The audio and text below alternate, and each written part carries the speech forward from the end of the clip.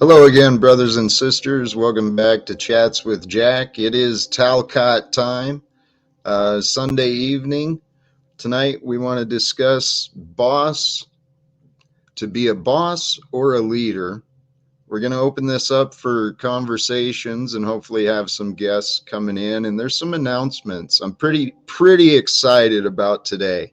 And if you notice, even the intro, we're starting on a different foot. So I want to start as people are joining. We'll start a little bit slow today. And I want to thank Moose definitely for being here with us. John Vance, Lions Not Sheep, and Brother Smith. 6079 Smith W. Thank you for joining in again. That's just to get us started. For those who join now and join later, let's have some fun. Tonight is an important topic, one that I've been allowed an opportunity to really kind of notice. See, leadership, it's not something I ever wanted. By my growth in my life, my path, I've said this before, I became an unwilling leader. But that's not really true either. And see, I know that I'm a lot like you and most others. We are all leaders and bosses in our own ways. It starts with how we treat ourselves within ourselves. Well, let's start with the foundation. What makes the difference between a boss or a leader?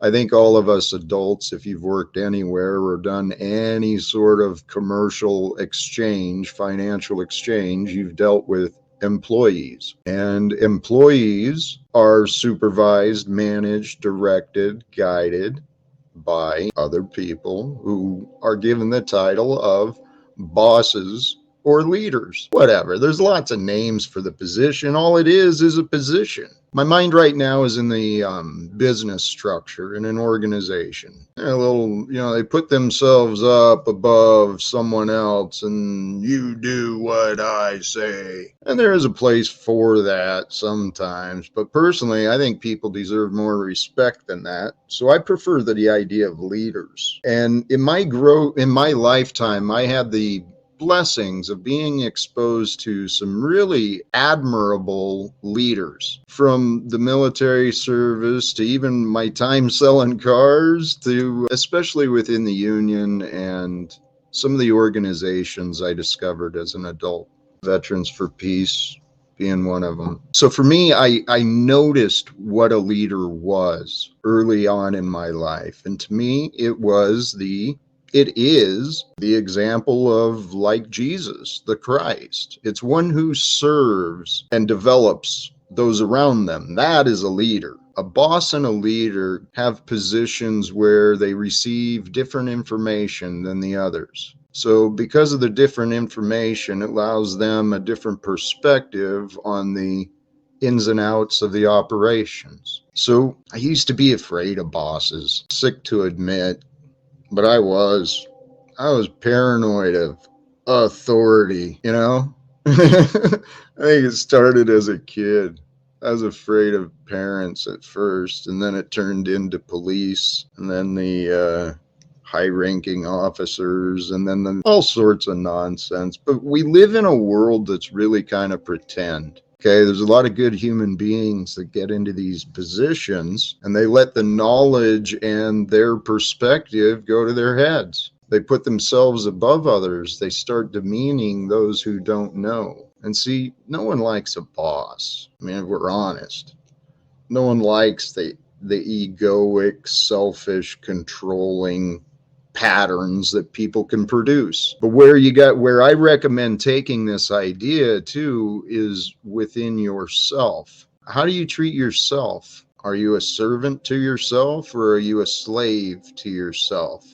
Because that which is within will become outside. And so the difference between a boss and a leader is the self-confidence, the self-awareness, the care and the desire and the positivity, the service mindset is what makes a good leader. And all of us in our lives, we are leaders when we accept responsibility. And the path to freedom, the path to success, the path to becoming a confident leader of others, it's just to know who you are, to be yourself, honestly, truly, caring, right? With the fearless courage of one who has faith, one who has direction, has will. And honestly, these are the things I've been learning about myself, is that I needed to get the hell out of my way. I needed to give my spirit more control and not let my spirit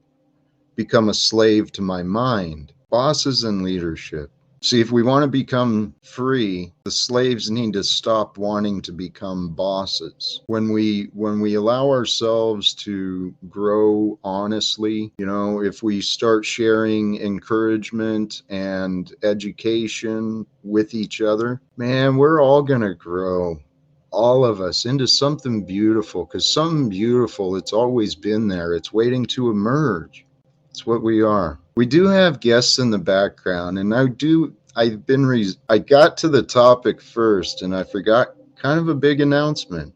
For those who have been paying attention to the reality show that's been developing here on YouTube in the panels, many know there was some challenges in developing a relationship between Moose and I, but we've had some conversations and turned some corners, man. I'm fucking excited to say that Michael, aka also known as Moose out here on the metaverse, has joined my team, and we've got some ideas coming up. We're going to be bringing out some pretty amazing things in the future. So thank you, Moose. OTW Wizard, thanks for joining already. Yeah, man. Beautiful day. Yes, we just had a great show on proper instruction motivates people, and I think we're going to have a good one here today. You talk about that being a boss and a leadership, and when we come to that, we've got to realize the boss part is that thing about that 12-step program. God grant me the serenity to accept the things I cannot change, the courage to change the things I can, and the wisdom to know that that is me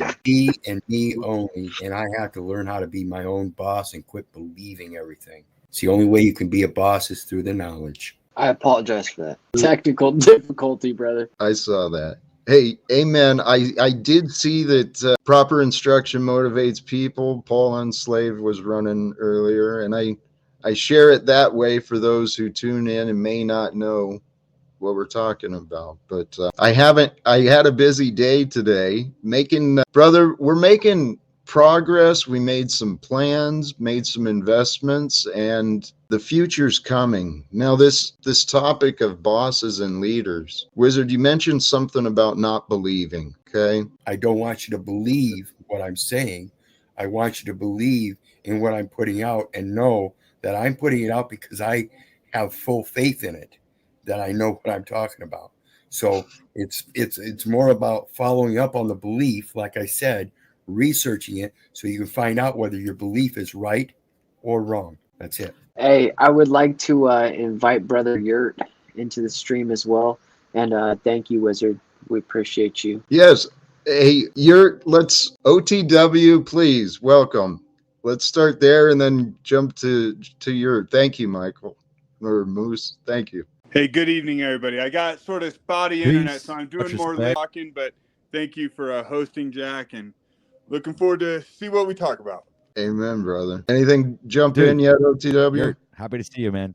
Peace. Everybody, shout out to everyone. Shout out to Moose. Shout out to you, Jack. Wizard, Yurt, and the chat. Peace. Yeah, and much respect. Amen. Yeah. Hey, to come back to what Wizard was saying about, don't believe the individual, but there is truth to that. Don't always trust what people say just because it comes from a particular source. People make mistakes. We misspeak often, right? And in addition to that, we individually, we don't always receive everything that's offered too. So it's really easy to get confused, to go on and on with it, but Wizard's right. Each of us needs to find our way to the truth and to do a little bit of our own research and investigate ourselves. But something I learned for myself to simplify my life. I mean, there is so much we can learn. There's so many things to learn. as a human in this world we live in. But we don't have time to learn everything, not on our own. We don't have time to do everything on our own. I mean, when you Of course. But Jack, so this is where you come in. You know, a good leader, you've been and you get your hands dirty and you pretty much you do everything that you know you would expect other people to do, right? And then you tell them how to do it. You know, that's what you did with me. You turn around and you were like, "Hey, this is what I need done. Boom, boom, boom, boom, boom. This is how to do it." And then bam, it's done.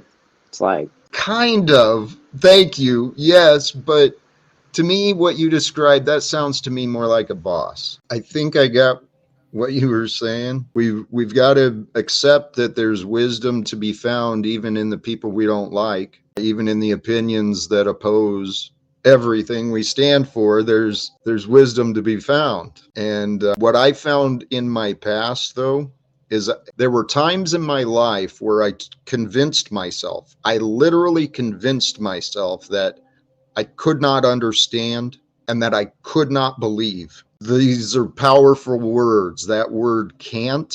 Please, for the safety of you and your loved ones, get that word out of your mouth.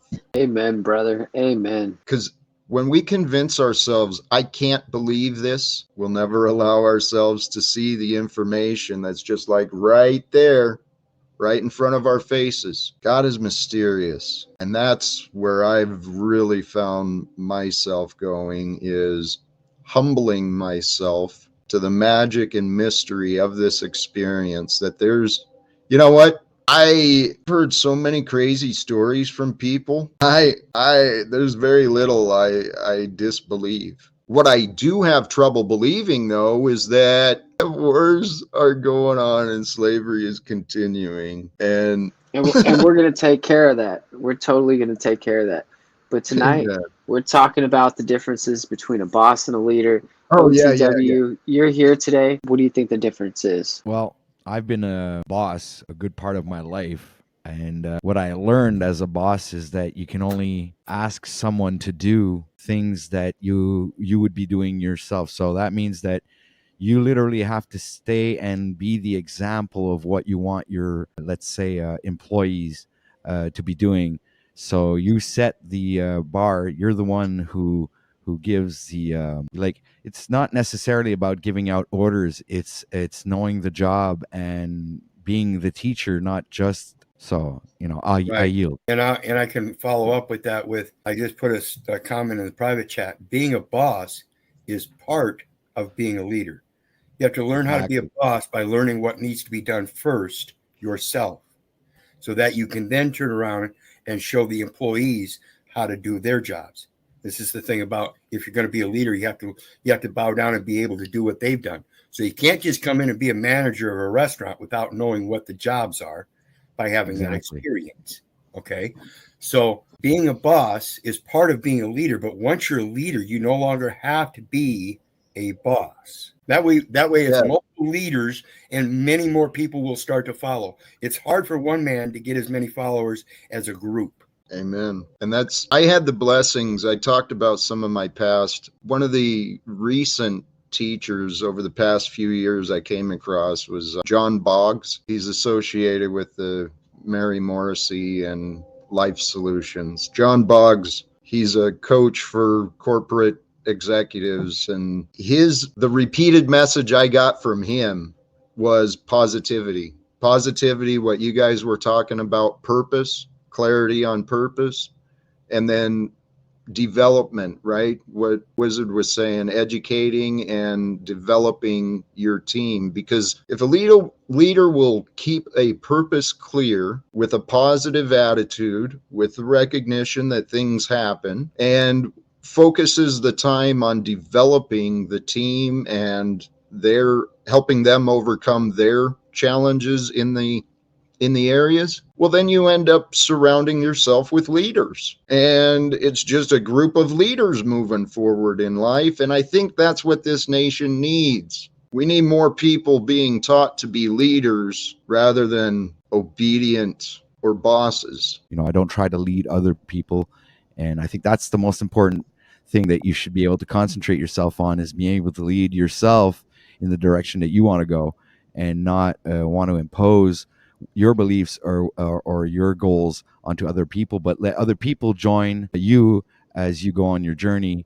And and people will follow your example. And this is, I think, the becoming of a leader. And the leader does not even know himself that he's actually leading. All he's doing is really leading himself, and people are joining in on the fun. So I'll land that there. I love what you said. And so there should be no secret, no hidden agenda. That's exactly what I'm trying to do here. I actually see it happening organically anyway. There's people rising up into leadership positions because they're leading themselves. And I do believe, like OTW, I think you completed it, right? You set a challenge for yourself. It's gonna be tomorrow. I've completed the challenge on my birthday, but there was days that I wasn't able to broadcast. So not because I wasn't able to broadcast, that I wasn't following my own challenge. Obviously, it would be really stupid. Yeah. So I'll be actually terminating. I'm doing day 29 broadcast tonight and day 30 tomorrow to complete it on OTW News, but we'll be continuing it on OTW News 2 as separate broadcast material. And also to continue to better myself, not abandoning the idea. Obviously, it won't be called the 30-day challenge, but it'll just be called Be the Best Version of You challenge. And it'll continue as day 31, day 32, and it'll continue on OTW News 2. So I plan on separating different contents onto two different channels to expand the horizons of OTW. So thank you, Jack, for letting me promote that. And hey, you know what? Thank you for promoting it, because that's what I discovered for myself. That's what this damn life is about. What can you accomplish? How many things can you learn, discover, and contribute to the world around you? This is our opportunity to live at this time. And so your promotion is exactly the point that I'm making. You know what? I know that your efforts and what you're sharing, that part of your life, is inspiring others to look at themselves. The advancements and the results, right? And I don't know if anybody else can see the results, but I really am. And this is the encouragement, because when I look at myself in the mirror now, I just don't want to stop. I want to. It's like a drug. I want more. I want to really be satisfied with what I see in the mirror. You understand what I'm saying? Yeah. So I think by doing that I'm gonna better myself. And is OTW now for just me, or is that everyone? I didn't notice anything. Sorry. I think it might be you, Moose. OTW, what's your diet? I do intermittent fasting. I drink just one power smoothie superfood during the day, and in the evening I have one good meal, and and then I go and I do my exercises, and I'm also very active during the day now. I used to like fucking not in front of the computer. I doing all kinds of work on the land and shit like that. So procrastination is actually becoming more and more rare in my case, because I was a heavy procrastinator. And there you go. So that's it. Yeah I remember before COVID, like I was like really into heavy lifting, and part of it is I wanted to bulk up. I guess is your goal like you want to be lean, mean, or do you want to like bulk up a little bit? I actually just want to be in really good shape and healthy, and when I look at myself in the mirror, be satisfied with what I see. So right now I'm still not exactly satisfied with what I see, so that's why I'm not stopping. I need to continue to be the best that I can, be the best that you can be, and I think when I compare myself, I've got some land because it's important to eating your diet is also half the battle as well too, if you wanted to bulk up or anything like that, or making sure you have the right protein or the right supplements is also half the battle as well too. It's not just working out. That's what I found anyway. OTW when I wanted to bulk up. Yeah. OTW, have you ever heard of a product or a plant called duckweed? No, I haven't, sir. It grows in most ponds, even up in Canada. You can pull some out of the pond and get a small little, like a kiddie pool or something like that, and literally throw it in there. Make sure you don't have any snails in there because they will eat the shit and they will cause lots of problems. But basically, the reason I tell you about it is it's about 40% protein by volume. Wow.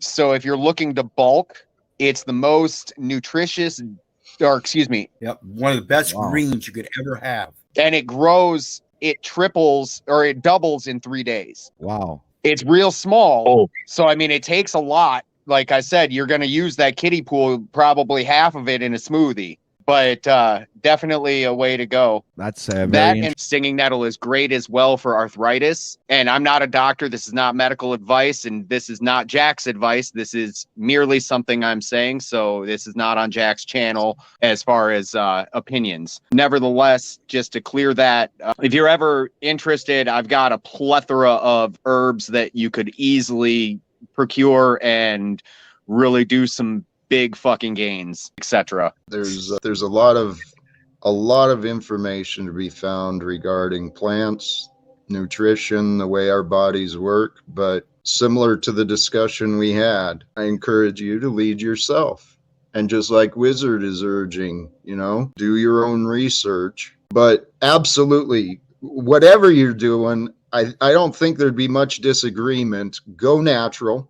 Get the chemicals out of your diet, right? As much as you can. Go to a more pure and natural diet. You'll feel better. You'll feel more alive. It'll give your body the nutrients and stuff it needs to cleanse. And, regarding the goals, I love the questioning of your goals for the challenge.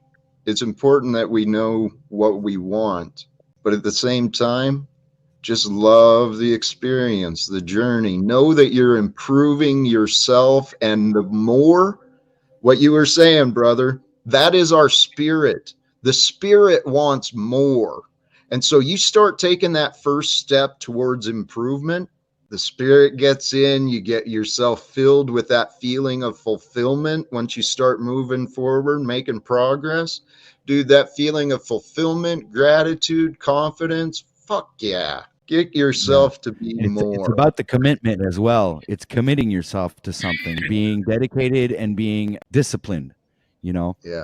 And I think yes, go ahead. Have you ever read a book by a guy by the name of Gary Scott Bishop? It's called Unfuck Yourself. No, I haven't. That's a good one. Great book. All right, man. Phenomenal book. I had to get rid of a lot of the excuse. There's an audiobook on YouTube. We could hook up together and we can maybe exchange information. You seem to have a lot of good Yeah, I can throw it in the private chat. Said I wouldn't do that, brother. Oh wait, who's all on panel? Never mind. I'll catch up with you on another private chat. Oh, okay. Well, no. I appreciate it. Are you subbed to my channel? I'm gonna go live tomorrow morning with my Grand Rising show. So yeah, come on panel tomorrow. We can hook up. Right on. If somebody could put your link in the private chat, then I can sub up. Or what is it? Is it just OTW News? All right, I got my job. The conversation. That happened, please. Thank you. Well, yeah, bro. It's There's called no other people, and be even grateful. Moose, did you feel disrespectful? Yeah, Moose stepped right up. He made it happen, and that's all we were mentioning. It wasn't a directive, or it was. No, that was one man talking to another man. Hey, cool. Thank you. I'm grateful. He's new at it, and we're just trying to help. Here, I got it. Well, it's in private chat. Here's the point. On this platform, with me around, Moose doesn't need to speak up for himself. I can point people out when I see them being disrespectful, Nubs. And that's what I was doing. So part of my maybe sensitivity to that is to the repeated absolute disrespect from that man towards me. So I overlooked the past and allowed him to join the company and for us to get along, but but it's not with me. It's done for tonight. Did you just? It's up to you. That was me. I missed what you said. Obviously, what was, if you don't mind? Oh no, he was just saying how it's a new day and how the relationship is anew, and he's giving you a chance to show him some respect and be part of the crew up here, or he doesn't want to have to throw you out, basically. Well, if he throws me out, that's on his own consent. I mean, just like if I were to have a panel, he has a right to speak. It's not about you, Nubs. Okay, so you made your connection, and I encourage you and OTW connect, resume your conversations, and see what you can offer.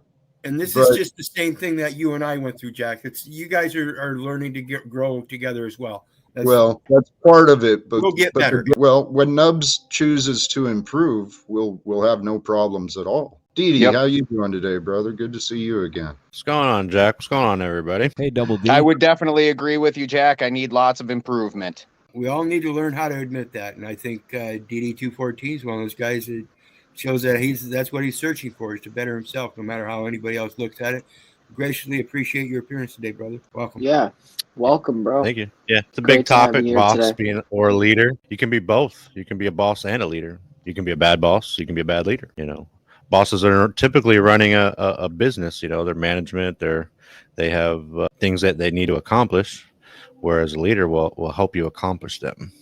You can be both. You can delegate. Being through the military, I'm sure you saw great examples of both in many different ways. I know I did. And that's kind of what we were talking about earlier is the fact that boss and leader can overlap. There may be a time and place for each approach. Personally, there can be a boss for a leader. Like for instance, right now, like if I use you as the example of your own broadcast, you are presently the leader, and Moose is kind of like one of your bosses, right? It's like one, That's nice. Hey, that's interesting. Yeah, until humans learn to communicate with each other better, until we learn how to cooperate and get along, there will be a place for bosses. You'll need that powerful hand coming down and saying, hey, these are the rules. But as part of human development, and we all do that, we are all, this is what I was saying earlier too, again, not to repeat, but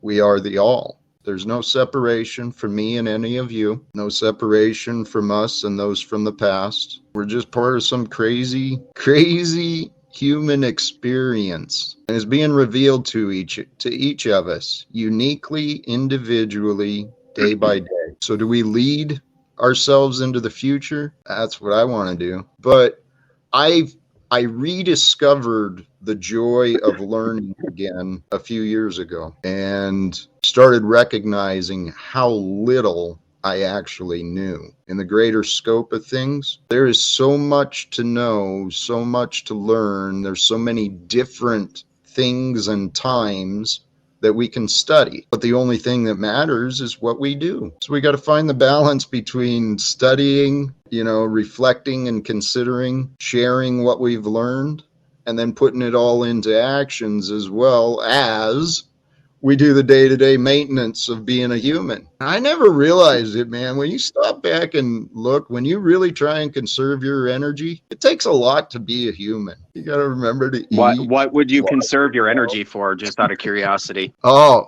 I love that. While considering the concept between boss and leader, I was thinking about the difference between selfishness and service, generosity. And damn it, the question you just asked me, I meant to get to it. What I said was, what are you conserving your energy for? Oh, thank you. The benefit of conserving. Thank you. Sorry about that. Well, as a leader, you want to conserve your resources, conserve your energy. You want to conserve your time. And as an individual, that's what I wanted to do for myself. Conserve. My resources started disappearing. I didn't have much resources, that stupid money crap everyone wants. So I had to learn how to conserve and be grateful. And so that is the key to success, that choose more. There's a motto I heard a long time ago: choose more, do less. And Jack, and by that, there's a comment down here that I have to point out. It says, life is hard. You have to remember to eat, man. I brought that up again because it was a funny thing to say. But serious, There was, not to change the subject, but to explain that, there was a period where I was just at my wit's end. I didn't know what to do. I knew I'd set the goal to be more like Jesus. And so I thought maybe I had to commit to fasting and do all that stuff too. But when I really dove into meditating and prayer, it was like 3 days. And I think it was on the second day when I realized, oh shit, I didn't eat yesterday. And then I just didn't remember to eat the second day. And then fasting is good. Yeah. Fasting is really wise. It's really wise to fast and fast in a correct way, for the right reasons. In fact, fasting is a great conservation of energy. You broke up there. My fast was unintentional though at that time. And that's the best kind. Yeah, it was. That's the best kind. Yeah. It's Amen. The best kind due to the fact that it's from the mind and the heart coming together to create an action. So that I can't, as far as your conservation of things like finances and stuff, obviously I look at it a very different way because I'm in a different place in my life. I'm a business owner, so money is something that... You're frozen up. All right. So just as your producer, I'm going to say we're going to have to say, Nubs, your internet sucks. Can you hear me? We have Brother Yurt here. Brother Yurt is on limited time all the time. That's OTW right. News. OTW News actually put his stream back. I asked him to put his stream back 30 minutes so he could spend some time with us. And Dick Innerbuns, I'm not sure what he's here for, but I'm sure we'll find out. Let's hear more on this. What did you say? Choose more, do less. Let me hear a little more about this. Choosing Yes. more, doing less. That I don't know what's going on there.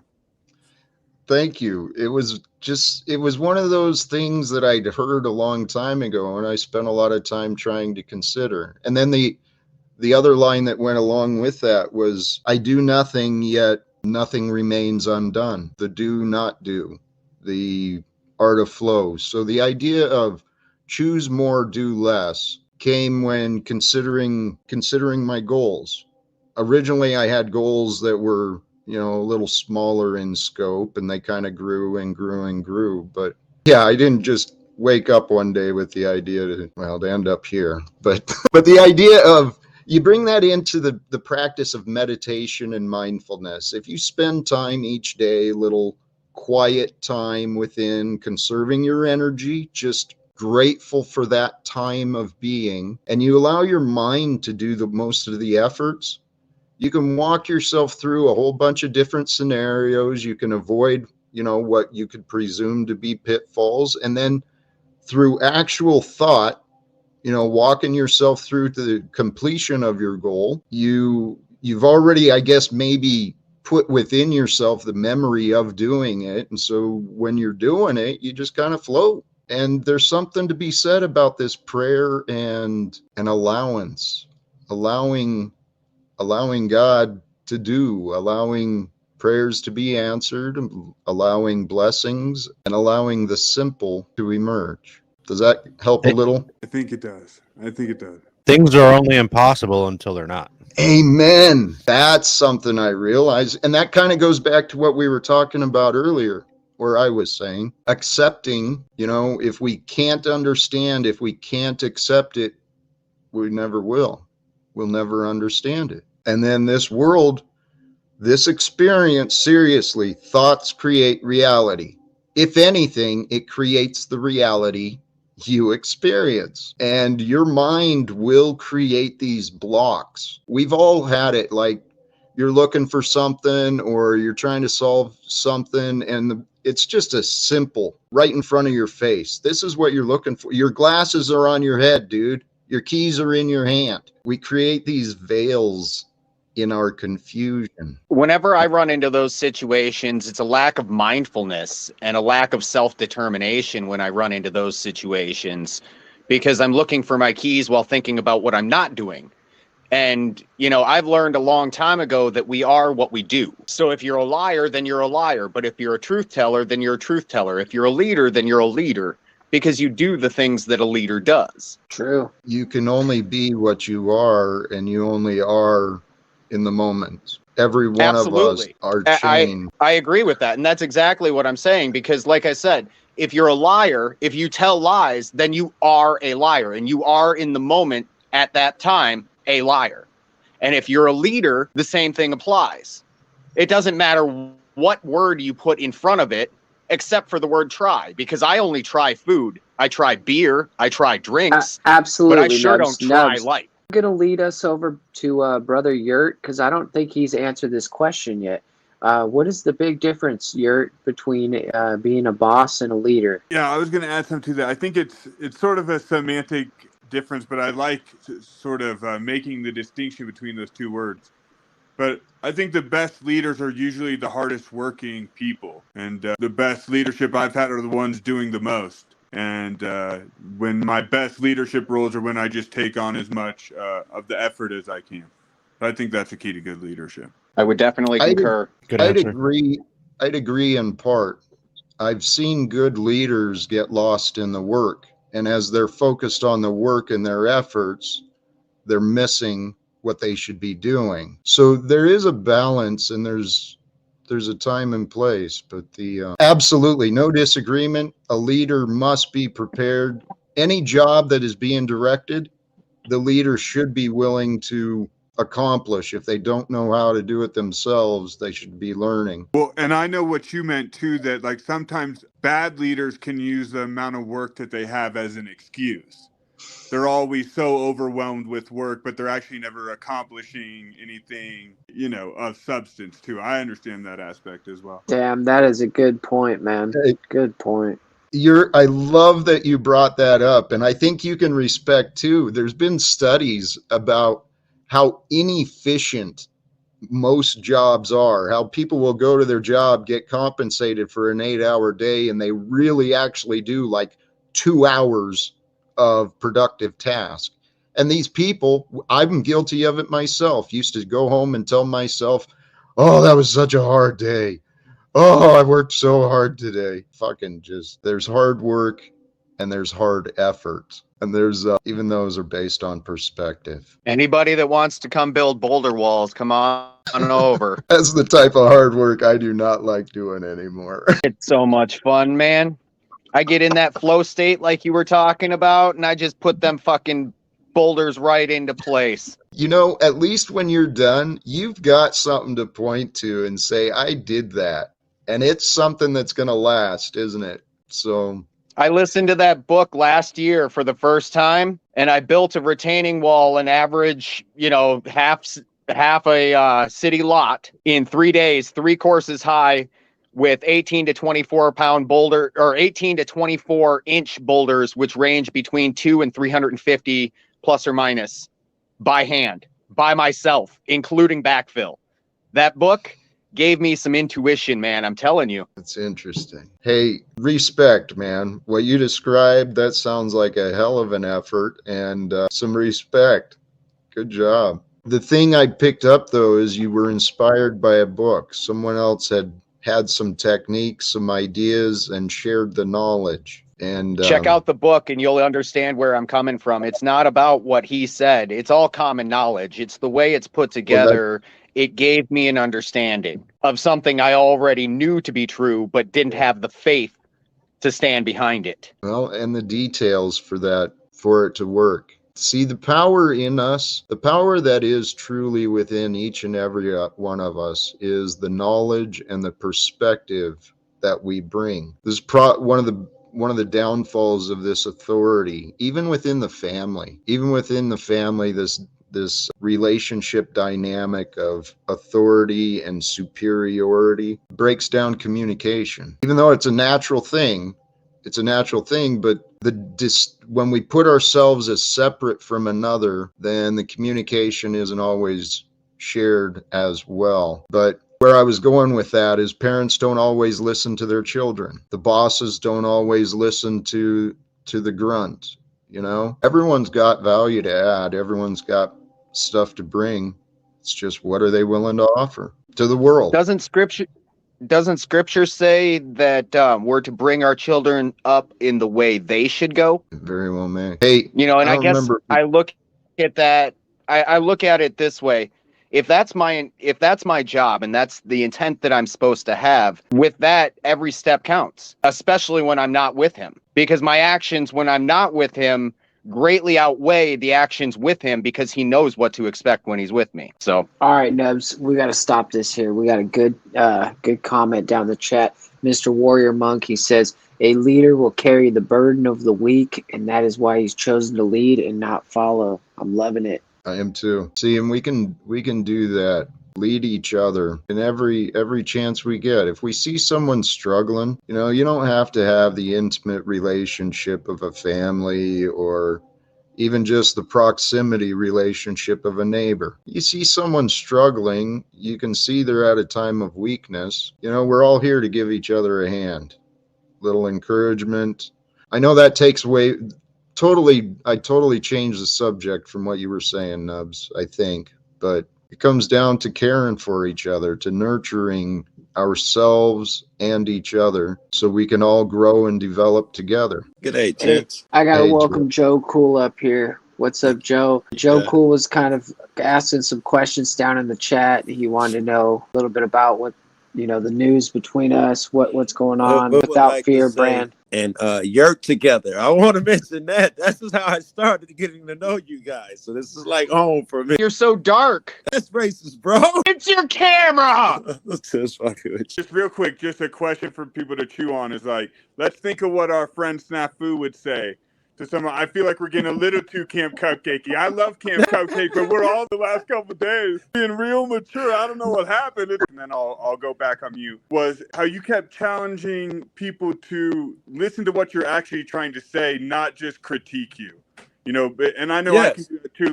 Look for your fault automatically and not even really digesting what you're trying to share. And that is a good point. When we start looking at people in suspicious ways or as a bad person, then we can shut down actually even listening. Yeah, we get a little biased and shit. Yeah, he does. Thank you, brother. Respect. If I could add just a smidge on that, is we also need to take into account how one would tell another good news. Be clearer, Nubs. I think I know what you're saying, but so in other words, if somebody's a smartass, maybe that's just the character of the person they are, much like myself. I'm kind of a smartass. If you know anybody, I guarantee you, Yurt will attest to that. Moose will attest to that. Joe will attest to that. Wizard will definitely attest to that. And I think that's Dick. Dick will probably attest to that. I'm just a smartass.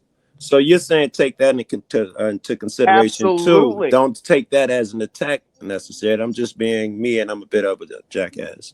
Listen to the words that are being said, not the way it's being said. Exactly, and that's why he's here tonight. Amen. Listen to the words that are being said. Determine if the source of the words is a liar or not. Determine if what you're hearing is a lie or not. And consider is the excuse of a smartass, is that an excuse to justify lies? Definitely not lies, right? I know. You care, I think you are. And Jack, Joe, he was asking about what's going on here. I think he was excited about that. If he wants to hear about something else too, that's fine, because Joe always brings good energy. I'm sure he's lighting up a blunt right now, and I need to restock myself. Smoking a bowl. Hey, amen. Joe, you do bring a great energy. I love your energy, and I think you know that. Same.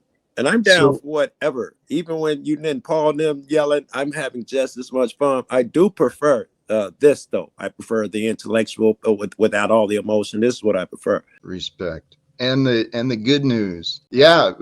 I don't know what you heard or not. Yep. Moose and I, we've had some great conversations. We've had I think both of us walked away from the early conversations just inspired. I know I was. And we're getting some ideas for the future, Joe. Some really cool things, I think. Very good. So we'll probably go and touch on them later or something. Yeah. Well, the main thing for those who are around today, make sure and do that subscribe thing and stay tuned, because YouTube is only one direction. And I think we have some important messages Not just me, but we have somebody who might be an agent of chaos in the back. His name is Fruitcake. I think he's welcome. Mike, bro. The audio is horrible. That is in fact Dark Vader. We can't handle that audio. You're gonna have to fix that audio and come back here. 3PO. Hey, that is holy cows. Hey, so yeah, Joe, there's some cool things coming forth. And where I was going, some of the things we've talked about is developing this so a place where people will want to come and join, have some deep philosophical, some good conversation. Yeah. Right? We're gonna try it again, guys. Okay. Hey. Like one of those fighters flew past. This could be the spirit keeping us moving. So here's a question. Hey, back to the topic of conversation. Hey, before, please, Jack, you are being very hostile to a dude. I don't particularly know the history. If you could just listen with those fresh eyes, even if he's being a dick and you are reading ahead and you are correct, could you just be a little more kinder or something so I can hear it? Nubs, you're angry. Well received. That's what I'm thinking, and I should have brought that up earlier too. But I'm slipping over here, slipping. Hey. Slacker. We're doing great. No, go ahead. What I was gonna say is, while we're talking about leaders and bosses and the distinctions between, do you feel that assuming that hypothetically we're both leaders, hypothetically, just a scenario, everybody, not just you and me, but everybody in the chat, leaders, is it not we see that another leader, and I'm asking for participation, I'm not asking for anything else. So when you see somebody that, for words, that's fucking up, like say I saw Joe fucking up, I expected and I should say the I job. That's the end of my question. Yeah. If it was a question, if you don't do that, what good are you to me? I don't need my ego boosted. I don't need that shit. Hey, amen. Along those lines too, this is the message I've been sharing repeatedly. The reason we have oppression and censorship and we're paying for wars on top of education and survival, the reason this is happening is because people are enabling it. Everyone's enabling everyone's excuses, and everyone's just... I'm not part of that, everyone. No. You had a question about peers correcting one another. Well, Nubs, let me clearly, politely point out your words and accusations said about me here on my platform, not today, but in previous times. Your words were not only out of line, they were not accurate, and they were inappropriate. Do you agree to that accusation, Nubs? Do you agree to that accusation, Nubs, or do you think that's absolutely being mischaracterized? Not? That is could a you give an example, mischaracterization. Jack, and Moose was there for that panel. I was there for that panel, and you were on that panel. Back it up. Here's the argument the man presented against me here and elsewhere. He repeatedly made the connection. There's circumstantial facts in the information about me that he knows. He knows that my son is not with me today. Just the facts, man. Just the facts, Jax. What he's saying, let's not get too far into his head. He knows that my son is not with me today. He knows that I get on here and I talk about leadership. He's wanted to take those two facts and insult me, create the image of me that I am not capable or one qualified to speak on leadership. Oh, is this shaking your head? That's not true. Can you be a little more specific? Was there a statement he made, or are you just talking about generally that's what he's been up to? Well, I don't have the details, or am I? All right, let me help. Hold on, Jack. So what happened was there was a day we were all here, and there was some agents of chaos here, and I think Nubs fed off that energy. I believe I was part of that as well. And you were.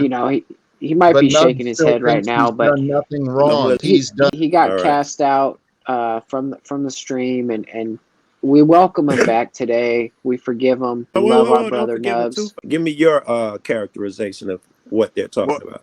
And just a quick 2 cents. Is this leadership right here? Rehashing the old argument? Because let me answer, please. This is the third time they've brought it up. I was trying to avoid this shit. I think they're gonna have to do it. I'm trying to do it as civil as possible, but I think they're headed this direction. Fucking Jack was not gonna let this die. I think in those terms, this is why it's leadership right now. I hear you. All right. Well, here, let me address what is. I'm perfectly prepared to move forward and to allow the past to reveal itself. I've politely and unpolitely told you were wrong about me. You sit there smugly just shaking your head no, like you've done nothing wrong. I tell you what, brother, I've cautioned you, Paul, many others. God uses me to help trigger egos. You better check your damn ego because you're making yourself look like a fool. So Nubs, you don't have to apologize. The record is what it is. And that's all. We're gonna let that go, Jack. Now that you've said it, we're gonna let those go. There's no value in the point that if you've had parental issues or familial issues as a leader of the family, it doesn't say you can never. No, it is true. It is true what you're saying, Austin. But the thing is that circumstances happen to people. You know, things happen that you cannot control. You know, Hey, sometimes I'm not. Hey, you're and Nubs. A few things. You know what? Yes, the relationship of a father could be some sort of credibility as to how they will have relationships with others. That is one factor to consider in the lifetime experience of a man like me. Of anybody. Okay? Yeah. So while there is some truth to that, the other part that Moose said, you think no leaders ever find fucking people who have motives different than their own? Am I able to speak? Before you do, I'd like you to consider the fact that you're judging me for what you do not know, and what you know of me involve the choices of others. And so, Jack, let's put it this way too. The facts are what they are. Jack, if he has something to take up with you, I think we should take that up in private, because this is a live broadcast. I'm in agreement there. You know what? I'd prefer it if you're open to a conversation. I'd prefer it, because this is Jack. I don't hate you. That's the thing. I know. I don't really care. You're a part of my experience that it's not been helpful. So that just doesn't make sense, Jack. You offer me nothing but disagreements. You've been quite unpleasant. You're free to leave and we can resume. I prefer to talk to you elsewhere. Jack, you're kind of sounding like a boss. Jack, let's refocus real fast. Sound like a boss. I'm not hearing the leadership. I'm hearing boss. No, you were my guest. You're no longer my guest at this time. Did that before I could, Jack. I just want to say, let's refocus this real quick. Let's go over to Joe Cool, because Joe Cool hasn't answered. What do you think the difference between a boss and a leader is, Joe Cool? I mean, I really respect your perception, and so this is something for me, probably not Jack, but me. I'm asking personally. All right. When I think of leader, I think of someone who's really a follower. Right. And then people follow him. He's a leader. And only in that sense. You don't lead no fucking body for real. You do the best you can, and then other people emulate you. But you don't snatch motherfuckers up and be like, this is what you're going to do. This is what you do. That's not me. A leader must be humble by definition. A boss doesn't have to be. He says, get your ass here at 9 o'clock. And if you're not here, motherfucker, I'm docking your ass. That's not necessarily a leader. When I think of a leader, I think of something different. Hey, I love what you said, but the thought that came up there is the difference between punishment and correction. Because the way you describe the boss, you be here, the implied is there's consequences you failed to cooperate. So maybe there's something, the distinctions between punishment and correction. Yeah, I don't think the leader to, like with me, the rule I play past is since I can't call you names and shit, I get mad and I do dumb shit. I hope it's rare. But the rules I try to adhere to is the most I can do is give you my opinion of a thing you did. And if you really act out, my ultimate shit is to leave you for a while. If you're really shitty, I'll unsub you. But I always come back after. I'll give it a month, couple months, and come back. To me, that's when I'm drastic. If I've unsubbed you, you've done something horrible. But, I don't get to actually punish you and make you do a thing. If anything, I got to change my damn self. If you're just that person, if I'm going to be around you, I got to suck it up. I can't make you do a thing. Once again, this is in the environment where it's like, yeah, I can kind of have you be there, kind of not. This isn't like my same criticism of you, Joe Cool, and people that think like this. It's like, this doesn't work when you have a specific focused team with a specific measurable goal and outcome that we're all working towards. We can't work like this in a tight-knit group that has a specific mission and goal today. It doesn't work. No, I would agree. So there has to be. I would agree, but what are the consequences that a person can do? I agree everybody has to be a man and own up, but let's say I think Jack is failing. What do I do? What can I do? In what situation? Like today? In the sense that it doesn't work. We're all together. We're a group, and we got to get something moving. We're all going to meet here at Tuesday at 9:00, and we're going to do this, and then we're going to go to that. And Jack's not showing up, or he's late. What am I supposed to do? What can I do? Are you in this hypothetical situation part of the group is above him in the hierarchy? See, that's what I was trying to avoid. I was trying to say we're all part. I guess you're going. Where does that exist in reality, man? Everybody's equal in a group. Yeah, in the power structure, yeah. But I mean just anywhere in the jungle, in a business, in your family. Like, where is that actually real? I think it's real in the sense of, what do I do if that guy doesn't show up for meetings? I think this goes toward I'm supposed to beat him up is where this conversation is going. I'm supposed to hurt him in some way. No, it's just, I mean, if he didn't follow his word, like, he's out. Oh, kick him out. Or he needs to understand that there's an actual measurable thing that is not going to be able to be accomplished now.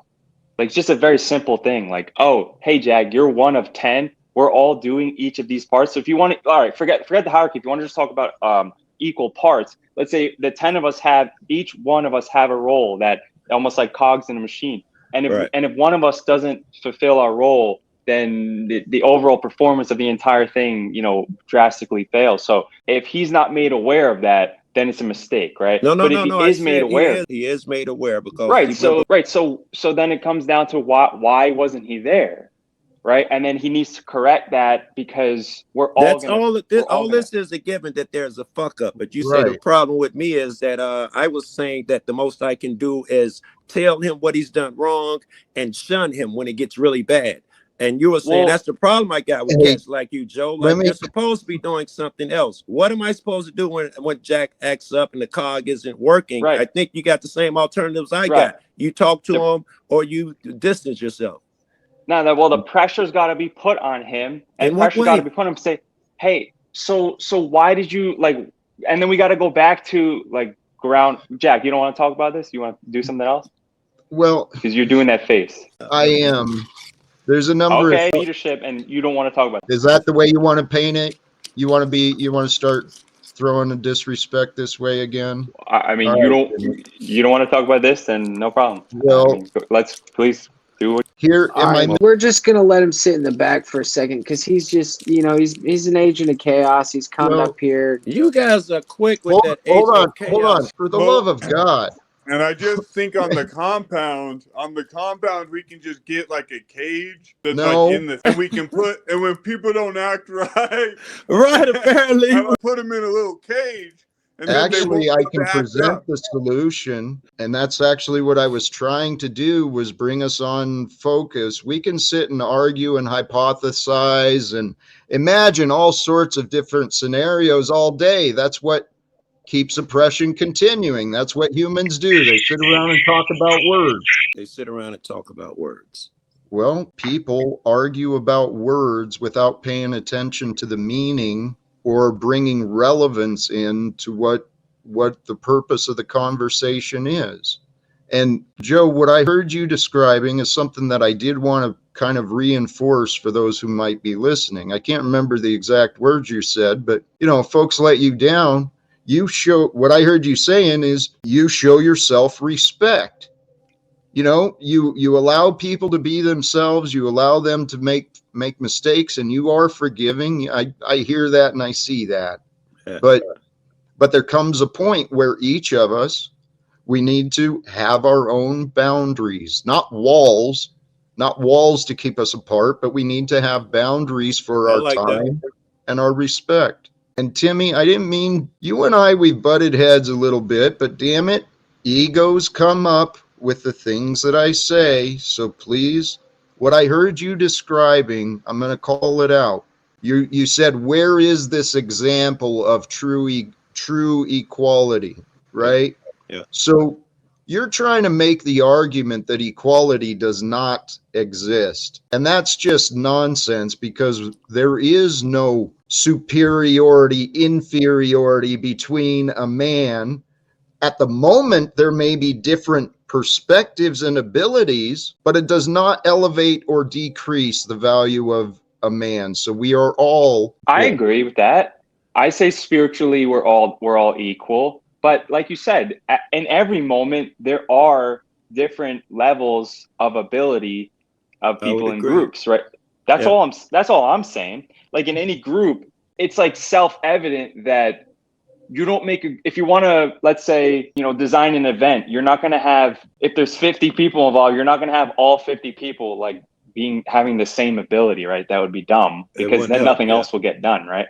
So you might have like 3 people that are really good at event design, and they're overseeing, and then you have 5 people that are like skills, guys over there, all kinds of different skills, shit, right? So that's all I'm saying. It's like in any group, whether it's the 10 of us are on a shipwrecked island, and I'm skinnier, so I'm not as good as chopping trees as perhaps like a DD, right? And like maybe I'm the guy collecting fucking coconuts, climbing the trees and shit, right? Yeah, but we all have to be we're all honest. In my opinion, that still makes us equal. I go out there and I hate to keep bringing it to my cop life shit, but I film the police, and I feel like I'm equal to the guy that sits at home and makes a call to the police station. We're part of the same bicycle. I was the fucking seat, he was the spoke, but we're the same. Yeah, but at the end of the day, it's like if people don't defer sometimes when they should, then there's a problem, right? And could be. That's correct. Sometimes, if I'm the coconut collecting guy, and I'm like collecting so many coconuts, and I feel like I should eat 20% of the meat, and you guys shouldn't. It's like, I just now see where you're going with this, bro. After all that time you've been talking, I'm just seeing where you're going with this shit. Yeah, he's basically I'm seeing it too. If you're not hunting the big ass fucking buffalo, then you're eating your coconuts. And he is saying, if you see the buffalo hunters over there, don't be fucking acting like you want. If they're telling you this is what we need to do, we got to skin them and hunt them and skin them before we can do this and that, then defer to that man. Right, if he's talking about the fucking buffaloes, and I'm like, well, actually, because I'm a vegan. Yes, but then again, I think that the bigger thing here though is when it comes to coconuts, and I must defer. So we kind of are equal. But here's the thing: the thing that we're skirting around is like, okay, what about let's continue that example.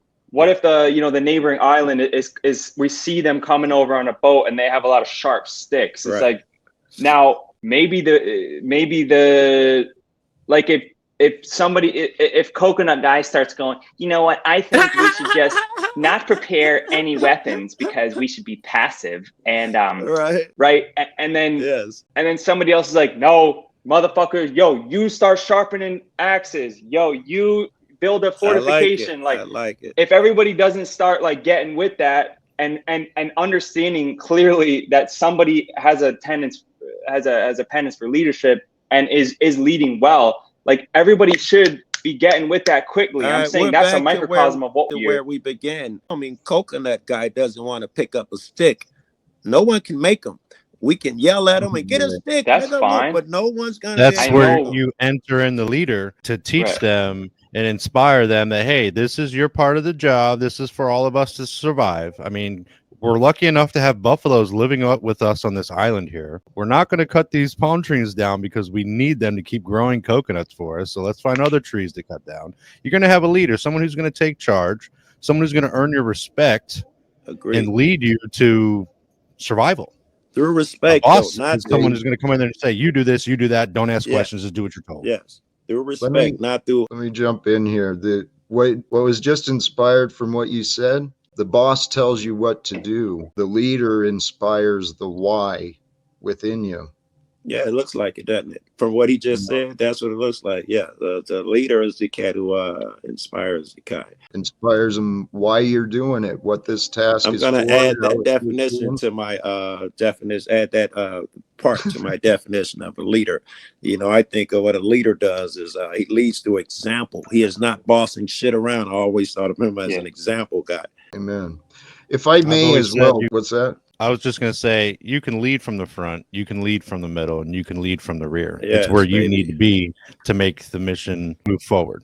You know, that's and the leader, to what I get his name, Timmy was saying, the leader will rise. You know, I think that's another thing we started off. We're not all equal because, you know, if every 10 people go into a situation, someone is going to shine and he'll become the leader. People will suddenly be like, yeah, I'm going to sleep next to Joe's hut. That motherfucker killed 4 warthogs. He fought off the bad guy. You're going to be that guy. Hey, I want to jump in here kind of to take the conversation a slightly different direction, but also, Moose, I was kind of paying attention to chat and I dismissed any connection you may have to Nubs. He's welcome to return. Nubs, you are welcome to return. I did bring up stuff from the past that, you know, we can deal with at a different time. And so if you want to come back and let me ask you again, when Nubs, give him a little time to speak if you can. I don't even know what he's adding yet, right? Because as soon as he says something, you be like, you jump on him and be like, you know what? But Joe, that's kind of the balance here, though. If I allow the ego will go on and on and on. I just want to look at not to hold him to standards. Yeah, let's see where he offer it. Yeah, with new. Let's see when he adds, if he's adding or if he's being a dick when he does. Yep, it's up to him. So the extension, the offer has been extended, but I wanted to come back to the distinctions and the differences between us, right? Okay. Because there is some truth. All of us are going to rise and sink doing different tasks. But this is where, in the greater picture of who we are between spirit and ego, the ego will get confused and it'll be overwhelmed by the details. But all that each of us are, we're just variances, right? There's slight distinctions, little variances between us. Yes. So if we look past the variances, we see the similarities, and that's how we can unify. That's what we can do, is unify each other at the time. Yeah, I think you're saying that people are people, just to varying degrees. This guy is a little worse over here. This guy's a little worse over there. You know, take that into consideration. And remember, the guy's people just like you are with his idiosyncrasies and what have you. Look past that bullshit and try to get something accomplished. Or at the very least, let that man live his life. I don't have to or nor want to control anyone. You know, if I feel like I'm doing you a favor and and I could offer you some advice and shit, great. If you don't want to take it, and I can't control it. Joe, amen. I'm sorry, my laughter. I allowed my mind to go to my sight to go to the comments. Peniel, welcome. Hey, as far as time, Moose, we didn't really talk about durations. I do want to keep it limited to 2 hours or less, at least at this point. Although then again, it's also Sunday night. I mean, I'm cool with hanging out and chilling too. So yeah, I think. Yeah, man. As long as the flow's going good, it's all good. Sorry to interrupt you, Joe. No, I was just gonna say I think both of those are great. You try to set yourself to a time limit, and you also allow yourself, when the moment is there, if you can, let that motherfucker go, because the moments are rare. And like Moose just said, if it's rolling, fuck it, and it's a Sunday, let's let that shit ride. Welcome back, Nubs. And you know what? There's our man down there, Top G. He says it's not like Jack's got shit to do tomorrow. Do you remember that old movie with Friday? I ain't got no money. I ain't got no job. I got on your day off. Well, my name's Peggy, bitch. I want to reference that in our leadership conversation presentation. there is some truth to, my schedule has been quite open, quite flexible for quite a while. And I slept in this morning. I didn't actually go to church and so missed my inspirations and fellowship. But Moose and I shared some time earlier, man, and fulfillment, moving forward with goals, brother, Yeah, I don't think that. church is necessarily a building, right? Amen. This is church. I mean, each of us, our body is the temple which houses the spirit. And when we bring these temples together, we become the church. And through sharing our energies, the resonance of truth, honesty, love, compassion with one another. That the shit that we talk about, that all people were one person. He even backed it up with the quantum physics to show it, and the references and the people he talked to show that we are not separate. We are really together. We are one person, and here is our goal. And when he said, "Here is our goal," that was page 26. That motherfucker was missing for years. Yeah, he said they didn't have it. They're like, why wouldn't you want us to know what the goal was? Well, somebody had leaked and it came out what the page 26 was, and it was saying something to the effect of, we are all one and we must better each other and get along in unity. They didn't want that message out there is what they were trying to say. You mean that fucking Bob Marley had it right the whole fucking time? Right? He must have read that page. He probably took it. Right. Put it in his dreadlocks. Got some wisdom there. Yes. Lock that shit in. Yes. This is why Jack is onto something with his shit, right? And probably why I'm so, when you say you as opposed to we, why I always poke you and shit if you say I, because he is absolutely right with that. We are unity. We got to get together, love one another, wants to see. All that shit is true as fuck, bro. You sucks that y'all don't like Jack saying it, but it's fucking true. Truth is truth, no matter who the fuck's saying it. Well, and that's absolutely right. There's a lot of truth that's been withheld, distorted, and just totally twisted as far as what is real and what's been taught, what's been put in the media. This is, there's enough science and explanations that convinces me that this is like a divine holographic experience. It's you gotta all study that quantum physics shits, man. It says the same exact thing,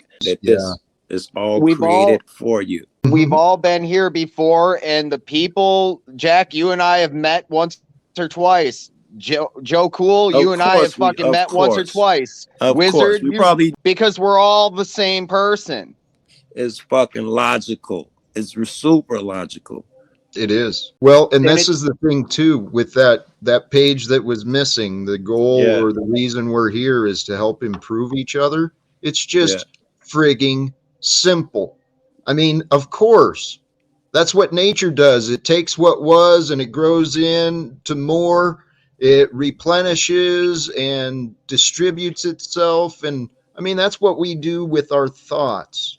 That's there, because this is very interesting. What he said, this place really is, it is only as real as our accumulated thoughts. That is the only reality that exists over here, is what we project. He was saying nothing else is real except this world that we make through our thoughts. This shit is not set in stone, blah, blah. We created and create and continue to create all of this shit. Hey, Joe, have you ever read Think and Grow Rich? Napoleon Hill, yeah. Fuck yeah, right there. That's page 62 in a fucking 10-hour book. Yes. Napoleon Hill, if you cats don't notice, he started off, he worked at a railroad station for one of the big railroad barons. And this is how he got famous. There was a train coming down that was about to hit another train. This is when the telegraph or some basic bullshit communication was going on. He couldn't get a hold of his boss. He made the call as the kid in the station at the time to stop the train.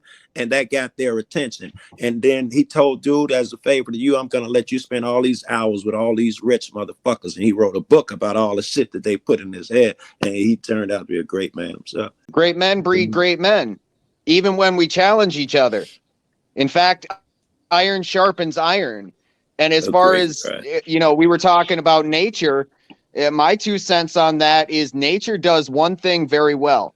Two things. First, it grows, and then it destroys.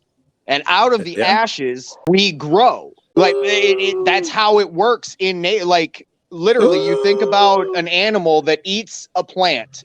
That plant goes through the digestive system and goes through the fires. Then it is excreted, goes onto the ground, and provides sustenance for the biome that feeds the plant to give the sustenance back. And don't forget, the animal itself has part of the same process. When he dies, he feeds the fucking system as well. He is part of. He adds to it. That's the circle on the circle. Yep. Well, back to the missing page and the goal that we're here to help each other. Something we all need to remember and accept. Number one, that's true. We're here to help each other, and the best way we help others is first self-care. I swear it is. Not selfish care, but self-care. Right. Yeah, thanks for the clarification, right? The distinction, because I don't want motherfuckers in the chat that they keep meant the other. Amen. But then the other important thing to remember is we can imagine and remember doing all sorts of things. The only thing that matters is what we do today. What we do right now, what you create right now. We created this shithole, which means every day, if the things are going to succeed, they may not. Looks like Jesus Christ himself is going to have to change this. But assuming this shit worked up the way it's supposed to, you get up in the morning and you put good into this machine. Every day, what are you putting into this fucking machine?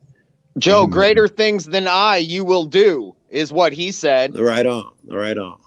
So that means that we need to do greater things because we are what we speak about, right? We are what we do. Yes. You know, so if I'm coming up here, for instance, this scenario, I came up as an agent of peace. I didn't come across any other way.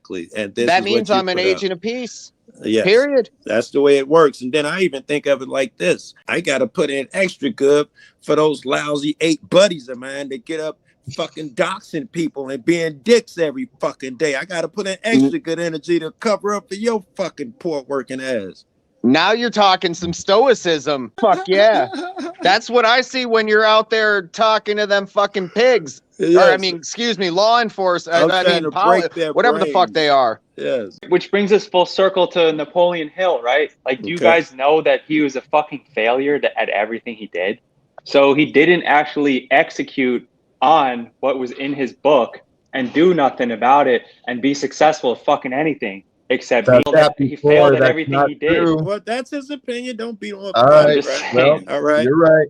I prefer he acts. Right. He's a pretty successful author. Yeah.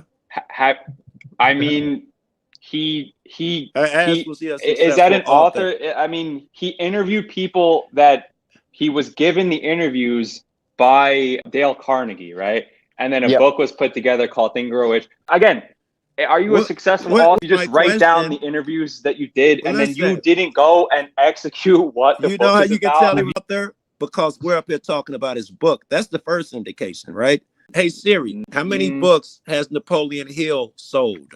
That's another. There's still a foundation. Metric, right? I'm pretty sure the foundation still exists, and I understand what you're saying. He was an interviewer, and he wrote it down, and I agree with that statement because that is what I'm like. That's what he was. Hey, hold on. This goes back to an earlier topic. Judge the messages, not the messenger. What I do is I allow words. Okay. Actually, you know what I do, Jack? I'm neutral. You know, that would kind of remarkable. Make him a successful. Remarkable. I didn't say remarkable. We said successful author. You were saying he's done nothing. I said he's a successful author. I said beyond him writing the book / doing those interviews, what did he do? If I wrote a fucking book that was so great about all this, about how to be amazing, and I fucking don't do anything else besides that and fail at everything I do. That's what Napoleon Hill has been credited with creating more millionaires than any others because of the principles he studied and he shared. Everybody I know. Everybody says that because they just became new to self-improvement, and they're like, oh, Napoleon Hill's the book I'm supposed to read. And then they go, did you read Napoleon Hill? Yeah, I did. Did you? And then it's like, okay, great. Right. All of them are just saying it because it's some fad. Nobody discerned or got anything from the book. Is the claim that you're trying to make here. Obviously there are some good things in the book. I'm not talking about that. I'm talking about him. We came back to, Did Napoleon Hill actually fucking do anything? And your guys' point is that, well, he doesn't need to. That's no, that he's done nothing or whatever you just accused us. Jack said he's helped make a bunch of millionaires. I say he sold a lot of books. So what are you talking about? I'm saying he didn't actually he's fucking got a lot of nothing testosterone going through his blood. Read. See again? You just say shit? Yep, sometimes. So again, now you're still talking about me. I don't need you to like rephrase what I'm saying. Why don't, if you want to rephrase what I'm saying, why don't you just let me talk? He learned that from Pop. Because you jump around like a woman. Like that. No, you I jump didn't around learn and that. evade like a woman. He's got a fucking, and let's stick to this for a moment.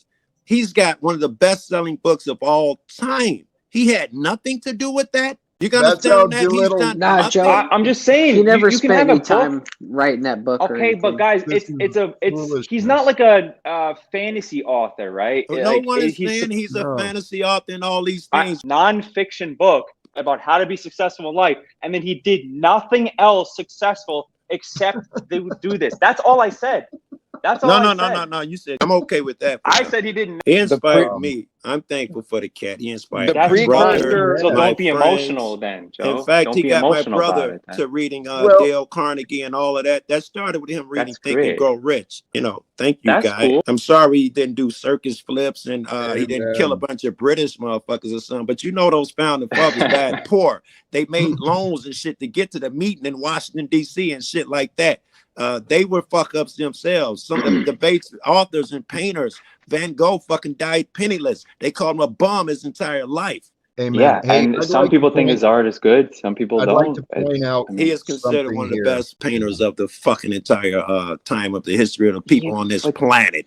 And you're talking about subjective. It's like, I think what you're not understanding is great men don't need to be recognized by other people. Well, they just are great. They are. Yes. And actually, what I'd like to point out with you, Timmy, is that this judging the character, right? You want to dismiss the work because of your opinion on their contribution. And that is a foolish way to live. That means you place other people, you place the information they share on a higher level. And probably, well, I know where I've met you and I know what I've seen. So no, it's just about what he does and what he did. Everything in his life was a fail except for this book. That's all I'm saying. So despite all the attempts to make a light bulb. Paintings are tough, man. Paintings are tough. Who the fuck knows what's a good painting or not, right? And what people are going to like. Sounds like success is subjective. All I'm saying, success is not always subjective, dude. What are you talking about? Van Gogh. He was not a success because he's done nothing. Right. So by that thing, everybody's success at all times, because at any time, 100 years in the future, my failures can somebody can think it's a success. Hey, no, I'm saying all of his businesses failed. That's what I'm saying. Well, so what he did besides his book. That's a false narrative. It's an exaggeration. You take your limited knowledge on the man's entire life and career. Again, Jack, you know what? You have no I'm tired of this. We're going to wrap this up. Timmy, all right, see you later, Jack. Enjoy your cupcake party. Your disagreements. It's been another experience. You could not tell me 89 times about what I just saw now. You could tell me 89 times, Joe, this is what he is. And then I see it for myself. It's priceless. I'm totally fucking content over here. I'm sure y'all was probably stressed and tired of that. Well, hey, Joe, have you ever heard the analogy of the sandwich? I don't think. All right, so let me, if I may, finish up my sandwich analogy. Well, sandwiches now, apparently. So it was the analogy, but go ahead, Jack. It's your show. Go ahead, Jack. What I was trying to point out was to use that recent experience as a teaching moment. Joe, I appreciated the way that you were presenting yourself and trying to point out contradictions, right? What we saw there is human ego, the tendency to stay in denial, to manipulate the facts, evade acceptance, and not consider what's being presented.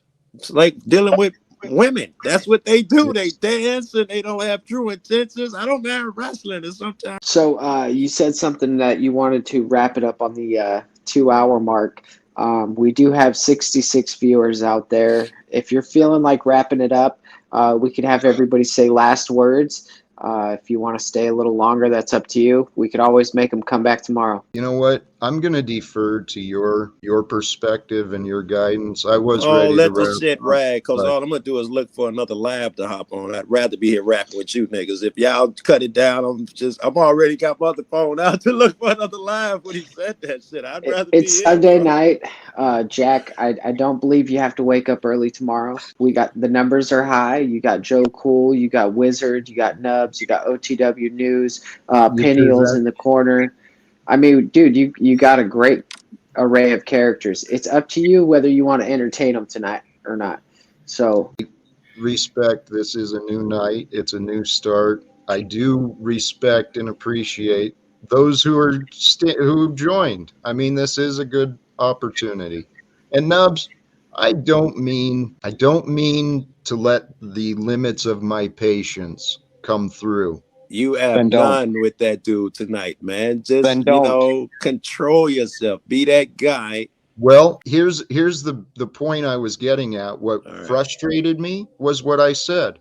I'm sitting here, I feel like I've got a lot to add to the topic of boss and leader and what's going on, but I'm sitting here I was watching Timmy defend gossiping far longer than I wanted. Okay, Joe. I figured that it was more the Timmy shit and had nothing to do with Nubs. I was like, he's at his limit, and Nubs opened his mouth and he called Timmy shit. I figured that, and you're right. I'm sure if you thought he interrupted you, you're right. Blah blah blah. I'm asking you again, be more patient.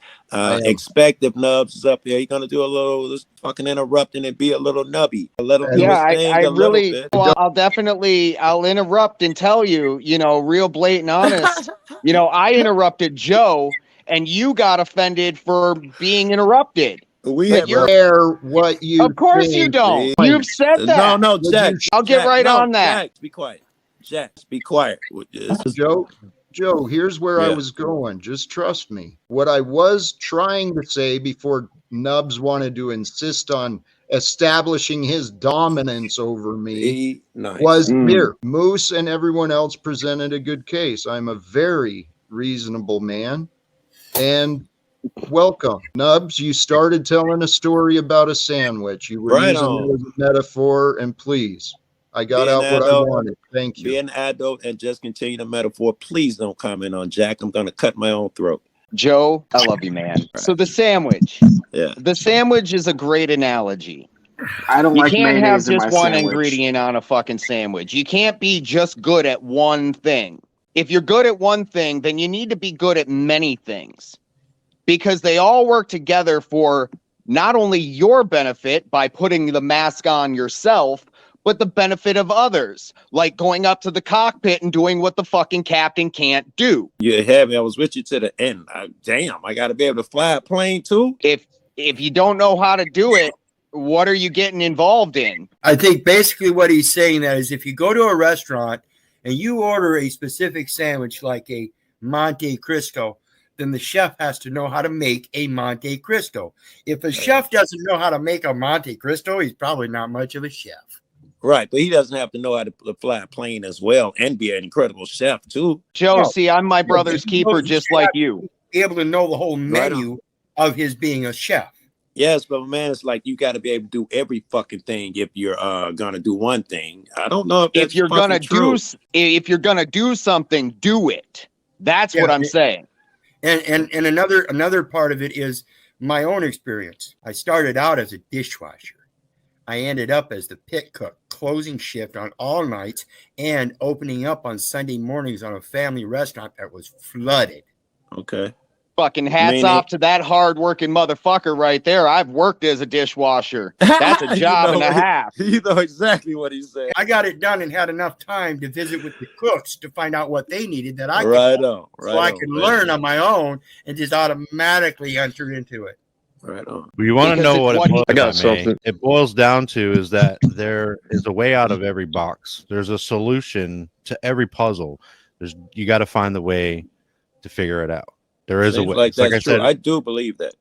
Like I said earlier, Jack, it's not impossible until it is. You see what I'm saying? It isn't. So with everything that Keith just said and Joe Cool and Nubs, there's a solution out of the way. You have to figure it out. And going back to being a leader, that's a good leader, is finding a solution. Whether you got somebody like Timmy who has his opinion about things and you can't change his mind about nothing, you got to find a way to get to that solution. What do we do here? Unfortunately, and it doesn't change yourself. So again, that solution isn't necessarily changing them, but coming together with them, even if you have to be the one that changes. That's what it's probably going to end up being, Wizard. You're going to change yourself. When you get people like that, you probably can't change them. Jack, you're surrounded by a bunch of wise men tonight. He's getting good words right now. You know what I've always found is patience it's more effective sometimes than using the sword. So using that, just in daily life, it applies everywhere to everybody. You know what I mean? Can I give an analogy? There's a guy, Rick Crude, you cats might know him, maybe address and shit, but I learned to change myself, and now we get along. When I made some changes, it changes what he did. When I didn't flare no more and fall for none of those fucking tricks, now he's like, Joe, when are you gonna come visit me in Texas? It's because what I did. I didn't change him. I was on a couple of those panels when that was all occurring. And that's why Jack and I get along so well. That motherfucker a lot of beating from me. Love you, and Jack. It's all done in love. That's the thing. A boss manages people, right? They're above people. A leader works with the people. Works for them. Works with the people. They're with the people. A boss manages, and they're above the people. Fuck on, right? What I'm saying, I'll let it alone. You understand? We're on the same page. It was a clarification, so it doesn't matter. Pass that shit up here, motherfucker. The fuck, Jack? Are you smoking yet? With the conversation about how you react, how you respond and reply. Yeah. There's a number of different factors involved with that, part of which is the energies, the energetic factor of us. I love it. There's some way that we do influence and affect each other with our energies and our intentions. Yes, if we could control our energy, then we're stepping in the game. I'm sorry to interrupt you.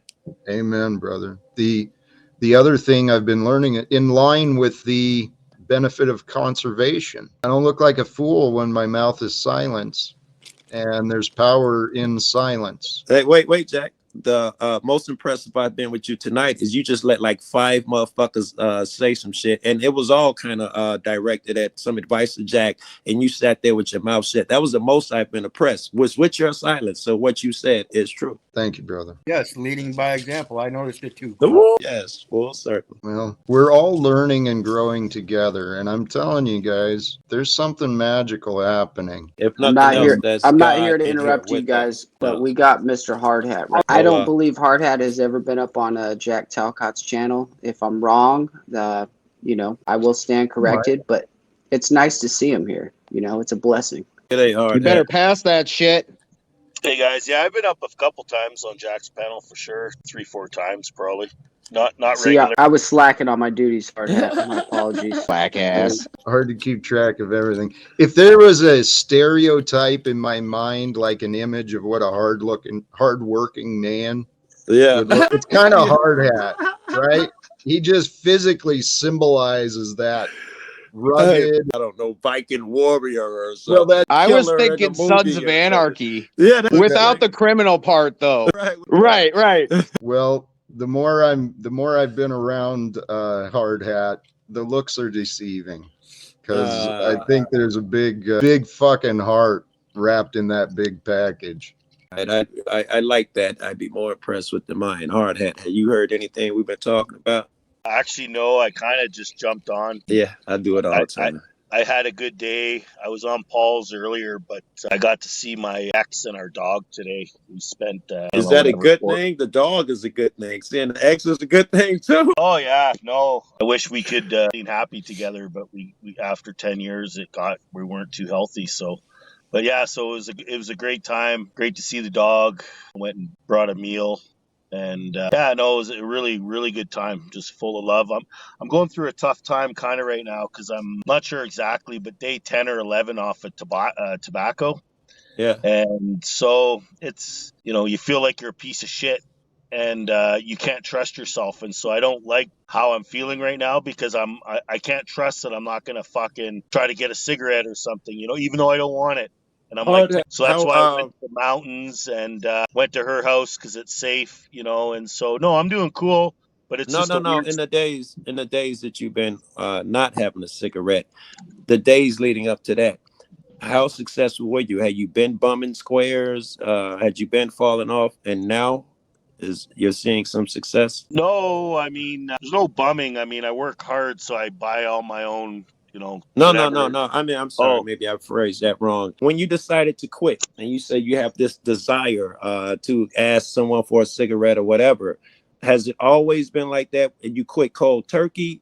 Or I guess I'm asking, was there a progression, or did you just quit cold turkey? Well, yeah, I quit cold turkey, but it's kind of, I tried all the different ways, the gums and all this other stuff. But I mean, what I've learned, here's the thing, is I never smoked tobacco. I quit drinking over 15 years ago, and then started smoking about within that first year of quitting drinking. Started chewing tobacco and then went to smoking it. So it's like a switching addictions, whatever. I've been sober for a long time. I've been doing good, but I'm dying, man. It's fucking killing me. And I'm almost 50. And so I got into a kind of a depression last week. Like, man, I gotta make changes, right? We all talk about it. They say that shit harder to quit than heroin, squares. They say it's harder to quit than heroin. And I know a little bit something about quitting heroin. It was not easy. It was over a year or two before I felt that I was really getting my strength back up to where it was. Hey, Hard Hat, Moose can attest to this. I have failed in my endeavors. So, dude, if nothing else, you're a fucking inspiration to me, because I'm needing to do the same damn thing, and I've attempted and I've tried to do it.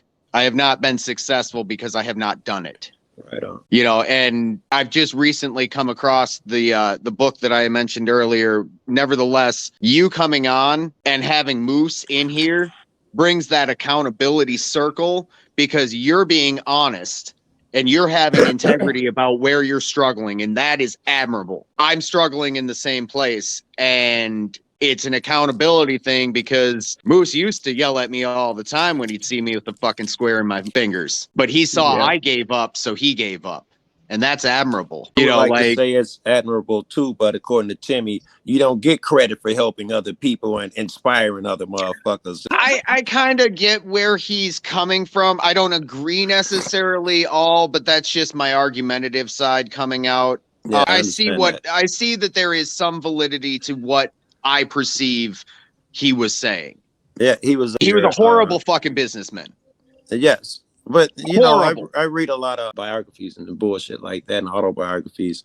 And it turns out that most of these motherfuckers are just making about the skin of their teeth. Every one of these great men, the Tuskegee dude, Booker T. Washington, all the founding fathers, in order for them to go on that out-of-town trip that we heard about that was so incredible, he had to fucking get a loan on this and that. The bank guy was like, you never paid back. Come on, man, please. That's right place, right time. All that bullshit seems to be a part of it. Yeah, but in everyday life, like, I understand where he's coming from. Like I said, I don't agree with everything that he's saying. But the true measure of, in my opinion, the true measure of a man's success is the legacy in which he leaves. That's the biggest measure, at least, right? In my opinion as well. That's the biggest. How's he looked upon later? The Japanese, I think, would agree with that too. Right. Yeah. And, with that being said, even in the contemporaries, if your contemporaries look at you, a long time ago, I figured out that when everybody else was calling me an asshole, it was maybe because I was an asshole instead of they were all being assholes. Yes. Hey, two things I want to welcome. Hey, Jesse, thanks for joining us again. But I don't know, maybe I missed it. Hard Hat, the topic tonight was to be a boss or a leader.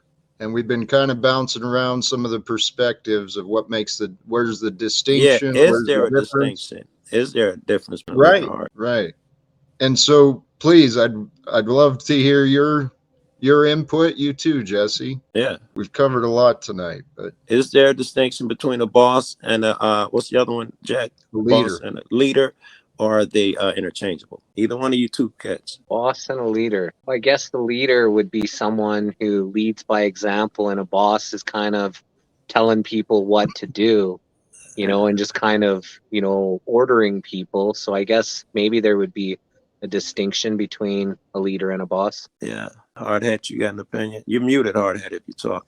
I agree. Yeah, I'm just thinking and moving my lips. Now, I do know I don't have a lot of patience for people that don't pick up quick in what I'm saying. And so that's a definite default on me. But yes, I think agree. if you're going to be a boss, be a fucking good boss, right? And you see a guy that's showing up at work, you give extra, right? You make someone feel important. What? You're a man, you're coming to work, you're throwing your shit around. Here you go, bro. And people appreciate that, right? And that's what a leader does too. That's what a leader does. That's how you get loyalty, and some people stick around, right? Yeah, that's why I say a leader's a servant, bro.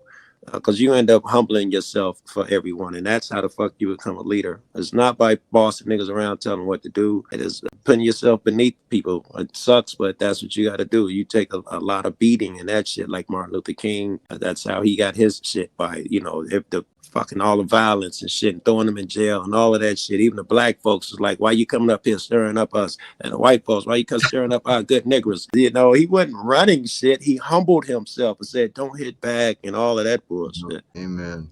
Hey, I want to jump back in here too on the boss and leader with what you were talking about, breaking habits, right? The thought that came to me while these conversations were going on, maybe a distinction between a boss and a leader is gratitude. Because a leader would be grateful. You killing it, Jack. That's the third time you come with distinctions and all are on point. Great gratitude. Thank you. Well, but here with breaking patterns of our past too. First of all, I want to congratulate you, brother. Fucking nicotine can be a bitch. Yeah. And I mean, I'm still making excuses for myself along those lines. So congratulations.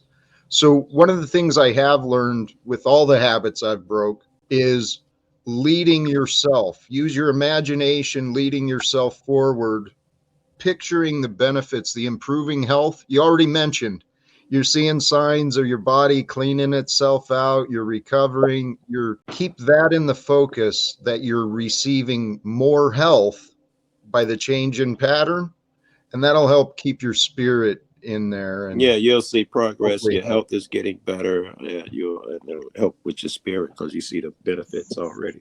I think right now my biggest thing is that I do want to quit. I know I want to quit. I'm feeling better, but that the demon or the devil in me or whatever it is trying to say, yo, bro, it's okay. Coming from quitting booze, it really is like Wiz will talk about with the program, and that you can't have one. The first one is the worst one, buddy, because that's just how I am, and that's how I'll rock with everything. So it's like I can't have that one smoke. I've been there. I'm gonna fucking have a pack in an hour in my pocket. Know that, right? That's so like me looking, and hey, I know I could ask this guy. He won't say no to me. I feel like a piece of shit again, right? So I'm laying low right now, kind of thing, and interesting. Yeah. When I quit smoking, I needed to have a pack of smokes with me. So the first 3 times that I quit smoking, I quit drinking, I quit smoking every time, 3 months, 6 months, 4 months.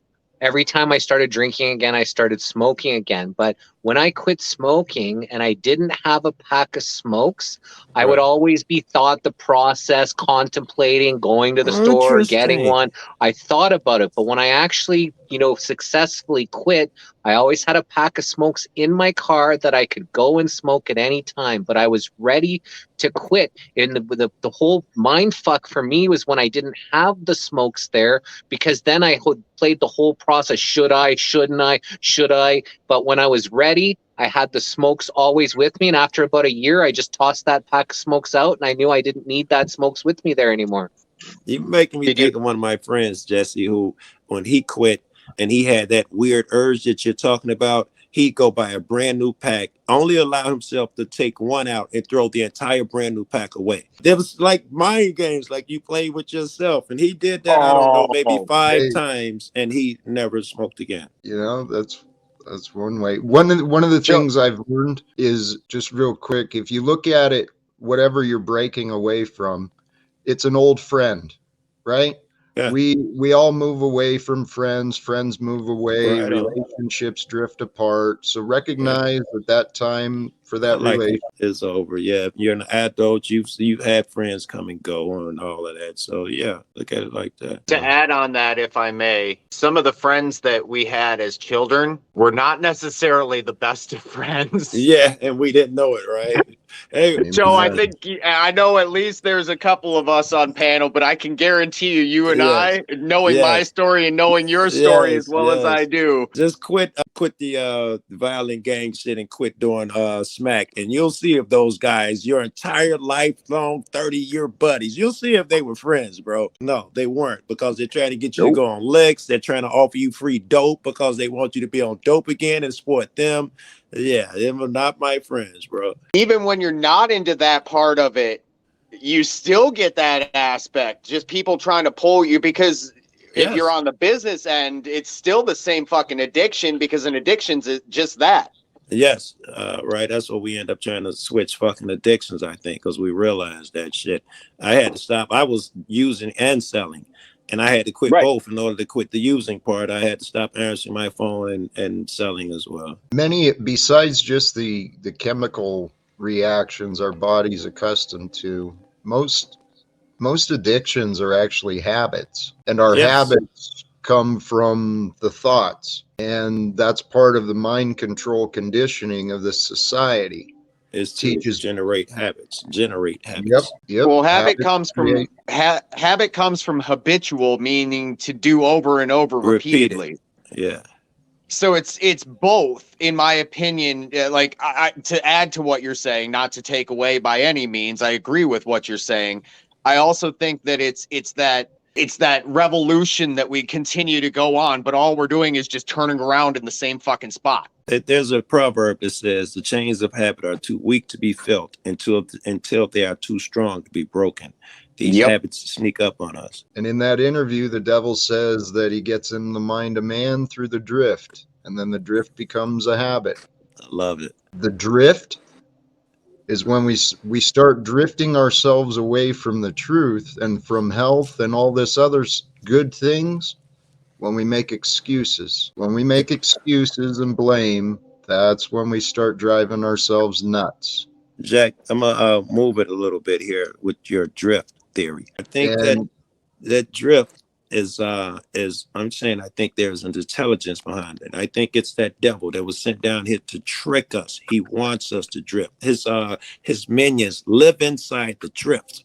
And if he can build up a residence in your permanent residence, and we see it. That's why the guy really called me that hard ER when I hops on panel, is because he's allowed himself that negative energy to build up such a solid home there. That negative energy saw itself being threatened. He don't even know why he says crazy shit like that. That is the resonance of that evil fucking energy inside of him. Okay, if I might say something on that, we call them demons, right? Yeah. Well, what is a demon but a demand? Very good. I love it. It's a demand on our life, and it's a demand that we're willing to. I love it. I hope I remember. You'll remember great stuff.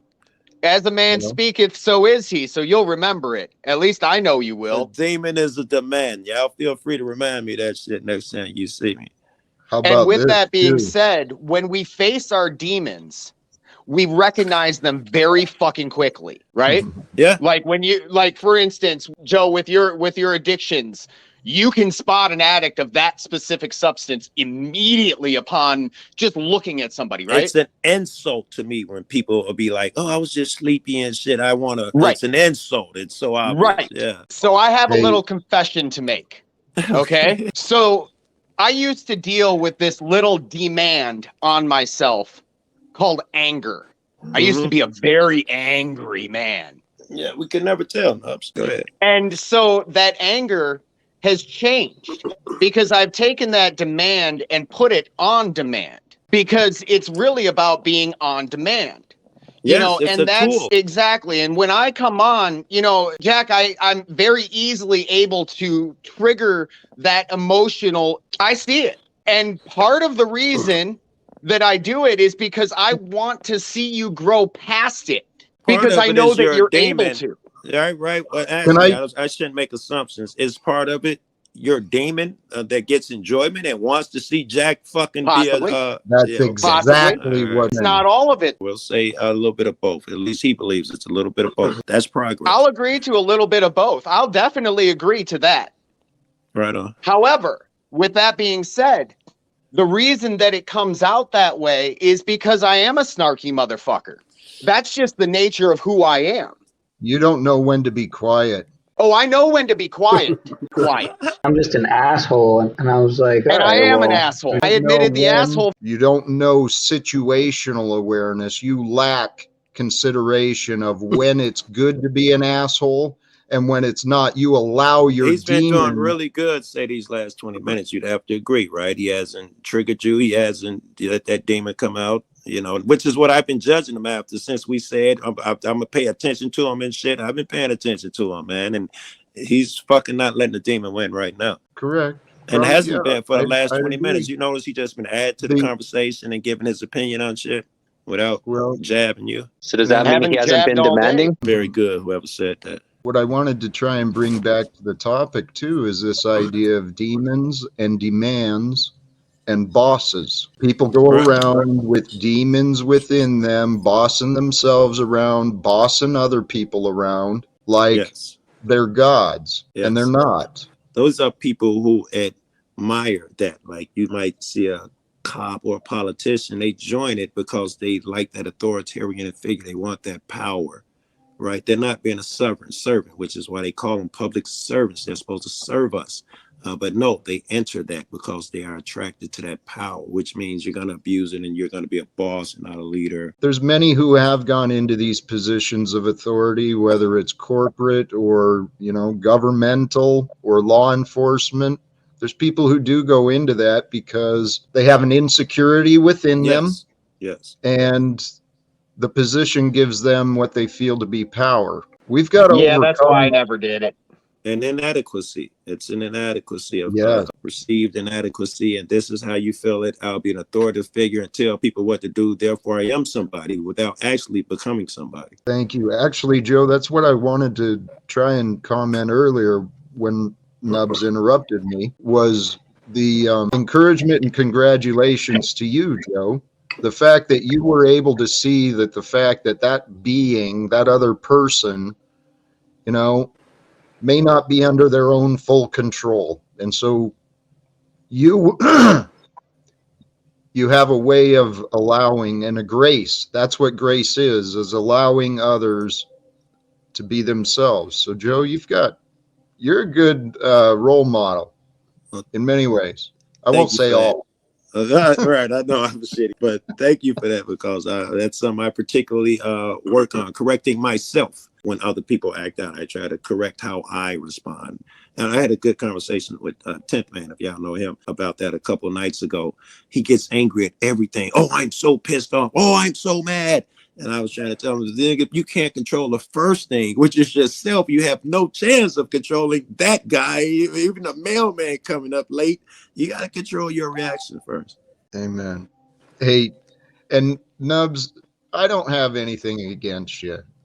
A background of anger, what Joe was just saying, that anger, that used to be my biggest problem too. And well, that's my experience. Yeah, you've gone out of your way to make sure you try and bring it out of me with the excuse you think you're helping me improve, but really you've been wasting my time and the time of others, in my opinion. Love the honesty. Don't beat him up. Oh, don't beat up on him, Nubs. He's just trying to be honest. He can be honest. I'm if that's how he feels, if he thinks that what I was doing is in one way or another deceitful or whatnot, I would love for him to be in a better place than he is currently right now. Just like I would love for everybody on this panel to be in a further place than we are now.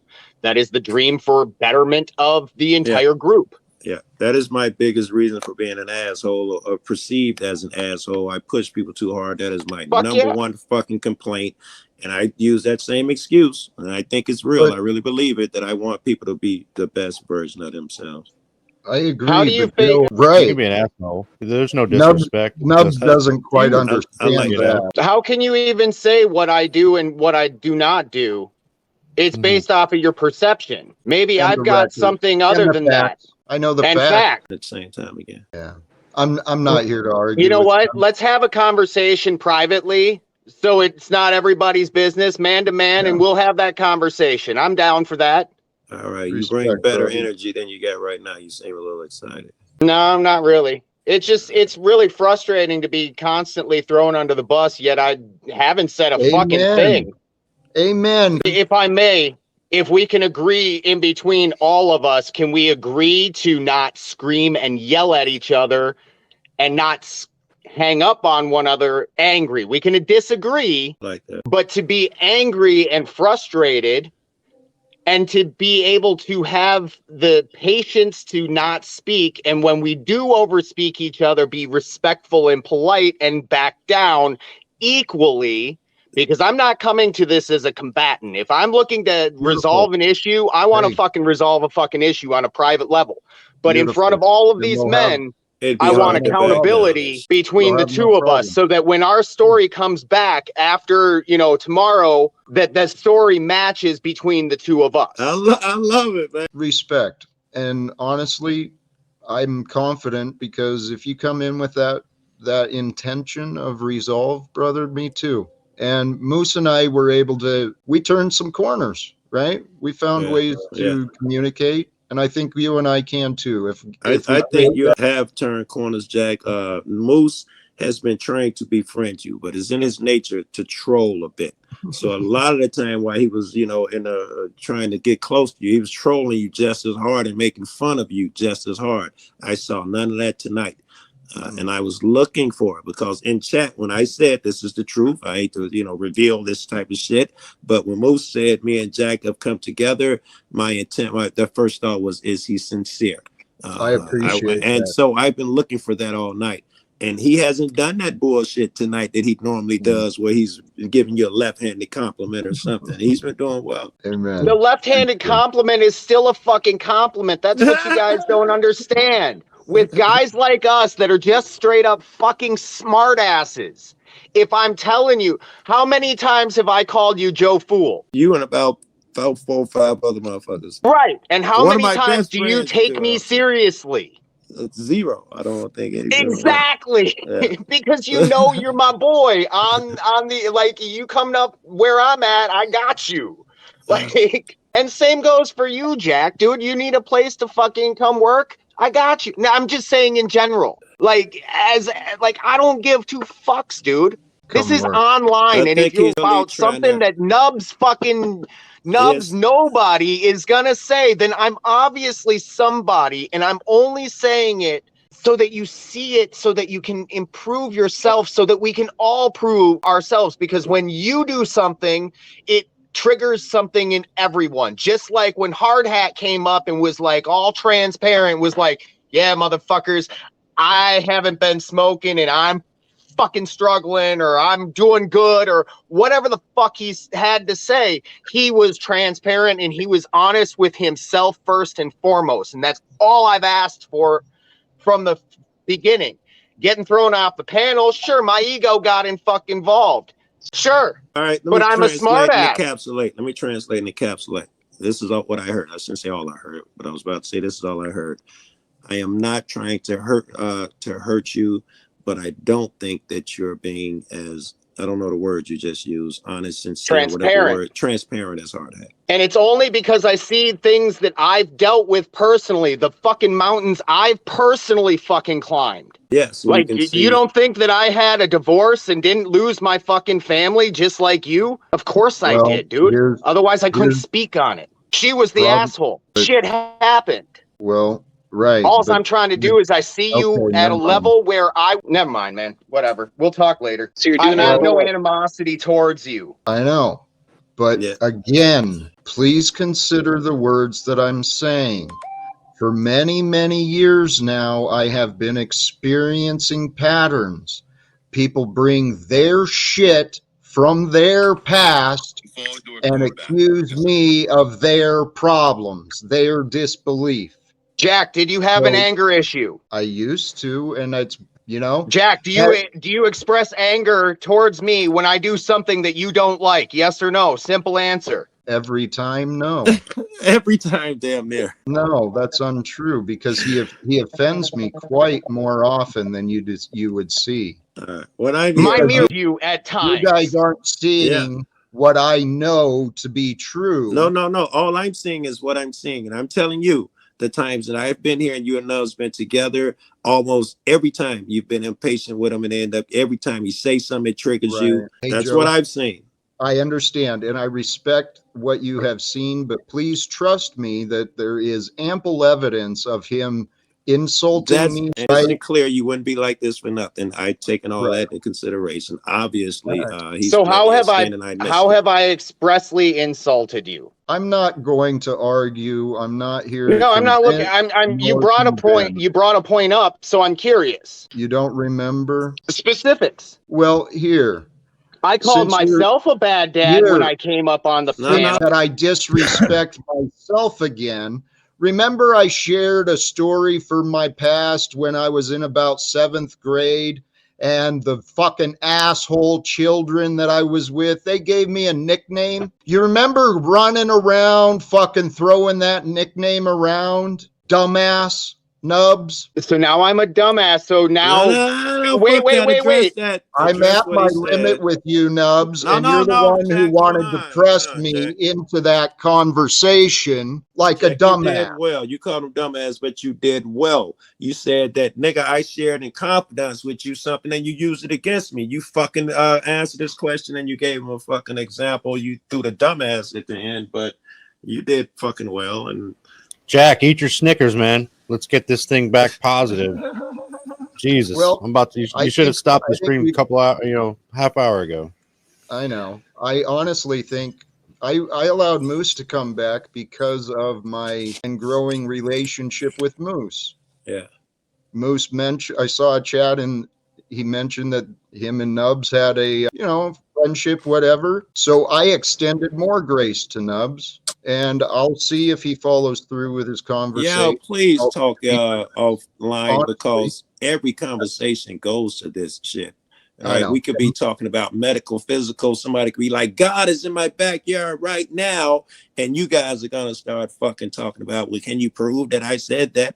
Right. Do that shit offline. I don't mean to interrupt, but to counter what Dee just said, you just hit 70 viewers live, and that's a record for this stream. And I think that's a record for you, Mr. Jack Talcott. That's a new high, sir, from what I've seen. So congratulations. Yeah, arguments. People love to see arguments online. I don't think that's what we've been doing here. So, no, the last with Nubs, being an asshole, and him and Jack, where was that going? That wasn't going, and I didn't see it in a positive direction. Jack's on the rise, guys. Jack's on the rise. Let me appreciate these guys a little bit, Jack, because my nature is to, when I see two guys got to have it out, I'm the guy who's like, let them hammer it out a bit. But I appreciate these guys standing firm that, no, we're not going to let them do it right now. We're going to complain every time. And I appreciate that shit, man. It's I can be fucking wrong. Hey, there's a time and a place. And so there's no secrets.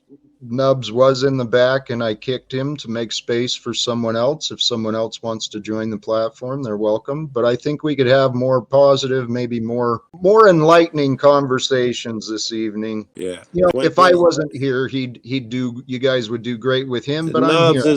Nubs is normally, when you're not, he is one of the biggest contributors to any fucking conversation. And when you're around at Nubs, it's not, you're one of the biggest contributors. You two niggas did together, we can't get no fucking right. Well, and hey, we've got a lot of good minds. Jeff, you've been here and you've been quiet. If you've got anything to jump in, bosses and leaders, what's your thought? Yeah. So on that thought, I believe that a leader helps motivate people around them, and that with bosses, it seems to be more like a hierarchical thing. They do just tell people what to do. They don't quite lead by example. And there's a lot of bosses that I've had that I don't want to follow them anywhere because I don't really respect the way that they handle. I think like when you were talking about with Joe Cool, I think you have to have situational awareness with who you're dealing with.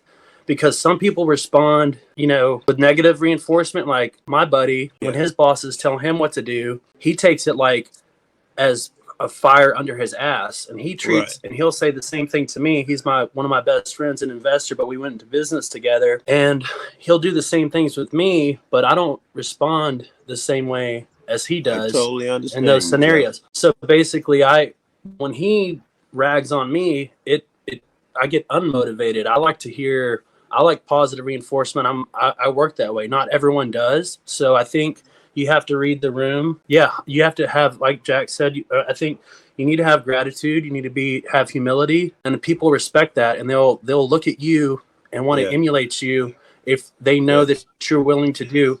Like when I had I had a bar a long time ago, but I'd be in there scrubbing the toilets. It didn't matter. I didn't just point to my workers and say, hey, you need to go clean the bathroom, because I respected my spot. And if you don't even respect your own business or your own investment, and you don't lead by example to your workers, then they won't follow you. So I think you'll get I think there's quite a difference between leaders and bosses, in my opinion. So, I think you breed them too. Now, to listening to what you said, I think the guy who, when the boss commands him, it lights a fire under his eyes. I think he is going to breed another boss. That guy only wants the boss's position. He is only doing it so he can order people around. And then the guy who gets to you, he's more of a leader. He's motivating a guy. This guy, will he'll be able to fish for. I'm sorry, I saw Provo's fucking sweater, and what else the fuck can I, holy hell. Excels in different areas, right? So what one person excels at may be someone else's weakness. And I think like you said, if you are like like calling them bosses, but if you are in a leader position and you technically have a higher position in whatever company you are, I think you can go relate to each one of your workers, and if you're good at what you do, you can talk to different people in different ways and ascertain what their weaknesses and strengths are, and then you help get them there, and you go with them. You walk with them. You don't just have to be in lead in the front, but you walk with your people, and I think it goes a long way. But you have to be able to kind of see the different dynamics and talents of everyone, because we're all a little different in certain ways. So certainly that's you build those relationships. Sun Tzu said that there's a place for everybody in battle, even a coward. You find a way to motivate them. He's a great soldier, and he has said the same shit you're saying. You find a way to get to that damn. I know he's a janitor, the fry cook, but you get in there with him in them fucking trenches. You find a way to win him over and be a leader, which will probably mean you will show him how to cook them fries. You, the executive, is going to be like, no, check this out, bro. Do you try this? Yeah, and I've always tried to take. Oh, just go ahead, Jack. I'm sorry.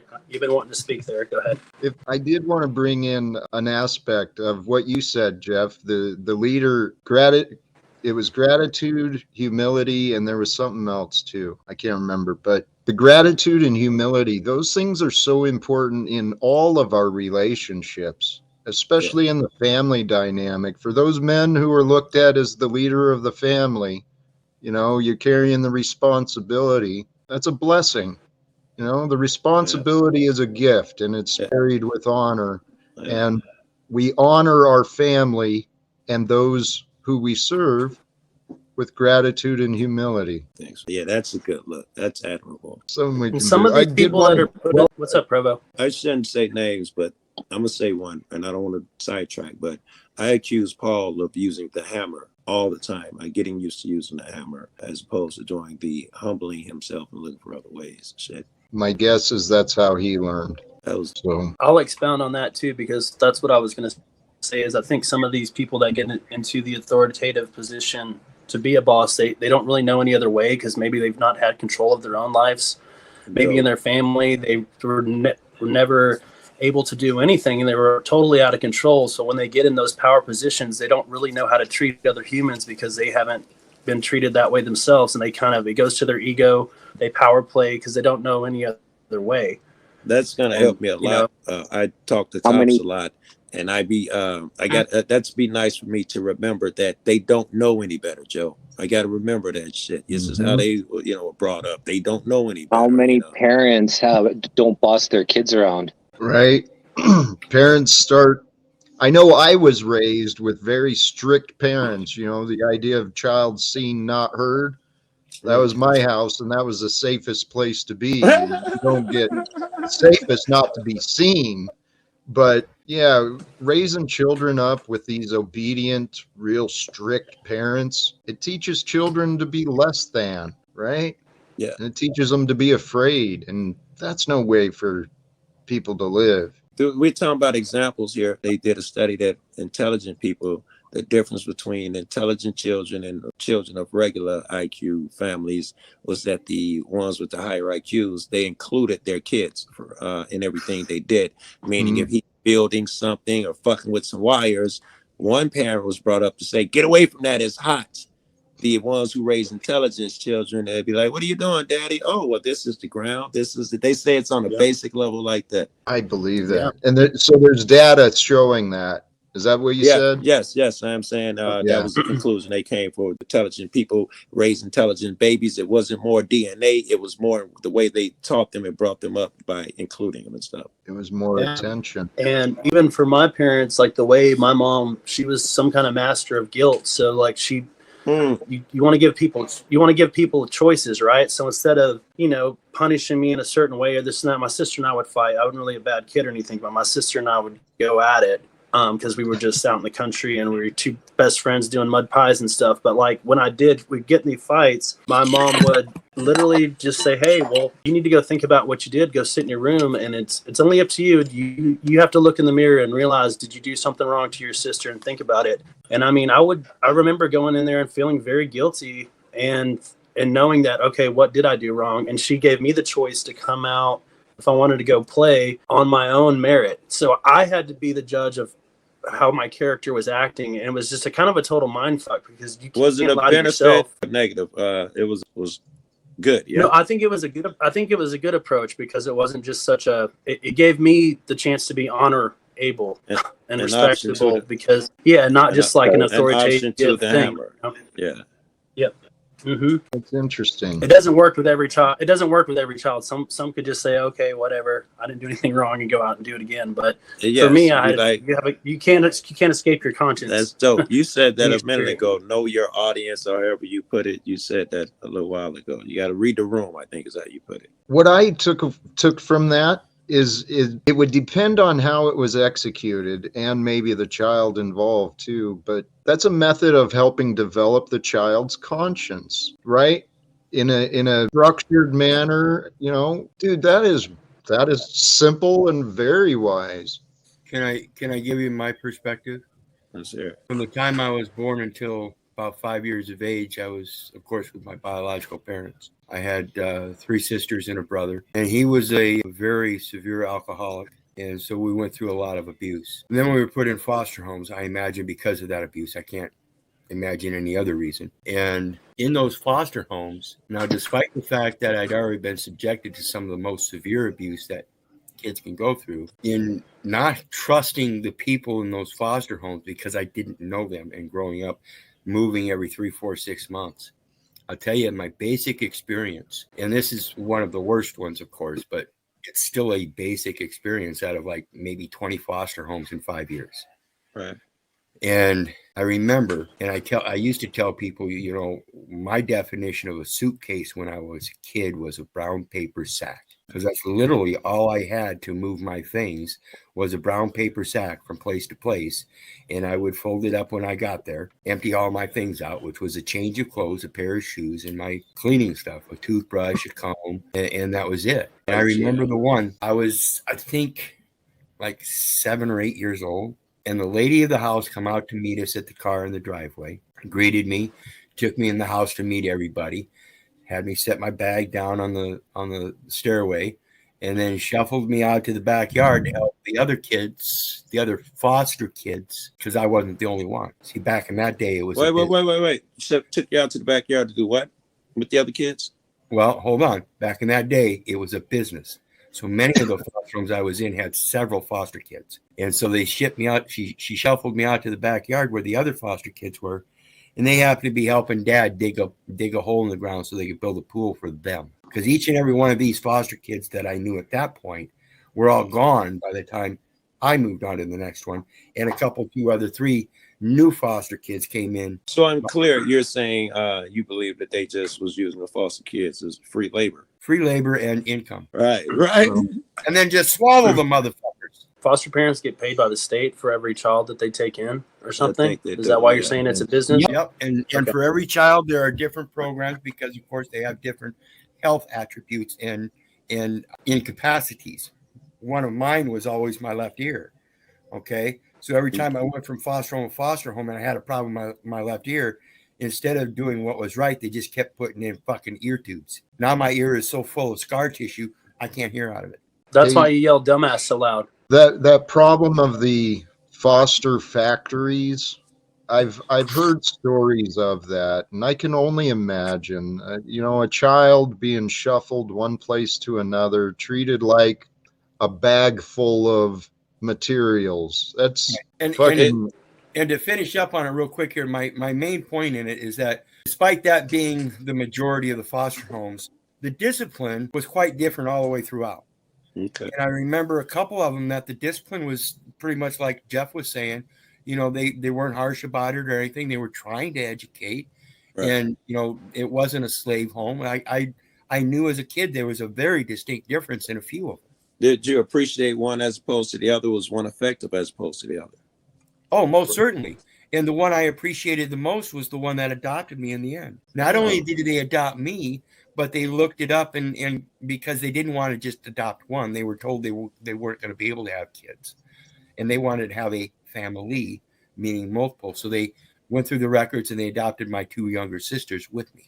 God is smarter than we are. That's awesome. Yeah. Yeah. Mm-hmm. See, brother, so there was a good ending, pretty good ending to the story. Well, go ahead, Jack. God was definitely writing a story with you, with all of us. But these problems. Just another reason I'm so passionate, guys. Amen.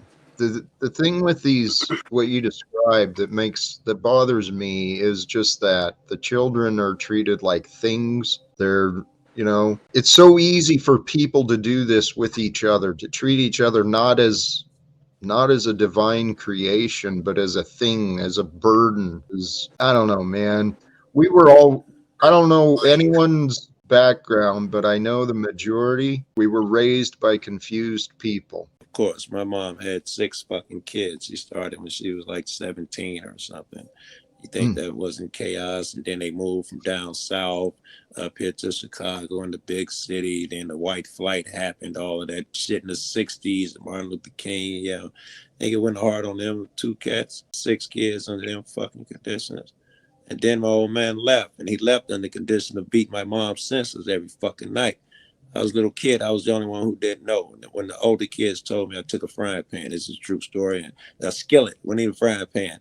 And I said, I'm not going to go to sleep tonight. I want to see. And sure enough, I heard the noises, boom, boom. I run in there, and my old man's beating the hell out of my mom. And he yelled at me, and I, like a little broad, I ran, got in the bed and cried. I was like 5 years old or some shit. I forgot. It wasn't the object, wasn't to tell a sob story. I forgot the fucking goal of why I started that. I don't remember why that came up either, Joe. Oh, you know what? I did want to say something, Jack, as far as Wizard's situation. It gets worse. I think this was in Canada and some in the U.S., but mostly in Canada, the story broke where they were taking these kids in and they were disappearing, and they finally started finding them. And they are in the pits in the back of these fucking homes and mass graves. What the fuck? Talking about mistreatment. Fucking Wizard was lucky he wasn't slayed and slaughtered. Not only that, but again, that family that I'm so gracious for, I was telling you about my dad being so abusive.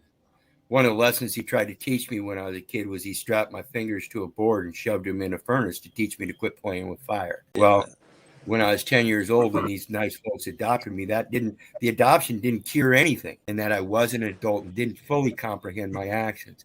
After reflecting back on it and the way these people treated me in regards to all the past experiences, again, it wasn't a discipline. It was a caring directive. Hey, we got to do better. It's a very scary life when you don't have them leading you spiritually. And it doesn't mean that you have to go through foster homes. People out there that are sending their kids to public school, that's where most of it came from, Around here, what you the learn churches. Public school is a lot of mob shit, gang shit. If the opposition came moving to his neighborhood, poor kid, he got to go where his family go. But because he used to live on the other side of the viaduct, he's our opposition, and we find that out. And he can't even stay in the school no more because we're going to mob up on him and beat him up until his mom moves again. Yeah, and that's the way it was. Like I said, anywhere from 15 to 20 different foster homes, I was always the new kid. They're the ones that always get put through the ringer. And I think that was part of my saving grace and why I don't follow anybody today, but rather do research so I know and I can be one of those leaders. I'm already a boss. And like I said, that was fine and dandy, but now it's time to lead in that sense, as I say. But as I also say, I want people to walk with me. So if you think I'm going to be a leader, it's because I want people to walk with me, leading with me. I do want to walk with you, Jack. And I do want to walk right into the UN, just like Gary Davis did. I want to show that is a repeatable action. Amen. Amen, brother. But again, we will. Hey, what you're describing, I mean, this breaks my heart that children do go through these things. It seriously is saddening. And the real sad thing is stories like this and worse are fucking happening right now. Yes. And I do see a future where we're going to change, where communities help raise the children. Let me go ahead. Let me hear you guys. Well, the optics are high when they set bricks, and you see the police setting the bricks out outside buildings when people are preparing to protest. Oh yeah, they know how they try to tempt you into doing so. We have to overcome that. It is truly on us. Are we gonna though? I mean, don't the Bible say that the devil wins? No, it says that Jesus returns and then there's 1,000-year reign. And so what could that mean? Well, Christ is love. And so the return, I honestly think that's why these panels and why these connections are being made. I seriously do. I believe that we are, when we humble ourselves to the opportunity that life brings, we are the return of Christ. Yes, we're here. Yeah, there's awareness being there's awareness being raised through all of our consciousness, like just coming, even though there's disagreements and stuff. If we can figure out how to have 10 men on a panel, or women, whoever, and we can all get through it. And if we can't even, okay, yeah, I mean, because if we can't even get through a 10-person panel and find some common ground, then yeah, the world is kind of screwed, Joe. Yeah, he's like, you're an agent, you're all in here being sarcastic, doing shit, and then now they've talked. And Jack Bionado, all that. Be smart and know that it'll probably be cyclical. You and Moose might get along for 2 weeks, then y'all fall out again.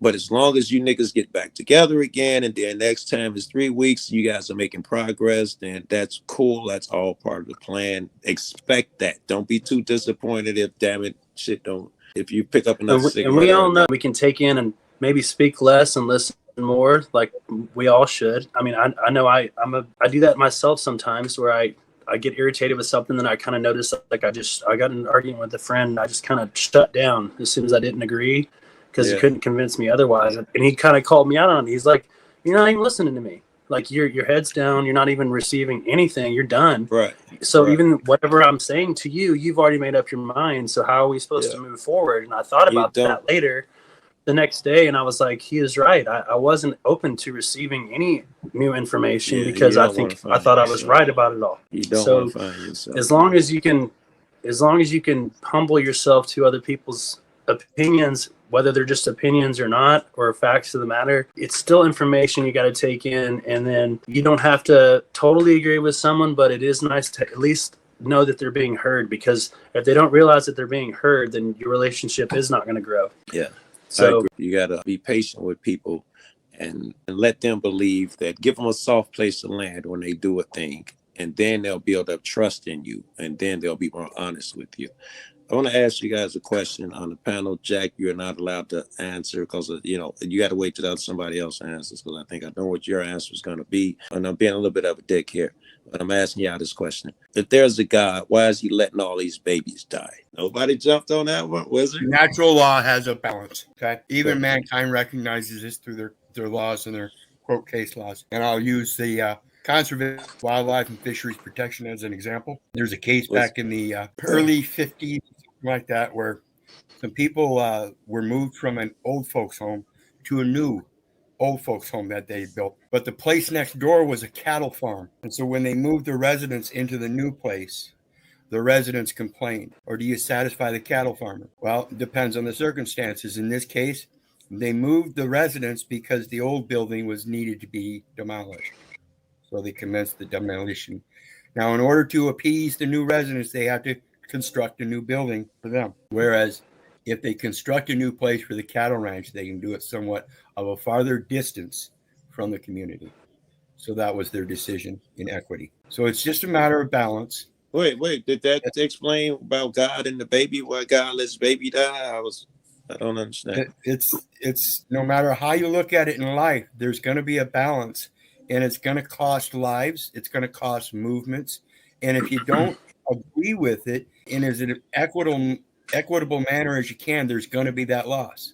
There would have been a loss of lives in the building of the retirement home if they'd have let them stay there in that weak building. So you have to do things in an equitable manner, and sometimes in nature it says you got to let them die. I think you're saying that God has let some people die. It's just part of the same with he lets many millions of fish die. Fish climb up waterways, and when waterways dry out, it's a natural process. Let me hear somebody else. If God is this, why is he letting all these babies die? So I think it's the yin and the yang, man. It's dark and light. It's if you didn't know if can I intervene? Yeah, go for it. Yeah, because what happens here, Joe Cool, is your ego is identifying God as an individual when God is everything, and it's like trying to say like it's like it's a person trying that is not there for the babies that are dying. No, man, that's fucking nature, dude.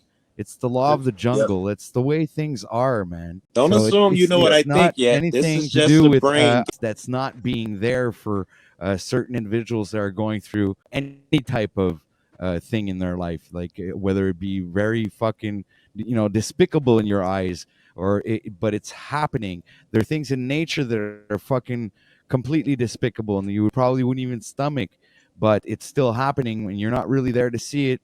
So enjoy your life while it's passing by, and you shouldn't really worry about those kinds of things because they're not really relevant. God is not the one like either letting these things happen or controlling these things. He is these things. It's all anybody else, and it's also that's another. It could be a blame game for people that for someone that did lose a child at a young age, and you think like, why would God allow this to happen?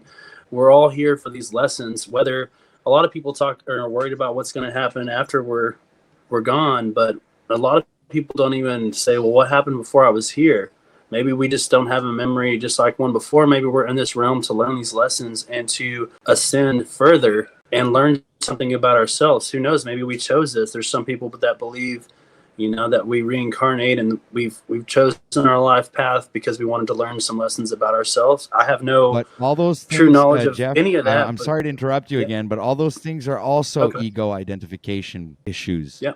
That your ego needs to identify that after your passing that there's something beyond. All right. Yeah. What the fact of the matter is that no one really knows. No one has ever come back from the dead to tell us. Okay. Yep. So next step here is the fact that you are gonna die, that you have no idea what's gonna happen afterwards, and that's being realistic. It's knowing how to die.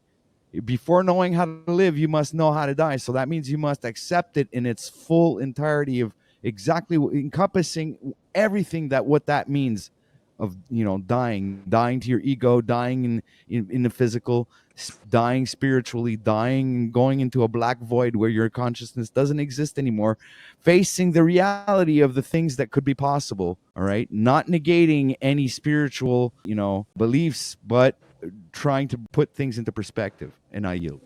There's there was a second part to that question, but now I think I want to give you pushbacks on your beliefs there. I'll just say right now, I don't think they're altogether sound and solid. I think they're good, but there are big openings. The second part of that question is, if you could stop these babies from dying, would you? I love these questions. Is that directed directly to me, sir? Everybody. No, everybody. Okay. Well, that would I think the depend, answer sir. to that is obvious. That's our inherent purpose in life. So yes, That will depend on the timeline following. What will the death of those children, provoke as the butterfly effect to go and affect other people's lives in maybe in a positive manner, which you do not know and are not aware of. Yes, I'm You assuming you understand? So don't know there could be a right. ripple effect that you're not conscious of, and by saving those children, you're probably killing thousands of people. Right. I'm well, assuming that you don't know the outcomes and all of that stuff. You, as with what you know Exactly. now, would you stop the babies from dying? And again, just like I mentioned before, my mom and dad were told they couldn't have kids. Consequently, after they adopted us, they had a kid. Anybody else, would y'all stop the baby? I think it's interesting. Wizard said it's obvious you stop the baby. That's your purpose in life. OPW says, don't not be so quick. Anybody else? Yeah, I mean, it's kind of like that other conceptual thing, like, would you kill baby Hitler? Yes, it is. And it's like a lot of people would be like, yeah, I would, but you're still killing a baby, but you didn't know it was going to be Hitler. No. So it's like, but would that cause a ripple in time or a butterfly effect like OTW to come to something much worse or less? Do we need to learn those lessons? Who knows? Well, None of it's us like really. the panel earlier. Sometimes there is a necessity to have psychotic people. People that can go out and kill people and not have anything hard to deal with about it. They're fine with it. That's what. That's the kind of people you need to go off to war. You have to have people that are okay with killing other people and come back home. And unless we stop our wars. Exactly. A good Sun Tzu story about that. Back to the nature of things and how they work in reality or realty.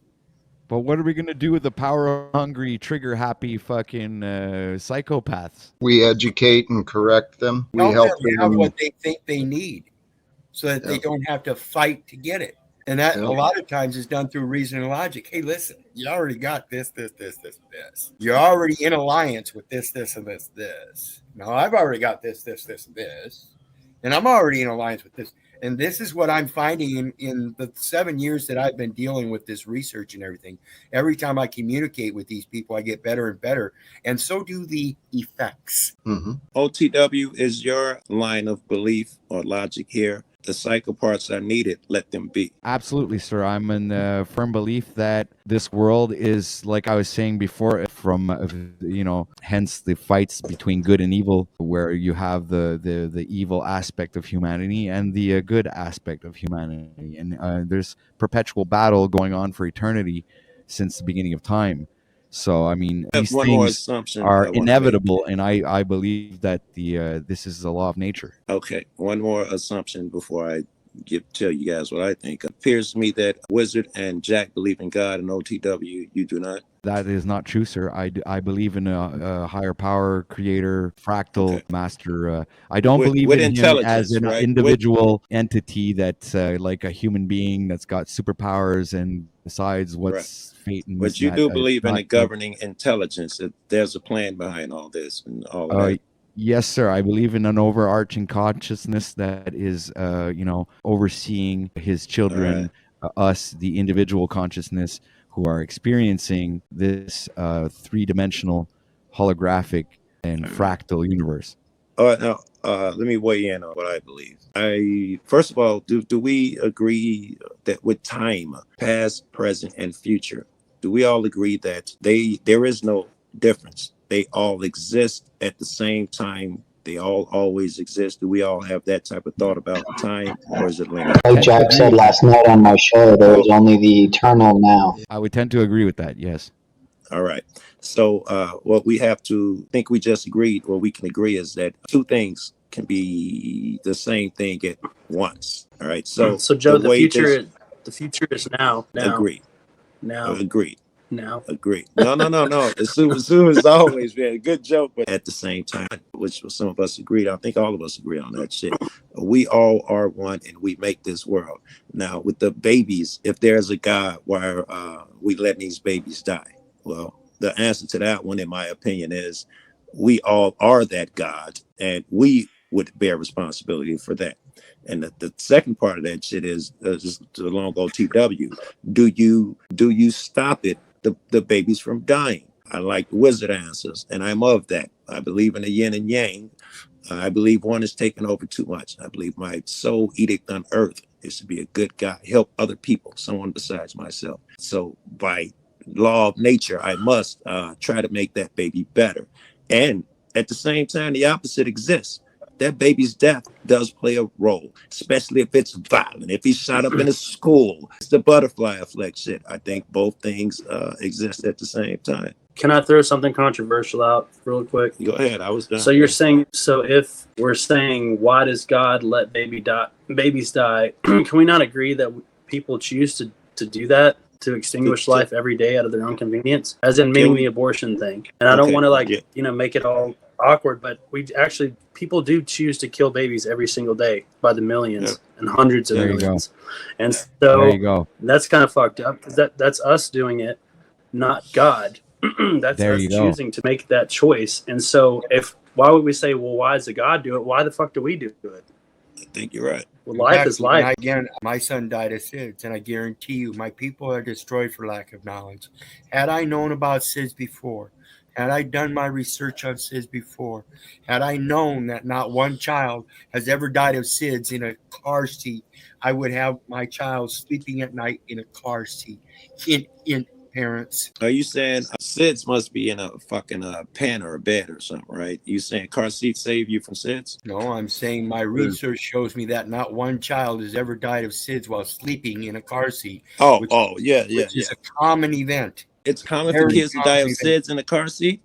I would think it's impossible. Sudden infant death syndrome. What that is, I'm aware, but I thought that only occurs when a child was on his face, which doesn't happen in a car seat. Correct. Right. And what I'm saying is my people are destroyed for lack of knowledge. And I would not have lost my son to SIDS if it hadn't been for my lack of knowledge. He will not be a priest unto me if I don't pass on my knowledge to my kid. Now, granted, my kid wasn't old enough at that point in time, but my perspective in life wasn't to be a priest unto him. So something happened. It was a big lesson. I want to bring a slightly different perspective to what was said. I mean, what Wizard just said is true. You know, the lack of knowledge actually creates a lot of deaths, a lot of unnecessary deaths. But why does it happen? Why do children die? Well, part of that is what we were discussing. There is a oneness, there is a wholeness, there is a unity and a totality of all that is. And many of the deaths happen because we allow wars to continue and misinformation to be in the media and for all sorts of corrupt and evil things to happen. I think that's why babies die. I think so. And it's karmic. I mean, there is something to karma. Yeah. There's and an if you think about it, if we are one, which we believe, and we're letting the yang outweigh the yin at this present moment, and all these violent actions are occurring. I'm about to lose my train of thought with that shit, but we have to find a way to come together as one to correct it. That's really seems fucking difficult. The Quran, if you ever look at the new Quran, well, I shouldn't say new, the most common Quran, it has some Aramaic writing on it. And what it says on there is that you were put here to come to know each other, not to come to hate each other. And that goes along with what we're saying. We come to know each other. We can heal the land. God says that in the Bible. If you guys wanted it, so you could fucking move that mountain if you guys agree upon the thing. But apparently that's difficult. We are the fucking babies dying, all these horrific things because we cannot come together. We don't all agree that the babies should even live. Right. It's such a sad state. Humanity is a collective. You know, we've dropped, we have fallen. Our standards, meaning all of us together. But I am my brother's keeper when you think of it in that sense. Amen. But we are here. I believe that, you know what? Those of us who are sharing time right now, we are blessed.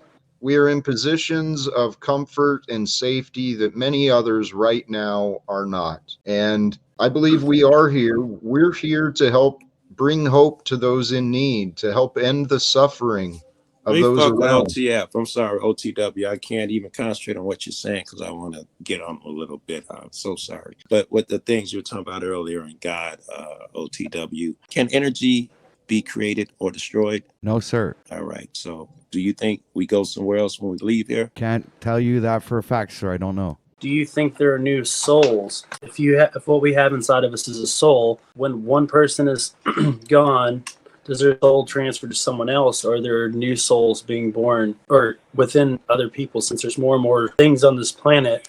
Or so does our energy soul and go somewhere else, or does it just disperse and become something totally new? I don't know. This is something I thought of, and I have no really clue what the answer is, but it's kind of I got but I go ahead. I yield. I think that your soul, it does both. It leaves here and it goes to another place, which is your real home. These are all equal realities. I don't want to get too technical and shit, but it's a real reality over there, which is where the soul goes. It's just like this. Your consciousness, which is this reality, what this thing that we call reality, we created as a group here. And according to my beliefs, there are 9 other realities that you can go to. You achieve a certain vibration, you leave this one, and that is how you go from reality to reality. All of them have different attributes. All these different realities or universes have different attributes as well. And you learn to move around. So like different dimensions, like different dimensions. Like we're 3D now. Some people say we're ascending to 5D, and they say if there's up to like 12 dimensional realms or something like that. Yes. Okay. Yes, that is exactly so we level up like a video game. Yes. And another thing you said, OTW, as far as no one knows what's on the other side.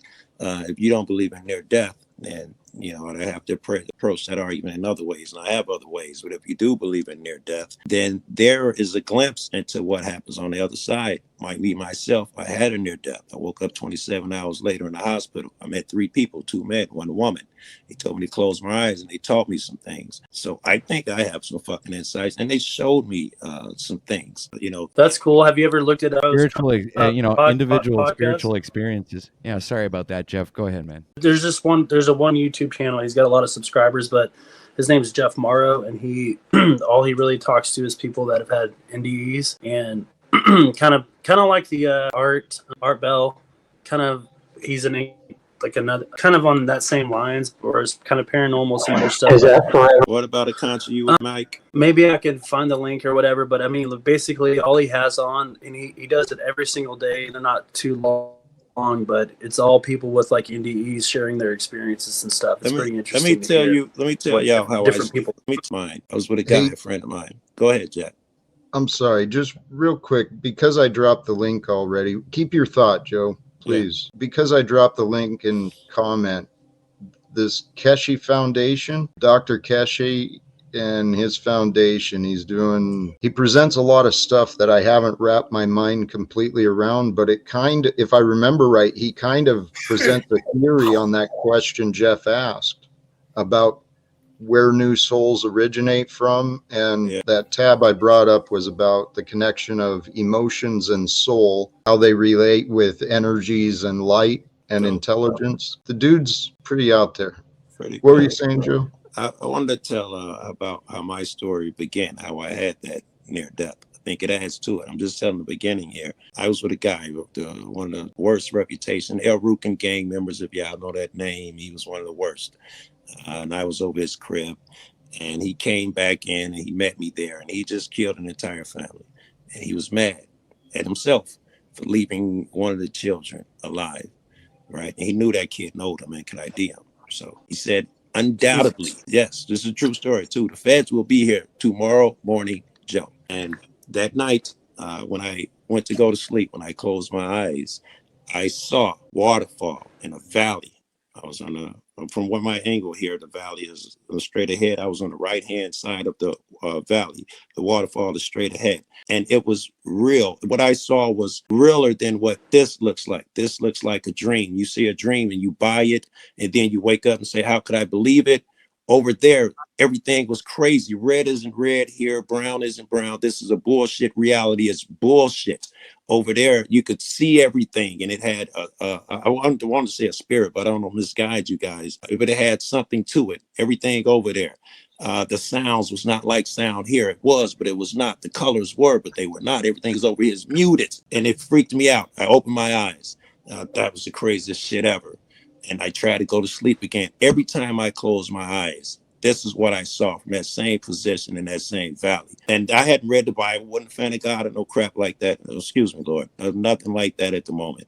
And then I stayed up for days because every time I closed my eyes, this is what I saw till I collapsed of exhaustion. And that is how my shit began. Shit. How long? Shit, I was probably about 20, I'm guessing. Okay. A long time ago. These experiences, there's so many. You can't discount them.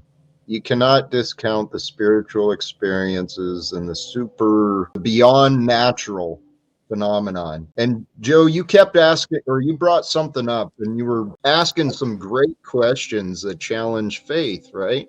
Yeah. The idea of is and not is. Well, those babies dying, they're only as real as we are. Great. And are we real, or are we a perception? This is where what OTW said, where a lot of his beliefs, I believe, come into play. That kid is over there, kind of like we're over here. Well, most of us are over here. Oh my God, that poor kid dying. That kid is fine. I played a video game. I was playing fucking Modern Warfare. You cats over there crying about it like it's real. Wait till you get back over here. You'll understand the shit was temporary. I think a lot of that's going on. I think so too. There's good shit saying the soul. We were talking about where the soul goes, that we chose to come here. There are kids who have had experiences, and they talk about how when they're young, I chose you, mom and dad. There are a bunch of those stories where say, no, I didn't choose the other family. I wanted you guys and stuff like that when they're young and stuff. Somebody went into depth in that. And it made me think that it looks like we're sitting there choosing our family, that this kid in particular, and there's other people have told me stories about the same shit and books about it that they've read. Chose is like, man, I want that family there. I don't want that one, blah, blah, blah. And it's logical, man, because I look at my shit. I think I'm a tough guy. I got too much of an ego. I would have chose being a light-skinned dude, which makes it rough in the dark in the black neighborhood. And I'd have chose being a black neighborhood, which makes it rough in today's world. I would have chose to be poor because, the rich motherfucker stands no chance at having any vision or sight. I would have chosen being poor to help those people or be around those people who needed to help. It looks like I was like, this is what I chose. Yeah, that's what I was wondering. Is like, do we choose this? We make it like a contract with the consciousness of the creator before him and say, okay, I agree to go this because I need these lessons to be learned to level up. And this is the life that I've chosen for myself. I mean, it's hard to say any of that's true, but it does make some kind of sense to maybe put yourself through these lessons, or maybe you have a choice on what lessons you're going to learn to ascend higher on this journey. I got another guy who had a near death, and he wrote a story about his, and it's in line with all this stuff we're talking about. He said that when he went over there, and he says the time is different over there. It took him, I think he said 2 or 3 days just for them to teach him the proper resonance to even enter into this place. He described it like vibration. And it took a couple of days to learn that. When he got over there, he saw people of all religions. He could tell by what they were dressing and what they were wearing, this and that. Everybody was okay. However, there were these people that everybody admired, because you could come back to this world. You just resonate to the frequency of this world. A door will open, you walk right in, and you're back here. And he was saying there are other dimensions and other doors. He said, but the ones everybody admire can access all of these doors. And the way they accomplished that shit down here, these were the closest who learned what love is while they were down here. Those were the experts over there that everybody admired. Those who found what love is the most down here. That was his experience. Oh, I got another one. Let me tell you, I know I'm monopolizing the conversation, but there's a true story as well, man. And this is weird. And I hope OTW, yeah, he's still here. This is another guy, another really bad guy, gang leader. He just died. So I'll tell a little bit about this dude. He knows I'm a good guy. He got out of jail. He said, Joe, I want to hang with you. I told everybody in prison, me and you are going to be buddies. I'm straightening up and going to turn over a new leaf. And then he proceeded to tell me about 7 people that he'd killed, that he knew that we knew he killed. He was like, yeah, I killed that guy who killed my brother. I killed that old lady. I killed that nigga who shot me. And he proceeded to name all the other. Now I'm ready to turn over a new leaf. I needed you to know how bad this guy is. And he was my chief gang leader all of my fucking life. Really bad guy. I'll tell you stories about him forever. But me and him were friends. And he used to pick me up from my girlfriend's crib in the morning so I could sell weed, and he would sell smack. I did smack, he did weed, so we'd exchange every morning when he picked me up. And I was telling him about this this book I read. It was called Divine Revelations of Hell. It touched me as being real, right? As being true. It moved me. When I told him, oh, I got the book, I put it on the floor to shake. We ride, we exchanged drugs. It's like, oh, I got that book I was telling you about. I reach under the seat, I take the book, and I put it in his lap. He started screaming like he was on fire. What are you doing? What are you doing? This is the chief of the fucking gang around here. This is the toughest guy in the land, a murderer. He's screaming like a fucking chick set on fire. And I picked it up. He's like, what was that? What did you just do? I said, it was nothing. It's that book. And I touched him again with it. He started screaming, get it away, get it away, get it away. What the fuck was that? Sounded like an elephant just met a mouse. That sounds supernatural. Like, yes, it's hard to find another explanation for that. Positive energy, that light, that dark. They met. It was what was in him. It was what was in me in the book. It wasn't even had nothing to do with the two people. It was those energies that met. They were just controlling us. And that energy did not like that good energy. It was afraid of it. Oh, you want to know what was in the book? Am I talking too much here? Divine Revelations of Hell? I'm going to say it anyway. You'll have to stop me if you don't want to hear it. The divine revelations of hell. This chick say Jesus came to her for 7 nights in a row. Each night he took her to hell. The first few nights he held her hand and he took her around. She saw everything. She describes hell. It was in the shape of a man laying on his back with cells carved out, half cells. And demons walked at the top of these cells. As anyone could claw their way out, the demons were there to push them back in. The walls in the bottom of the cell burned like embers the entire time. And every now and then a flame would shoot up from the bottom and burn you even more. You couldn't breathe. It was the worst place you can imagine. Nothing but people weeping and wailing. One of those later nights. And she saw a lot. I'll tell you if you want to know. One of those later nights, Jesus let her hand go. Immediately, those demons saw her. They rushed over to her. They grabbed her and they did some things to her. And he came back and he rescued her. And of course, she was like, why would you do that? And he was like, I want you to write these things down. And you know, and that's what she did. One thing that happened then there while Jesus was there and the demons couldn't see, but he allowed the people on one of those nights to see him that were in the cells. They couldn't see him unless he was ready. And immediately when they saw him, Jesus, help me, get me out of here. And he would tell them why he could not right now. One man in particular, he was a reverend. His wife was cheating on him. He went and killed the wife. The guy was cheating and himself. And Jesus said, I cannot. And sure enough, after being able to convince Jesus, this guy cursed him. Fuck you, Jesus. Fuck you. You weren't there for me anyway. Another guy who did something horrible. He said, I cannot. I came to you 3 times during that life. And you turned me away each time.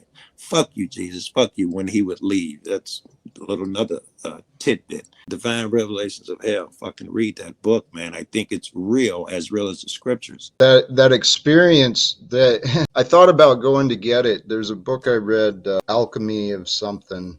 Mastering Alchemy. It's supposed to be along the lines of the Course in Miracles. It's supposed to be a divinely guided and inspired book.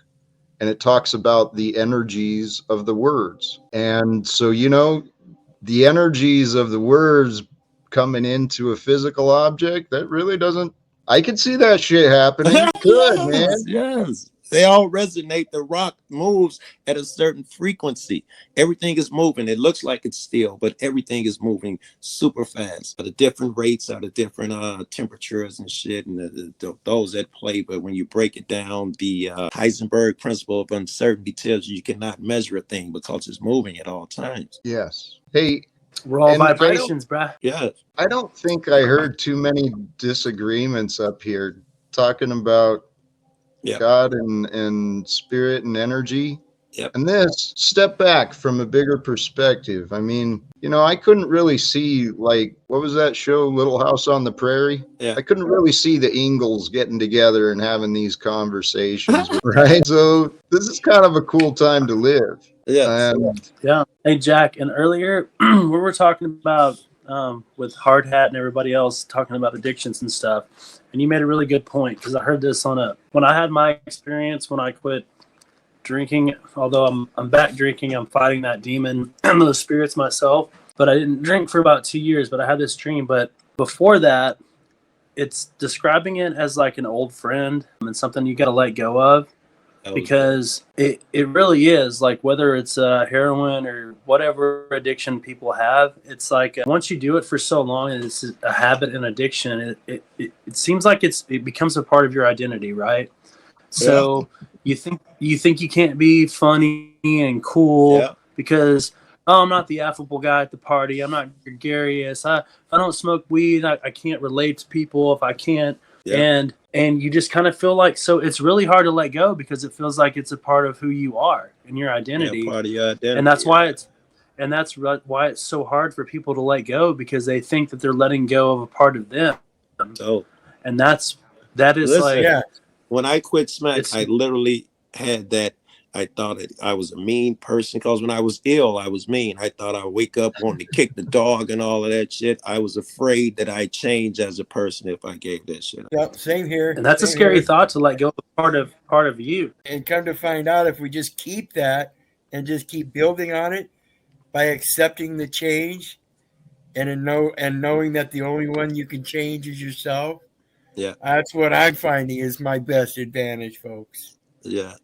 You know, and that's why I pointed out to you. You can see the change in me, because I'm telling you, this is the only one I can change. And I'm telling you, don't believe me. Do your own damn research. Hey, change. Is it some of this, Wizard? I believe that God played a huge role. I feel like I let go in a way of my plans, and God has been taking over in my life, my personality, everything. Yeah, no, I mean that is a huge part, and a lot of people think that's not. It is absolutely not. To let go and surrender, sir. Yeah, you know what sir is? Okay, actually, in the render part, what you're doing is you're rendering a person. Now, the person is that imagination, rendering a service, that fabrication, that false identification known as a comment. Look up comment etymology. It's going to tell you. So anytime we have a conversation where we're coming together as a surrender, we are rendering a person, a comment, a communication. That's all it is. That's great stuff. And then the thing with the etymology of al-Kulhul, it's like Arabic for spirits, and then we also call it spirits. And so my cousin, he has I guess like his mom's dad, they look identical, and that's what made me think like crazy genetics, but he was a crazy alcoholic. And I think sometimes, I don't know if it's true, but I feel like these spirits that don't want to go on to the other realm or whatever, when you're drinking spirits and you don't feel like yourself, you say mean things, you change as a person, that maybe you're letting these entities in, these demons or whatever they are. And logical. I can see it. They're letting these spirits into you that don't want to let go, and they kind of captivate you because they want to be back in this part of this realm. It's just discussions we've had. Who knows if it's fucking true? They do change your vibration in some way, where the spirits can become more active, whether it's good or negative, right? It could be some drunk that gets drunk and beats motherfuckers up, or it could be some guy that took a hit of acid and tried to talk to Einstein or something. But it looks like those spirits have more access and shit when you're intoxicated. Hey guys, we are rapidly hitting the 4-hour mark. Yeah, I'm with you, man. I think this is time. We've had some beautiful conversations tonight. I mean, we touched a lot of subjects, boss and leader, some ideas on goals and self-development, some discussions on God and spirituality. Thank you. Thank you all. You guys be easy. Unless anyone has any last word, nothing pressing. Everyone be blessed. Hey, yes, I'm not going to promote I'm good, everybody. man. Thanks for having me. Hey, God bless. Thank you, everyone who joined, who tunes in, and let's find our purpose and pick a path. Choose love and live without fear. God bless. This was brother. We're not catching any sound. Oh, you can't hear me? We can hear you, but not the music yet. That's goofy. Well, don't worry about that then. Just cancel that. Oh, heavens. Yeah. Here's what we're going to do. B, I think we're getting a background in you. If you've got another tab open, we need it to. Oh, shit.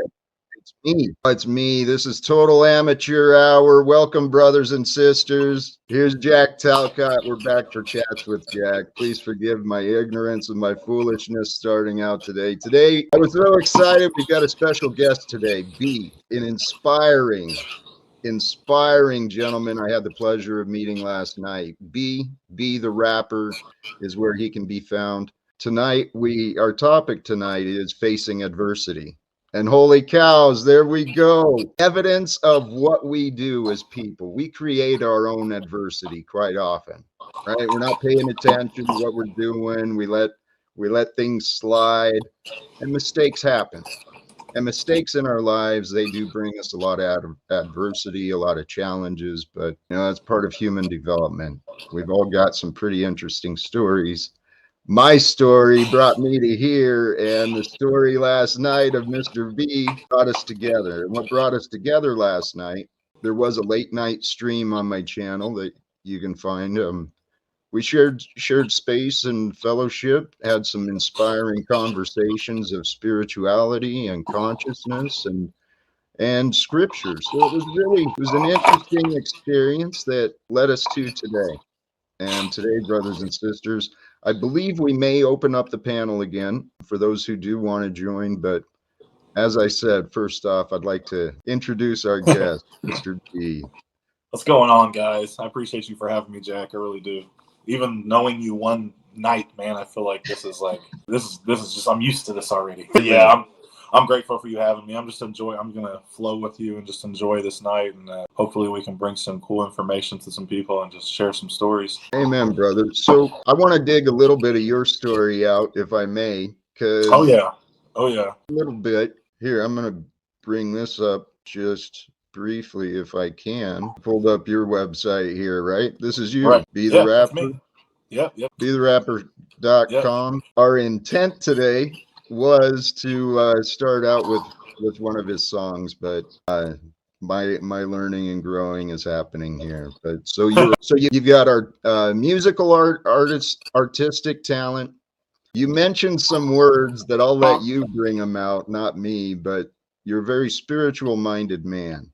Oh yeah, man. That's what my music is all based off of, and my whole, I guess we could fast forward back to 2012 when I started having a spiritual, shift in my life. Like, I believe in, Christ consciousness or unity consciousness now that I've been on my little journey.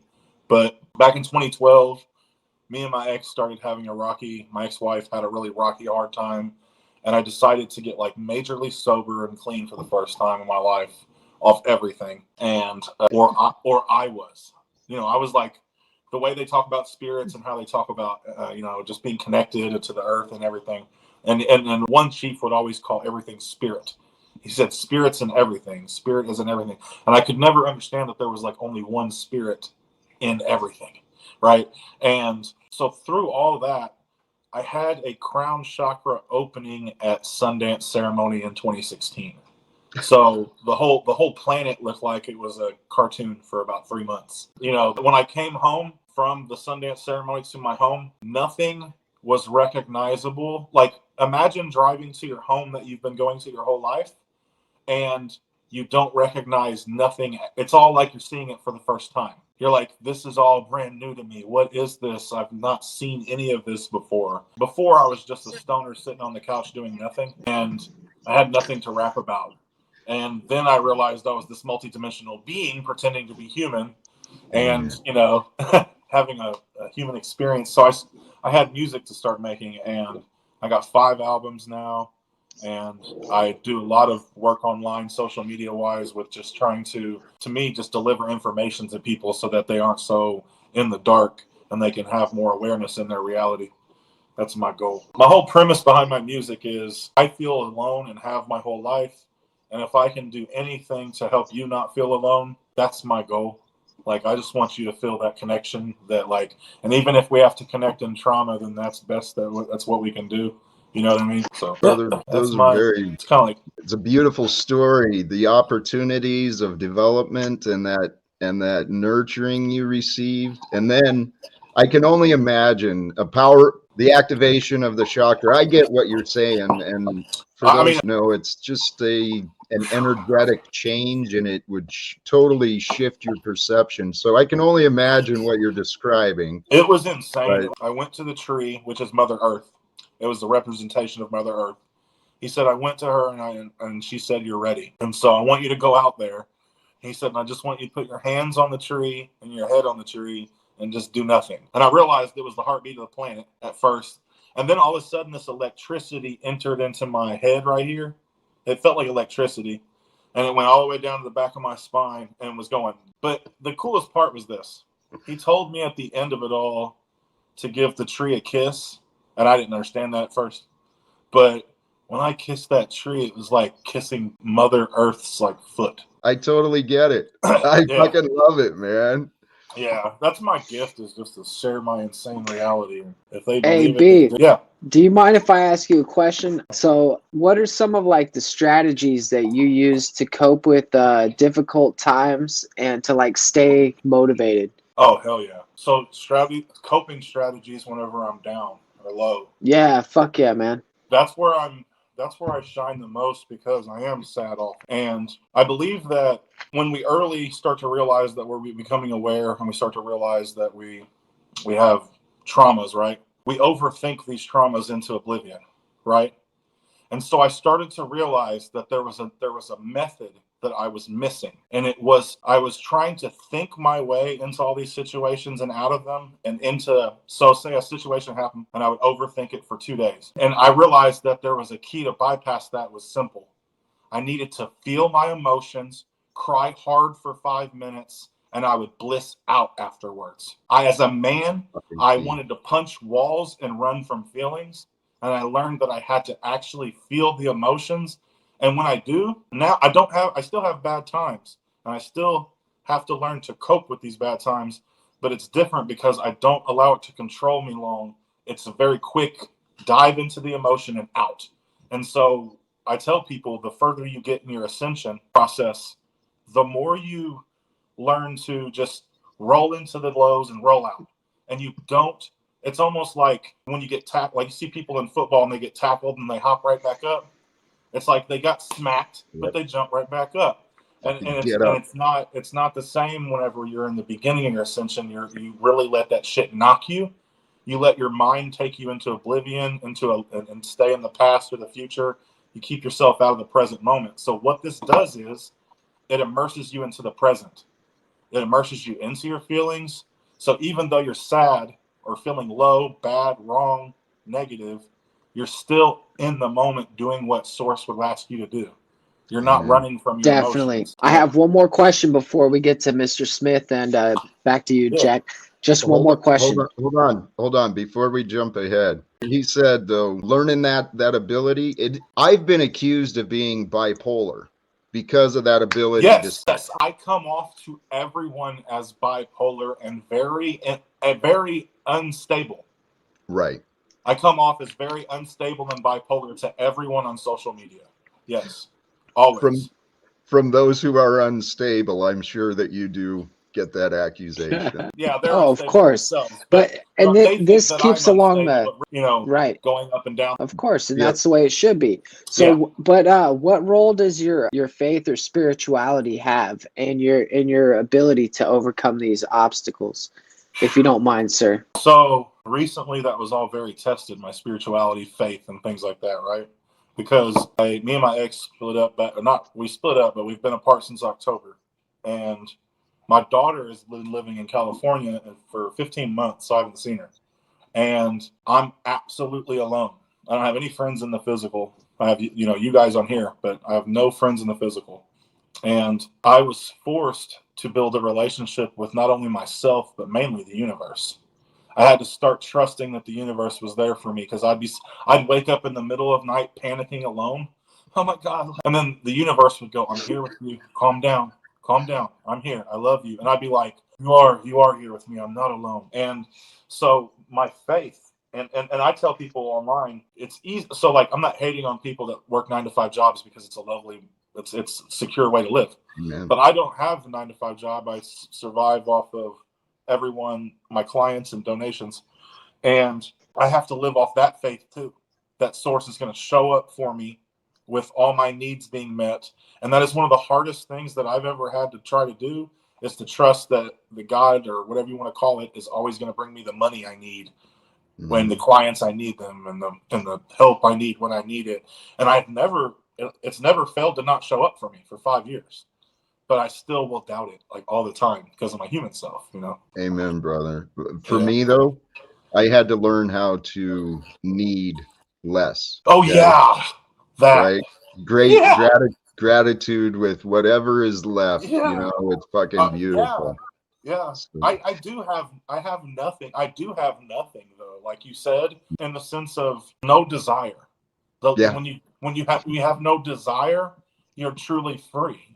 That's the faith that comes in. Like you know, the only desires I have right now are like my crutches, like marijuana. But other than that, you know, I don't have many desires anymore where I have to have something to be safe and okay and happy. And I realize that to release all and let go of all that shit's what's going to bring us that freedom we're looking for. Amen, brother. Hey, Mr. Smith been up here a little bit. I'd like to give him a I see. How you doing?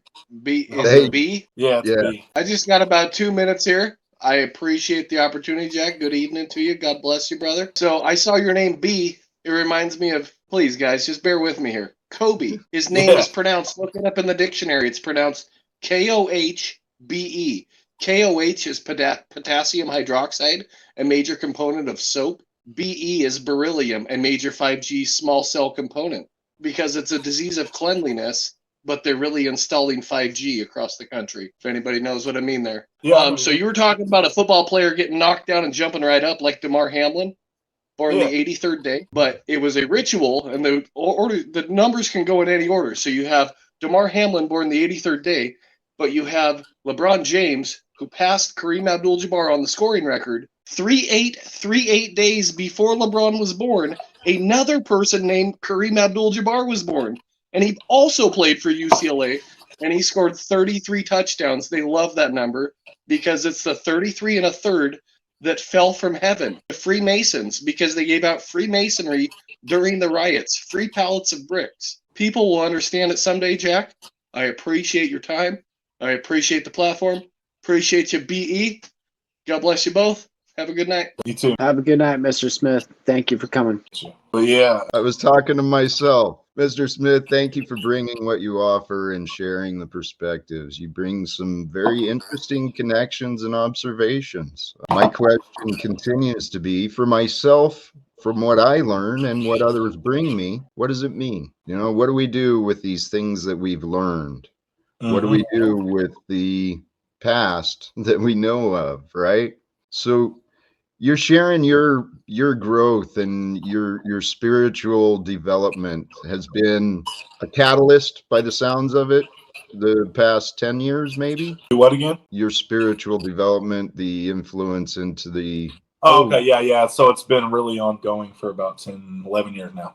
Yeah. Okay. I've been really I believe that I know why too. Like, you know, the ascension shit started back in hardcore back in like 82. Sped up the nanoseconds where change was happening rapidly, and they predicted by 2012 that I guess you call the Mayans predicted the end of the world, but really they were talking about the timeline shift where people like you and I were released from darkness finally. We no longer were tethered to the lower timelines like we used to be in loop cycles, and we were going to start looping out of them, figuring out how to ascend out of that shit back to ourselves. And I've been going hard for 7 years, but yeah, self-development for a long for between 11 years for sure. Just going hard. Brother, in the little bit I saw of you, I was admiring your ability to communicate and to connect. Yeah. And well, I think that's what our world needs. We all need to develop our abilities to communicate and to connect with one another. Yeah. Your story has many, I don't want to make assumptions, but I'm hearing a lot of my story in what you're sharing. Yeah. Some of the challenges and adversities. Right. Being alone. Yeah. And recognizing that, oh, you said something too, the analogy of getting knocked down, getting up, and the ability to flow. Yeah. It's like getting knocked down is practice, man. It just makes getting up easier, a little quicker. Yes. And that was one of the best I fucking allowed myself. When I finally realized that, okay, Jack, you got a right to be angry. Go fucking scream, man. Scream and cry all you want. Yes. But you control how long you stay there. Yes, exactly. You know, once we surrender to the fight and we actually embrace those emotions, bring them in, what you were saying, man. So badly, we've been taught that if you complain as a man, that you're weak, or if you show emotions, you're weak. Everything makes you, and it's hard because shifting paradigms. You'll at first be around a bunch of men who judges that stuff and triggers you, just like when you were a child, that made you stop wanting to do it in the first place. But this time you got to level up and do it differently, because you know that if you stay stuck in the old paradigm, you're going to hate life and never, actually feel powerful and empowered from within. You're always going to be giving your power away. So yeah. Dude, that's beautifully said. Yeah, I love I love talking to you, because you really do affirm to me and remind me that, like, dude, you don't understand. I've been offline for 2 years, like, not doing this, and it's because my head tells me that I went through a good process for the last 2 years of realizing how to listen, and that's why I appreciated you yesterday. I seen, the whole time that the guy was delivering his information. You were consistently just listening to him, and you would try to give something, and he would talk, and you'd giggle a little, and I'd see you understood that he was an ego, and you'd allow it to go again. And I was really just appreciating how you were working that. And then I know you said when you liked how I communicated when I got on there, it was crazy because I could see that he needed his ego broke down, and I knew how to do it. His guides have been talking to me all day, telling me how me and you could approach him to kind of, like, I don't know, not cater to his ego, but get him to stop doing that. You know what I mean? In a way where it's not enabling him. But anyways, go ahead. I'm going off track. Brother, that's beautiful. Now, as far as the individual, I have hopes. And what you said, well, dude, the Bible says it, and it's just simple logic, right? Where two or more are gathered. Yeah. It's actually 2 or 3 now. I've heard that part as part of the Mandela effect. No, I actually read it. Like, I actually saw it. It actually says 2 or 3 now. Okay. Well, and it makes sense. Sorry. No, welcome, John, by the way. Oh, thank you. Yeah, welcome. I'm always here, brother. I was just watching from. I'm not sure who this Wingnut Bible guy is, but he has been kind enough not to interrupt you guys. Yeah. So we'll give him a chance. People are welcome until they show reasons they should not be, as far as I'm concerned. So Fasting for Ramadan. Oh, heck yeah. How's that going? Yeah. Less than a week left. So it's Eid, and then yeah. Are you feeling physically pretty good? Actually, a little tired, but actually I feel kind of refreshed in a way. That's spiritually refreshed. Yeah. Yeah, definitely cleanses out your whole energy field. It feeds your soul. I explained it to somebody, because your flesh sometimes can get in the way. You know what I mean? And that's where you get the temper and the ego and all that stuff. But when you deny yourself and you do it with an intent of getting to source, or whoever you like to call higher being, higher consciousness, that's when you reap the rewards of it. That's when they talk about in the Quran or in the Bible, talking about, faith without works is dead. So have both, but you need faith as well. You can't just work all the time. I wanted to come back to that help and communicate, where 2 or 3 or more are gathered, right? There God is. Well, for me, the logical explanation for God is the truth and love, right? Without love or the truth, God is absent. But you get only 2 people in this world of lies. 2 people can lie to each other, enable each other's excuses. But you bring in 3 or more, you got a better chance of exactly the care. I think he felt some of the care that was there, and that's so important for communication. And brother, here's something I'd love to talk with you, because you said I don't want to misremember or misquote. You have a background or some profession in psychiatry? Man. Or just a study? I brought all that back into this lifetime. So I just see with my third eye clearly anything going on with somebody, as long as they're talking. If you're talking about your trauma and telling me about what's going on with you, I immediately can psychoanalyze you and tell you what happened to you when you were a child, why it happened, how to heal it, what to do, the tools. I just have this gift that was given to me, I guess, from analyzation. But yeah, I was a psychologist in another lifetime, just not this one. And Is do what? Is that like clairsentience? Is that I think the that's what that thing? is. I'm not sure. I can't remember. Yeah. I have those things and I know about all that. What I'm learning is we all have all these things. We have all five of them. We just start to hone in on them. Makes us all special. Hey, the reason I asked is I have no college, I don't either. anything like that. But no, I'll tell somebody I do just to get them to shut the hell up. Yeah, a lot of people. The ego responds to ego, and ego. It's a nonsense. And I know. Yeah, sometimes you have to go to do so. Some you have to baby them and be very docile. Some you have to be very in their face. It depends on who they are, And I've seen many who like the hammer approach. Yes. Myself, I think honestly, I hate that approach. Well, I think it's misguided. I honestly believe the scripture tells us the answers, and it's love. Love is the answer. Yes, exactly. Like we did last night. Yeah. I came at him last night with truth, but love. Amen. I saw that, and I think you did. Jack, go ahead. If I can ask you a question now, I was thinking this is a great one for you. How do you think facing adversity can lead to personal growth and development? Because you've been through this. Adversity is a gift. It lets you fucking find out what's inside of you. And maybe it's pain, maybe it's emotions, but maybe it's a strength or a talent you never knew was there. About that when you're ready. Please jump in. This is my favorite part. So whenever I started my journey, I was a little I don't like saying the word pussy, but I was scared of everything. I was too.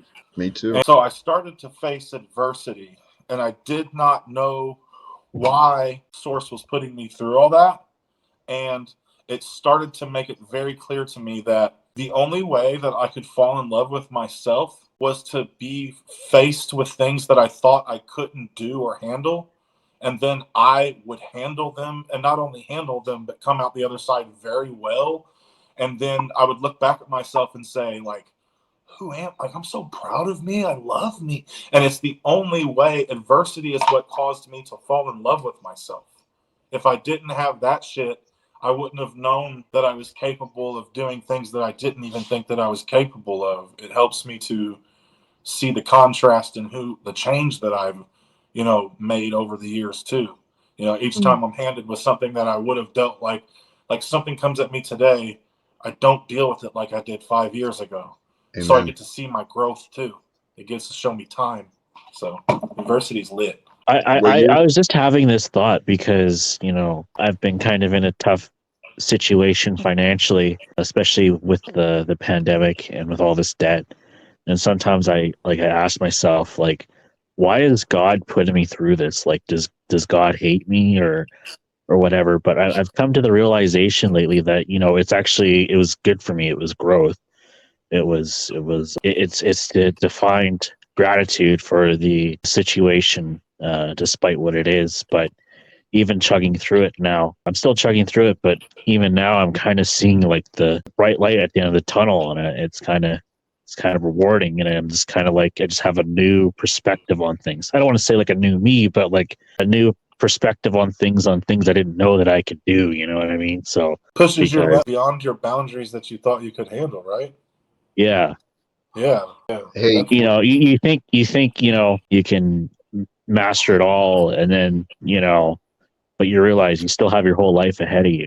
And I'm starting to realize that in my 30s now, and not just. Amen. It's better late than never. Your whole life is ahead of you. It still is. And what you were saying inspired this thought. The fact that our society, this world, the way our parents were taught and we were raised, we were taught to believe limits exist. That's bullshit. We are infinite.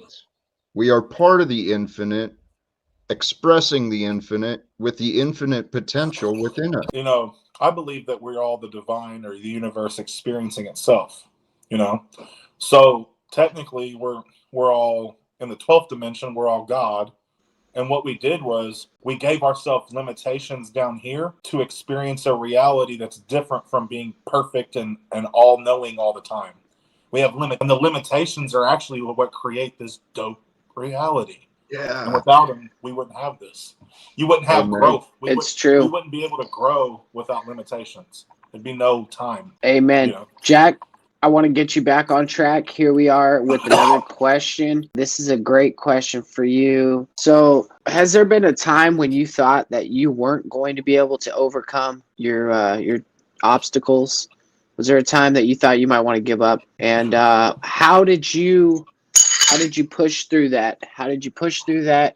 And how did you overcome that? Because it might save somebody's life out there. Brother, those are great questions. And admittedly, I spent many years in this dark fucking blanket of anger and hate, and I kept everyone away from me, and I was miserable. I lived in hell.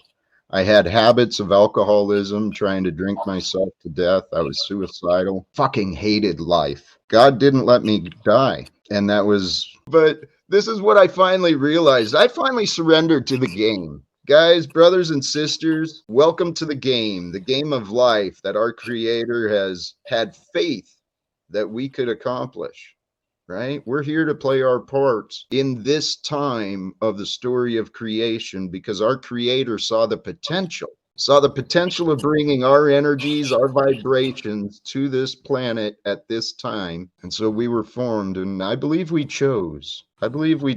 Somehow the parents we'd receive to prepare us for later.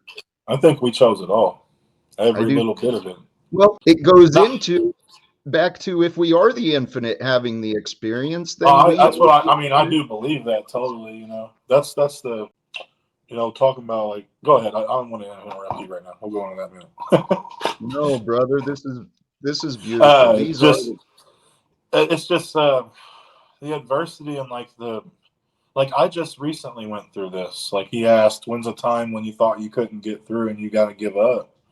You know, March 21st was the equinox. And prior to that, I had a lot of clients coming in and I was working fine, doing well with money. And then I got sad as shit at the equinox. And 3 or 4 days go by and I don't have no clients. And then I switched my frequency to lack. And I've been there since, you know, and I just started to pop out of it maybe 2 days ago, but I wanted to die a week ago. I didn't want to be here no more. I didn't want to do this. I was tired of telling myself that I'm fasting when I don't have no money to eat, or I have money, but I don't want to spend it on food because I'm worried about paying my rent because I'm late on rent for a month. Like I'm behind on rent right now. I still haven't paid it for last month. And I still don't have I don't even have any of it for last month still. And I'm going to be evicted in a week and a half. So I know I'm going to make it though. I don't know how to tell. I have faith. Like I could cry about it. I know that Source is not going to bail on me. And sometimes, I'll be honest with you guys, sometimes I self-sabotage this bitch to the ground to find out if Source is going to show up for me or if people are.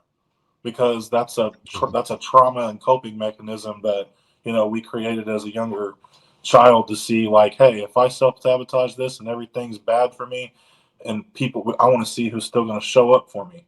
And actually it's a crappy coping mechanism, but it does show you like you got friends, you got people in your corner. And I don't know what happened a couple of days ago, but I started to want to be more vocal and help people. And to be honest, the shift was from service to self to service to others. Instead of thinking about me all the time, I started thinking, somebody wrote me and they said, they got in my ass. They said, B, you're my fucking leader. Where are you at? You're not helping me anymore. You're not on my, and I was like, and when they called me their leader, I got this feeling in me. I was like, I'm not a leader. What? And Spirit was like, the fuck you ain't, man. And a couple more instances showed me that, you know, hey, be like, not that I'm a leader. I just do me and I tell people how to do that. And I understand that people get inspiration from that. I hate labels because I don't believe in that shit. I hate labels, but it just kicked me in my ass. And I was like, holy crap, people need me and I need people. And that's why I've been sad, you know? And, but yeah, so Mr. B, we have some people down here with a really weird question. They're saying something about how you might be a narcissist grandstander because yesterday, where'd he go? Well, they were asking yesterday, I guess he was a therapist and today he's not a therapist. And so there's some angry people out of in the crowd. If they can overcome their confusion, Moose, you're looking good today. Thank you, sir. I appreciate that. But we haircut. shouldn't be talking over Jack. This is Jack's show. So Jack, we're gonna circle back to what our show's about. You know, facing adversity. What advice would you? Is the link pinned in case No, he's looking for it? some reason it won't let me. It won't let me pin the link, but I'll post it. I'll keep posting it. Please do. So Jack, these guys are trying to derail us. Something easy that they can do to get out of their imagination, get into the now. You know, get through their adversity. Basically, They've got to choose to do it. I mean, thanks for the question. Regarding what B was saying, Golly, I hope you're able to reconnect, brother. You know, regarding the position or the role, anyone challenging his title, I think you're kind of ignoring the point. I mean, the words that are coming out through him they're spiritual. It's about consciousness. I heard nothing that would cause me to question the credibility. And so those questioning the title, if he has a license from the state or profession, you know, I don't know. He presented himself as a man who helps people. That's what a counselor does. Someone who uses the patterns of the mind, thought processes, that is in the realm and the science of psychology. So the human people are so fascinating. But the story he was sharing about, I mean, he just opened up about being in a dark spot last week. I mean, it's like nobody gives a shit. I mean, I wanted to address that with him as a man too. Well, yeah, I was hoping to circle back on his story and kind of like praise him. You know, he's getting through his hard times and he's very positive about it. Amen. And that's the gift of faith. That's what I've seen in him, is the man has been humbled in his experience, as have I. And what he was sharing too about that financial insecurity. You know what? Yeah. March 24th, last month, I was scheduled to have my fucking home auctioned out from under me. Yeah. So people have been watching me as I'm dealing with adversity. And the key to it, gratitude, man, gratitude. And you can't be grateful for that which you don't accept. And if you can't accept the reality that you know about, well, you're denying the truth. And if you're going to deny the truth, you're going to fall in love with your delusions. And if you fall in love with your delusions, well, we end up in a society where people play in government and they got armies and costumes and they play enforcement and prisoner and all sorts of bullshit. Judges, executioners, prosecutors. My bad. Welcome back, brother. Hey, I want to point out something so funny to you. Did you see how my spirit guides had my phone die when that person asked that stupid ass question about me being a narcissist? Like, it's true. I apologize for asking you that question. Well, it was in the chat. It wasn't me. Yeah, no, but I shouldn't have asked you that. Yeah. So what was happening there is my light is triggering the shit out of somebody, and they can't handle my confidence, so they label it narcissism. I mean, that's exactly what I was feeling there. I was gonna reprimand her, you know, but no, it's cool. Let them be triggered and let my light just irritate their demons. I'm cool with it. Like, anytime anybody's ever projecting like that, I would never give a shit. Like, someone could come on here right now and be yelling at me, and I'd be like, "I love you. I know you think I'm a piece of shit, but I'm just a mirror." Like, because I'm just a mirror to them. So if they think I'm a narcissist, that means they have some narcissistic capabilities in them. Well, yeah, I was starting to take it that way too. And also, Mr. Paul Enslaved, welcome to the show today. You know a lot about dealing with adversity. You do it on a daily basis, and you've actually faced some adversity from the legal and policy enforcement team. Sorry to interrupt, but I wasn't sure if this really is the Paul Enslaved. If you have not had the pleasure yet, this is an honor. Paul Enslaved has been his other channel is Proper Instruction Motivates People. Yeah. He's been my inspiration for this type of format and a lot of the things I've been doing here online. Welcome, Paul. Good to see you, brother. I've been missing you. We're moving forward. I seen you've been traveling and I got kind of busy. Our schedules haven't crossed the last little bit, but it's great to see you, man. Yeah, moving around, repositioning. refocusing. Hey, brother, Moose was right. You are a man who has faced and overcome many situations and states of adversity. Anything you'd throw out as far as gem of wisdom? Adversity? Yeah. I'll go Paulie cliche on this one. Adversity makes men, prosperity makes monsters. So, if we learn to become comfortable with the uncomfortable, we move into the things that make us the most fearful. We learn to own that space where the fear used to own us, right? If that makes sense. So, again, this is like working a muscle. We just practice it. We get up every day, we remind ourselves and each other, and then you got to do it. That's where a lot of folks miss the mark. Is it's easy to talk about it, it's easy to know it, right? But you got to really make it part of your heart, part of your beingness. And the only way to do that is by living it day to day. It's got to become part of your lifestyle, right? Amen, brother. What I found for myself though is I used to try and make myself live according to the rules for myself. The Christian I used to expect perfection from myself. Used to beat the shit out of myself when I failed. So now I've been learning to surrender. I surrender and I allow the facts and my heart, my desires to lead me, and it's coming out because that's actually that's probably one of the best lessons.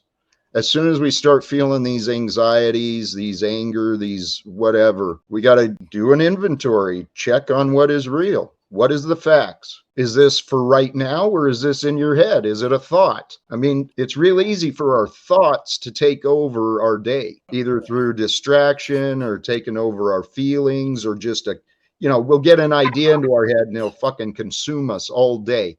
Can't get a girl out of the head, can't get an argument out of the head, or maybe some material thing we want.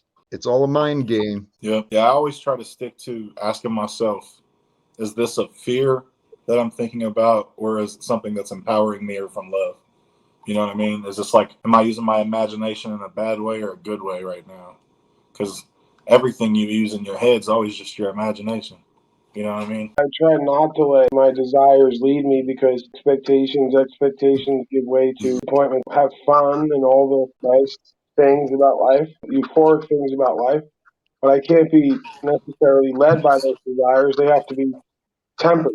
That's where purpose and meaning and principle comes in, and self-assuredness and inner security and inner peace. Because, again, desires are set up for failures if you're not at peace within yourself, separate from people, places, and things. So, yeah, I mean, again, it's just kind of like where you are on the journey. Somebody can't just go out and be in the world and part of the society if they're not tempered by principles and purpose, because then they're going to become morbidly obese because they're going to desire Dairy Queen and Taco Bell and Dunkin' Donuts and Starbucks, and then they're going to pay for pussy and all the rest of it, right? So, like, completely a meaningless life. Amen. You described how I used to live, that giving up. One thing though, hey, this topic of want, I spent some time thinking about this earlier because want is a sign of desire. Desires do lead us to suffering and foolishness, but there's something to wanting, because without a want, you won't have a goal. And if you don't have a goal, then you don't have a purpose. And if you don't have proper at that point to experience the world and what it has to offer, because it's not going to make or break you. You're just sharing the experience. We have to heal our traumas that are causing us to let our desires make us run the show. Because, men are ran by sexual desires in the early, whenever we're younger. And the only way for us to transcend that is to realize that, this isn't something we want to be doing no more. But then when we try to quit, the shit just keeps coming around like an addiction. So we have to realize that, this is some programming shit in our heads, and it takes time to transcend to the big shit that we're going, you know what I mean? And yeah, but there's also a natural order, right? Like a man we don't want them things around no more. We want to be driven by pure, healthy, loving desire, and is what Jack's talking about, right? Right. But the thing would you maybe be describing gluttony? Yeah, that's what they're saying. Yeah. Definitely. Yeah. Gluttony has nothing to do with sexual behavior. Gluttony has to do with consumption, eating. Well, no, gluttony. He's talking about gluttony in any form, like the want of I'm pretty needing sure the something. word is specific to eating and drinking. You can't just take words and There's a metaphysical aspect. Animal body tends to be rooted more in the physical. So we will use a physical experience to get to an emotional. The woman is more metaphysical. She uses an emotional to get to the physical. Yep. Do we not Yeah, both sexuality at the end of the day? Do we not both get pleased and excited and it lead to a different form of communication? Right. So why are we demonizing an aspect of communication that just happens to do with our body and maybe even different types of words, right? A different type of energy. So careful to demonize any of the aspects of self. I think it leads to overly pious behavior where folks say they're trying to achieve enlightenment by dishonoring aspects of themselves. I think that's foolishness. So, well, don't you think sometimes though that these desires get us into trouble and that it can cause friction if you were to unleash it like we're not down on these behaviors because they're inherently bad and wrong. We have to get down on them because we live in a culture and society where we're going to catch friction for expressing authentically. Well, this brings us kind of to totally change the subject, but something I do always want to bring up. We can change it. We can change the culture and the values of not only ourselves, but those around us. And I think that is what we're supposed to do for the future, brother. Yeah. We're going to change this world from what it was. But it starts one at a time. It starts at home. It starts with me talking to Jennifer about me having an attraction to her 19-year-old stepdaughter.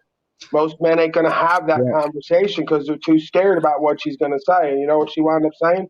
If anyone else would have came to me and said that, I probably would have been put off guard. But she said the fact of who and what you are and that you're honorable and respectable and you're trustworthy and you're communicating this to me because it's a concern to you makes her feel not unsafe. As a matter of fact, there's a position in her beingness where she says, if it was to happen, it might be better for it to be with you than with some bozo on the street. Well, now Paulie's doing a cult again, right? See how quick we went back to Paulie doing a cult? Because there's a one truth, one love, one understanding, and one value system beyond all of our cultural societal overlay. So when you tap into the archetypal, men and women just start to get in line and get in order and start to realize more about themselves and each other. And the other stuff just kind of falls away. Not to take from what you just said, but something you said earlier about honor. What you did say there, what I heard, the power of truth, honest communication, brother. Absolutely. That is the way to maintain honor. But the other thing on honor can only be expressed in the now. So what we do, have done, or might do, what matters is what we do. Hey, Jack, I have someone down there, another hater as usual. They're now trying to use my words against me as if I'm a master of the Tao by any means. Like I quote it, I say that I'm living with it. Where in the Tao does it say anything about sexuality? As a matter of fact, it talks about in the Tao a being so loving and removed and detached from favoritism that it's like an infant. It screams its head off all day and its penis stands erect with vitality.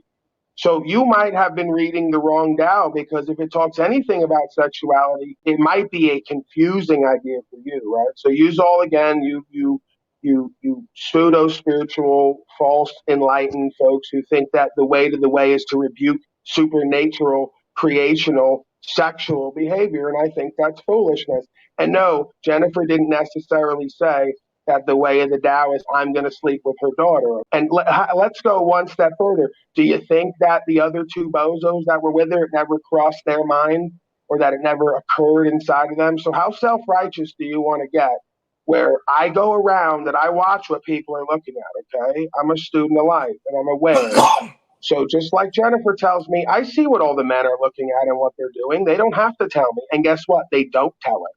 But she still sees, right? She sees them looking and thinking and contemplating. It's part of their nature. Well, but men need to overcome that part of their nature and stop looking at women like they're a fucking T-bone. That aspect of their nature, they need to reconcile that we have an animal body and an angelic spirit. So you look at a woman's body and you appreciate it and you want to touch and taste and everything else like a dog. And then your spirit says, I better make sure that I'm doing what's true and what's right and she's doing what's true and what's right or we're going to have bigger problems after the fact.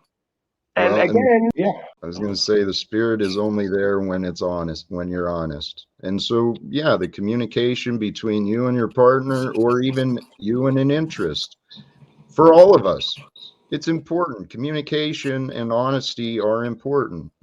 But sometimes we don't even always know what we want. And that's where the miscommunications come up, especially in relationships. Right. Well, these are the same men who will say Paulie's doing cult behavior, he's oversharing, but they're also the same men who never turn down anything a woman throws at them, right? So they just think that I'm out here trying to get access to everybody and everything. It's quite the opposite. I'm trying to share freely and learn more about myself and women and what love is beyond the constructs that we've been shown or told or been feeling, right? So again, Jennifer tells me, bozo she's been with at one point or another, she knew he was either wanting to cheat, was cheating, caught him cheating. They never came to her first. Why is it I'm the only one who came to her first and gave her the total breakdown of who and what I am from the inside out and made her, allowed her to be so trusting and understanding that she moved past all the feminine ego? She tells me they could have gotten whatever they wanted and needed if they could have came correct, right? But they can't, so they don't. And then they whine and cry and complain about gold diggers and monogamy and cheating and porn and all the rest I'm of it. confused. Where are we at right now? Here in the relationship discussions, shit, I forgot what I was gonna toss. Gain your composure, brother. I know. Oh, I do want to. There was a topic I kind of wanted to bring in. It's not so much with facing adversity, but it does kind of tie in with relationships and love and spirituality. Of course. The subtleties, okay? The subtleties of this experience. That's where the beauty is found. That's where the divine is witnessed. The subtleties is where all the distinctions are at, and that's where it becomes the whole. But for myself, for the spirit, trying to understand my spirit, it's going in silently for the subtleties, right? The subtle little whisper, the subtle little nudges of feelings, of ideas, and we've got to allow ourselves to get into the subtleties and move past the physical dense material, I think. Yeah, Does that I agree. make sense? Yeah, I agree. Totally. Yeah, there's a lot of dense energy and shit that we need to move past and stop focusing on, and really need to start focusing on the more high vibrational aspects of like what moves we can make to start creating the future we're wanting to fucking create, man. Amen, brother. Well, I don't know if you've heard my ideas or my suggestions, but I think the solution for the world is to end the legality of secrets. So, Jack, while I was just out there for the last couple hours, and they've been out there for 8 hours shoveling cow shit and everything else, creating gardens to grow food, to be self-sustainable and independent and co-create, you think that we should all just continue to talk about ending legal secrets. So this is why I laugh, because folks talk about vibing high and supernatural and co-creation. And I say, well, what are you actually doing? And they say, well, we're working on creating a goal to maybe one day do something that seems to be almost impossible. So are you better than us because you're out there doing that? Okay, we're going to do the... Thank you for speaking freely and openly. Paul, yeah, I'm not trying to downplay us for any. Well, he did that twice to me. That was the third time. That's part of the reason I do welcome you here, is that is a pattern that I've been trying to communicate with. But yeah, bro, and honestly, I need this lesson. It's Mercury retrograde, and I'm sitting here oh shaking. yeah, and I need these lessons to learn how to deal with human beings, because I'm good at this, but I need to learn how to do it better. Yo, Moose, you're not funny, man. The hillbilly godfather. Do what? It was a distraction. An agent of chaos. I didn't know who it was. Agent of chaos. Actually, B, that was another topic. And I'm sorry, Smith, you came up, probably wanted to say something, but you mentioned something last night, B, and just now too, the energies, the Mercury retrograde. I'm not a big astrology guy. I'm really into it because it really helps me predict my future. Well, and it helps me not fucking freak out when I'm in it. Like, that's why I'm into it.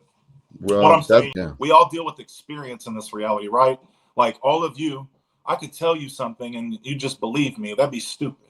But if you experience something, well, then there's value in that.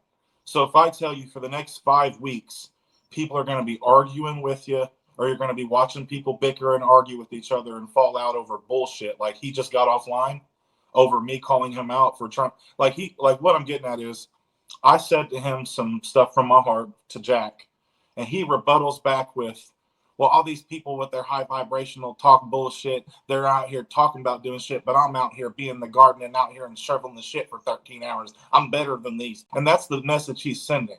And he's being egotistical with that bullshit. And I'm not going to sit back and fucking allow somebody to bullshit my authenticity.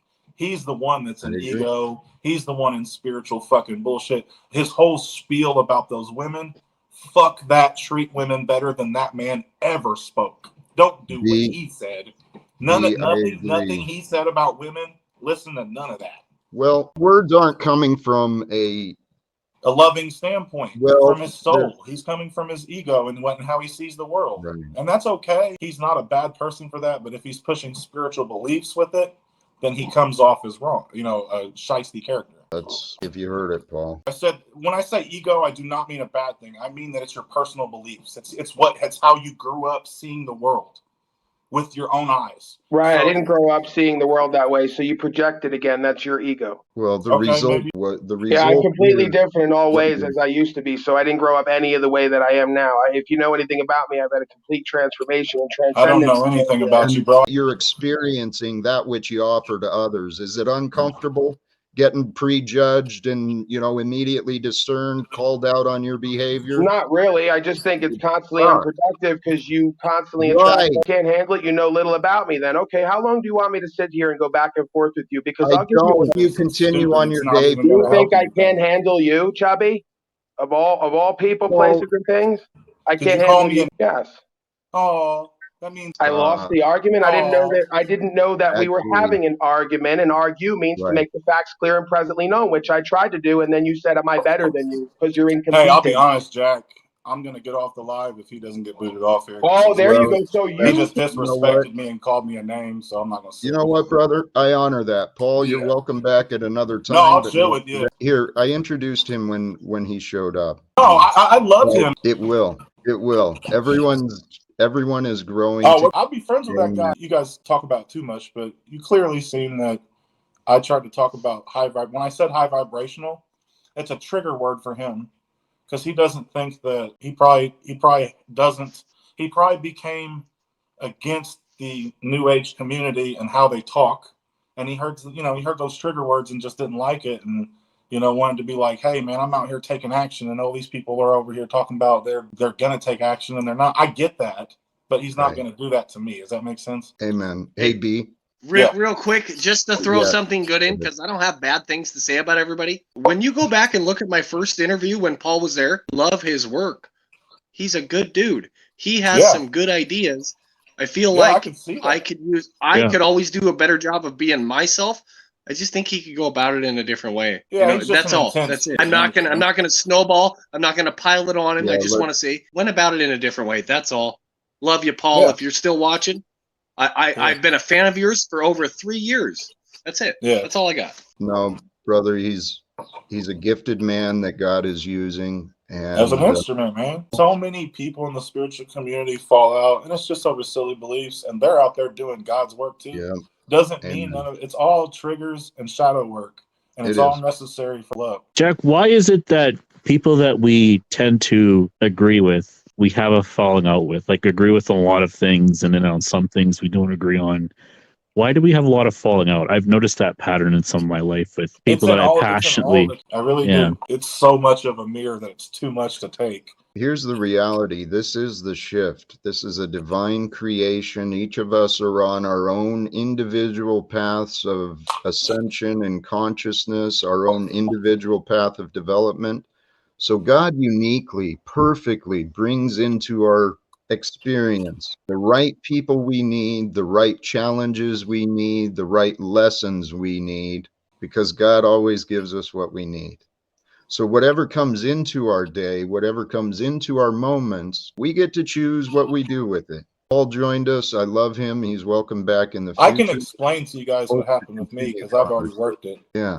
I worked the trigger already in my head. So when I was younger, my father would always discredit the things I said and make me feel stupid, so if I'd say, hey dad, this is what I'm into, he would do what Paul did to me back and try to make me feel like I'm not taking no act, not really doing anything. I'm not really, so he can validate the shit out of me. And that's why I spoke up, because if I would have sat there like I normally did and been very passive about it, like I used to treat my father, I would never, like you seen last night with that guy when we worked with him. Doesn't matter what kind of triggers we have or how I work with someone, it's always another version of me, and I love them.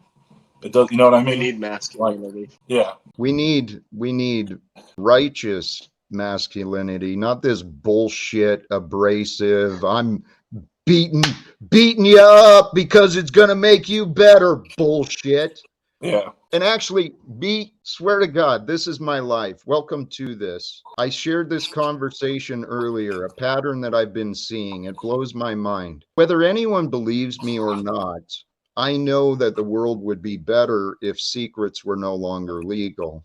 I've been pursuing, my efforts have been to try and find a way to be invited to speak to the United States government with a step to the UN. That's the idea. Bring those ideas to those people. Now, I've spent months here on YouTube, mostly developing with the Paul Unslaved platform.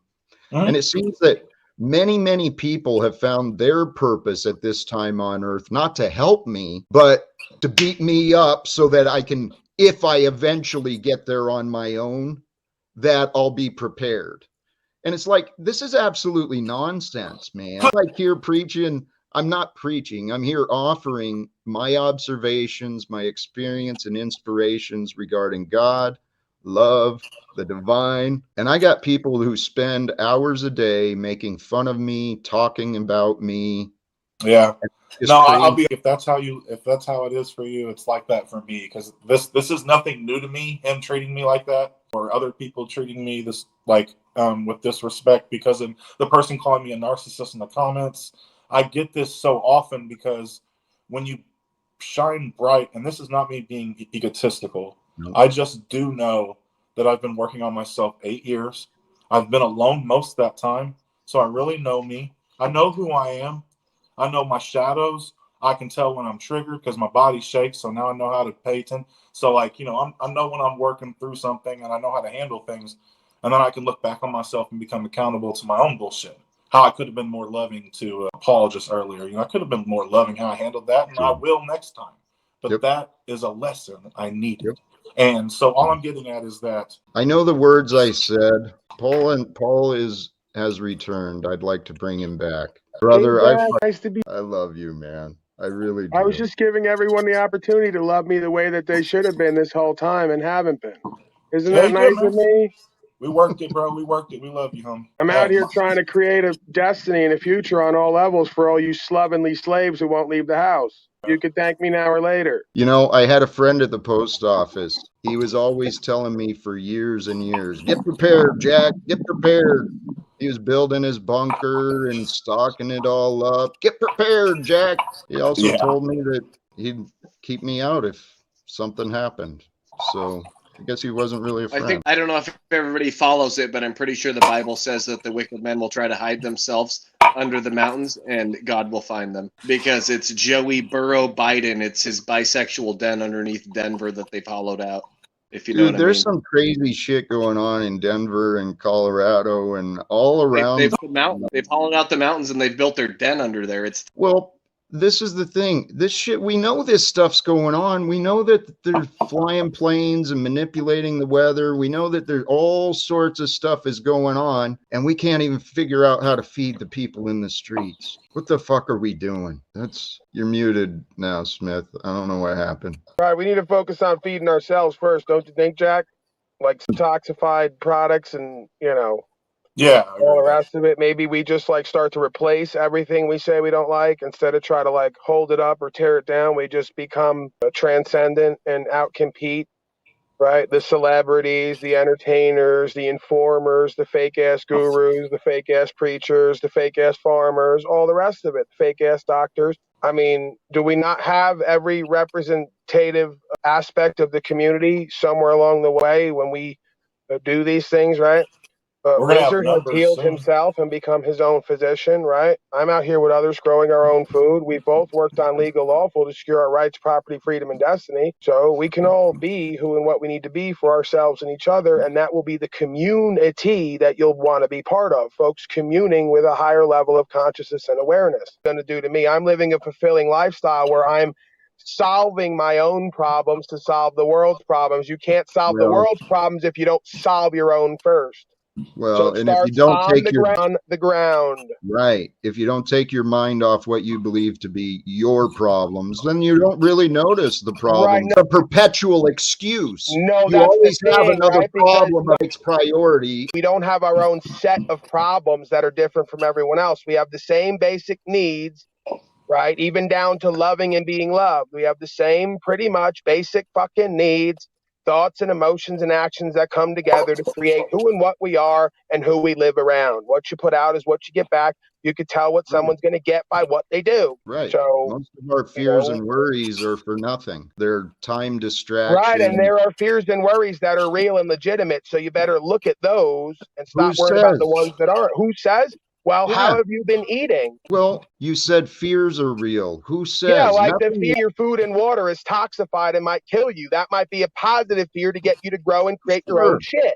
Sure, there's that fear, and there's also the placebo effect, and there's also the fact that we don't need to consume as much as we've been brainwashed into thinking we need to consume. I don't disagree with that. I'm just saying there's a healthy space for fear. You don't put your hand on a hot stove. You're a little bit trepidatious about that because you might get burned. So there's a place in life for fear, and then there's a place in life to go beyond the fear and to push boundaries. We have to know the difference. Amen. It's fun to stay uncomfortable, and the uncomfortable comes from the not knowing. I don't claim to know. So, like B was saying, I don't claim to know, so I have no problems being wrong, but I'll present the facts. I'll present information like everyone else, and usually it's truth that's flowing through me. But I get what he's saying. If it's not, we'll correct you. But you were calling it fear, but I think what he's talking about is danger. There's danger that's really real out here. You know, there's stuff that's danger. Fear is a false evidence appearing real, so it's not even. But danger is what we have to fucking account. Like, you know, there is fluoride in our fucking water. That's dangerous. We got to change that shit. Like, that's why we have to have a healthy fear of, you know, evolving path. That's the only reason we want to evolve out of this, is because we have all the shit we don't want. And that's the point, right? When I go to talking about what I'm doing now that I wasn't most of my life, folks get fearful and get triggered and then go, what are you saying, you're better than me? Are you saying you're fearful about what I'm doing and telling you about that you're not doing? You should be. So get out there and grow yourself some fucking food and start with it. See where it goes. There's no reason Talcott can't. I'll be honest with you, bro, man. The only reason that people get triggered is because they don't know your personality. Now that I know who you are, I ain't triggered at all by how you talk. Well, then, okay, then I'll accept that. You know, I'm just being real with you, because you come off pretty. You know, you come off like you fucking want to get it done, man. You have a. Are you Aries at all? Do you even know what your signs are? Let's not do that. Let's not do that. All right. First of all, I'm sure at this point, it rarely even comes into my beingness, the past and the quote unquote victim stuff, right? I've let go of a lot of that, right? I will hold folks accountable to what they've done that they've not cop to for their own good. Like my father, he thinks I'm still angry about what he and I have gone through. No, I'm upset about him bullshitting himself and everyone else to this day. It's got to stop, right? So if you have any energy at all that's triggering or fearful or negative, quote unquote, you need to start using that. Like Watson and others talk about, hit the ground and do some fucking push-ups and sit-ups. Go for a run, go for a walk, go outside, shovel some shit, put some seeds down. Because moping around the house and letting other people trigger or not trigger you is never going to give you a mechanism to alchemize that into something, right? Like you said, you've been alone for a long time, but how can we really know ourselves if we're not in the face of adversity? Adversity is what introduces you to who and what you are and what you may become. Folks say, I'm so secure in myself, I know myself, till you put them in jail, and watch how they didn't know themselves at all, and then all the stressors and adversities wind up letting them forget about who and what they are and going to doing dope and all the other things that people do when they're under the gun and their back's against the wall. So the test is not becoming yourself and knowing yourself when nobody's around. The test is being in the face of adversity and in the eye of the storm and learning how to love it. on some level. Yeah. We move past adversity by just acceptance and flow. We don't have to resist everything. We don't have to make everything a challenge, everything a battle. Yeah, there's strategies. There's game plans, there's steps and actions, and we do need to take some things pretty serious. This is what I mean, to kind of bring it back to something you said earlier. Everyone's fucking faking it. Fake doctors, fake judges, fake legislators, fake. We live in a world of pretend. Wake the fuck up and start taking life and love seriously. Love is important. Jack, I agree with you. You always seem to bring this up when I'm here extra hard, as if you think love isn't one of the cornerstones of why I do what I do. I only do what I love to do. If I don't love it, I don't do it. That's why I say I love women. I love growing food and reefer, right? There's things that I love to do that, I just think are part of a supernatural, natural beingness, right? I love guns too. Ooh, holy boy loves guns. Yeah. Where now they say if you go to the slave dispensary, you can't buy a gun on your federal code because it makes you a drug user, even if your medical marijuana card is. So there you go. That's crazy. The world is a shit show and it's out of control. But here, what I found is the most helpful. It's good to love women and gardening and guns and love everything. I'm going to shoot some fucking guns on here right now without showing them. Can I shoot them without showing them? Will they fucking strike us for that? I don't have my channel going, but I don't want to risk yours either, Jack. I'm not selfish. I'd like to fucking shoot some guns off right now and piss off these slaves and these feds and everyone else. You got a free slave here that can walk, talk, think, feel, act the way he needs to in order to get something done. And that's what really scares them and upsets them. Not when everyone sits around and does little to nothing. They get scared and upset and triggered when they see Paulie Boy out doing and being something against what they wanted me and everyone to be, right? Weak and disempowered and insecure and part of their codependent systems and relationships. No, I'm out. And I think everyone else should be out. We are.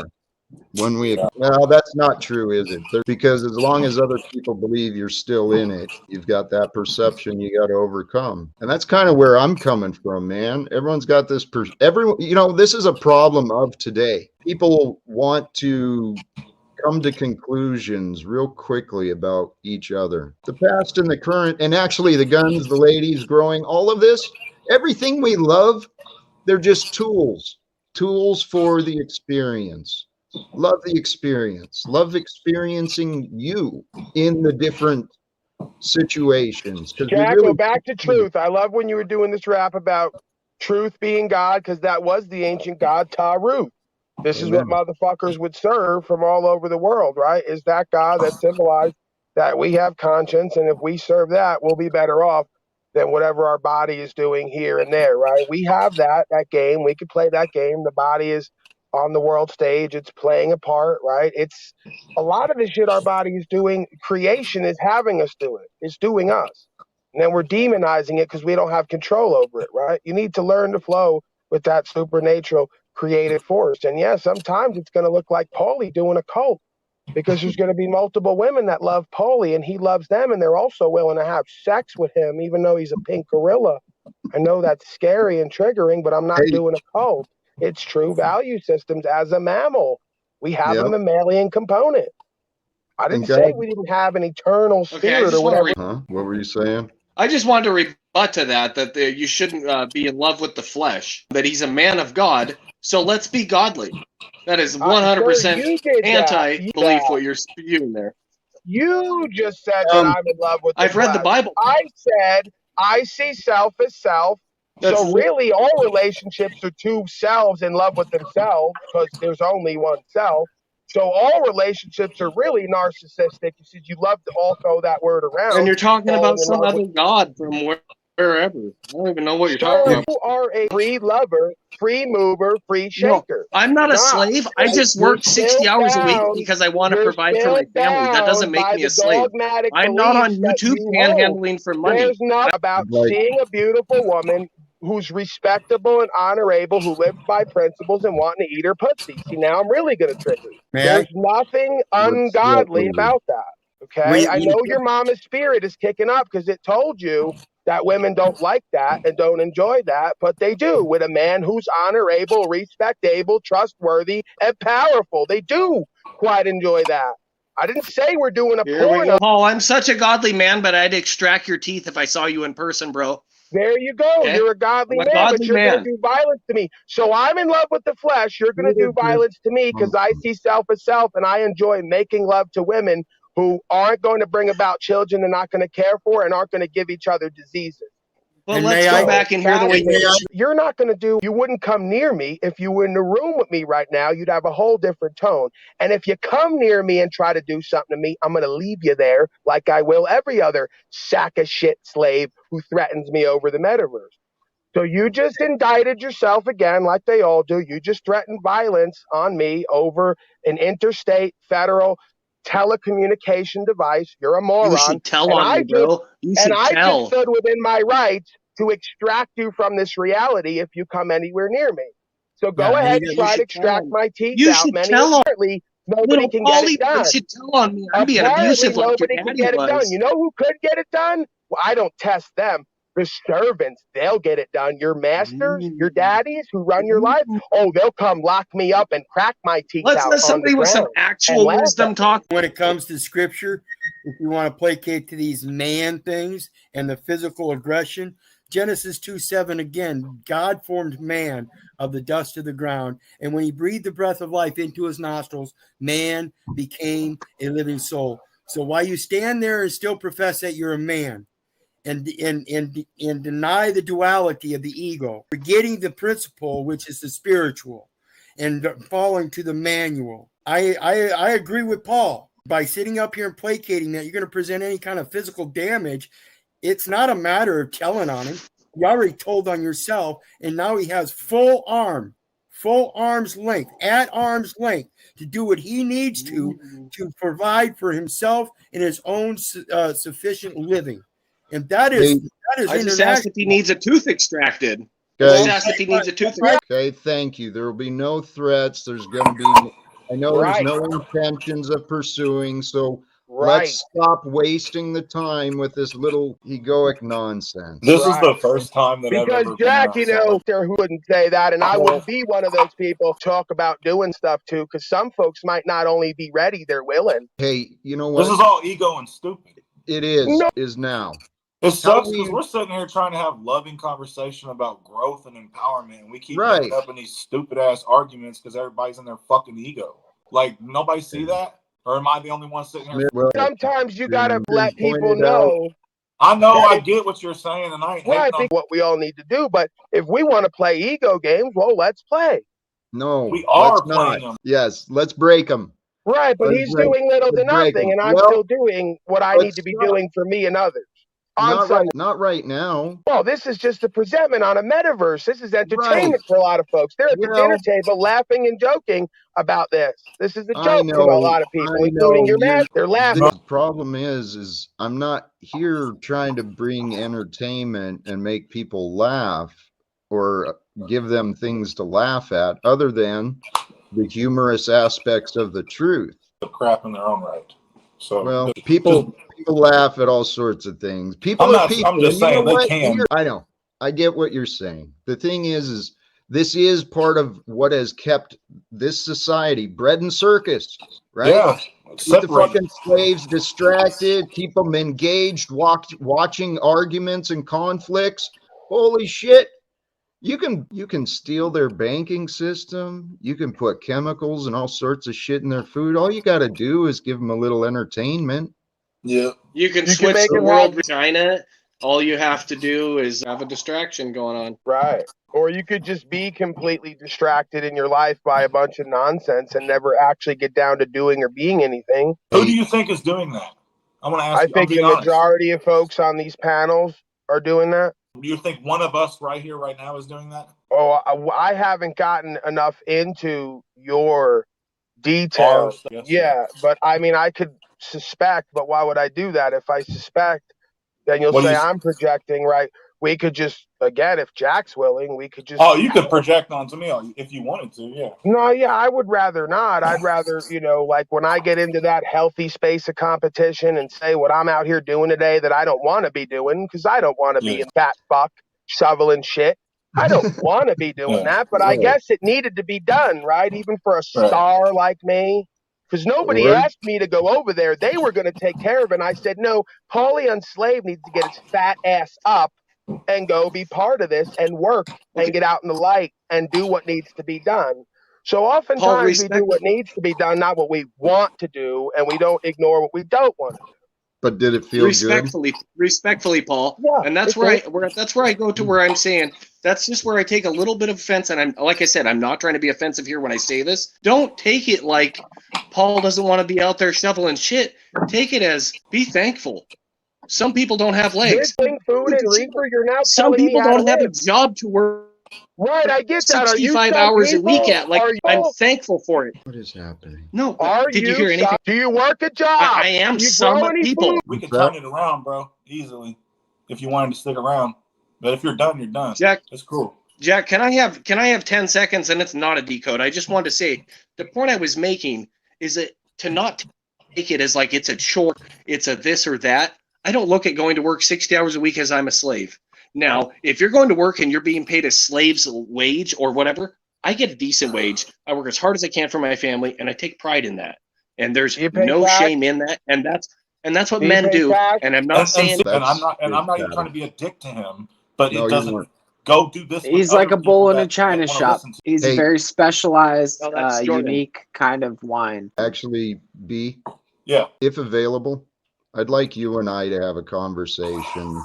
Absolutely. Without the audience and interruption. Yeah. Hey, and, Jack, real quick, my brother from another mother.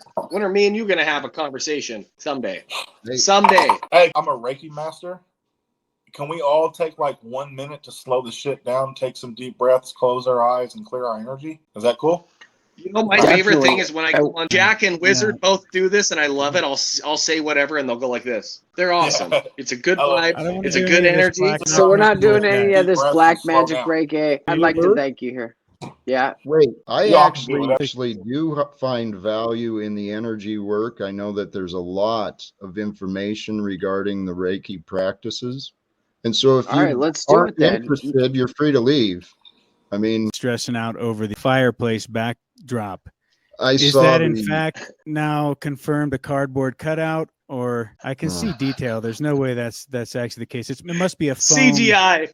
3-dimensional movable set. He's in NASA's Jet Propulsion's laboratory pool. I'm going to need you to pan back, Jack, so I can see the remainder of the room, and you can show me the dead bodies. Break the fourth wall. Hanging behind you. I already entertained the fridge gate nonsense. Okay, I'm just telling you, that's the new thing now is crooked. I know people aren't paying attention to the actual conversations. They're noticing things to notice, and I tried straightening the background, but hey, okay, Moose, you rudely interrupted me, and I was rudely interrupting you at the same time. That was a beautiful engagement there. When you say Reiki, do you mean, because I always thought that was where you stick hands out? It kind of is that, yeah. But I can do it. How are you going to employ that? What's the plan? I am one with everyone, so I can send it across the quantum field pretty damn easily without doing anything. Are you using scalar waves to do that, or some kind of dielectric? I'm just activating every cell in my body to like 100% healing, and then sending it across to connecting to your chakra system and shit. It's hard to quantum in nature. Like if you were to think about it, it's like you're transcending time and space to do it.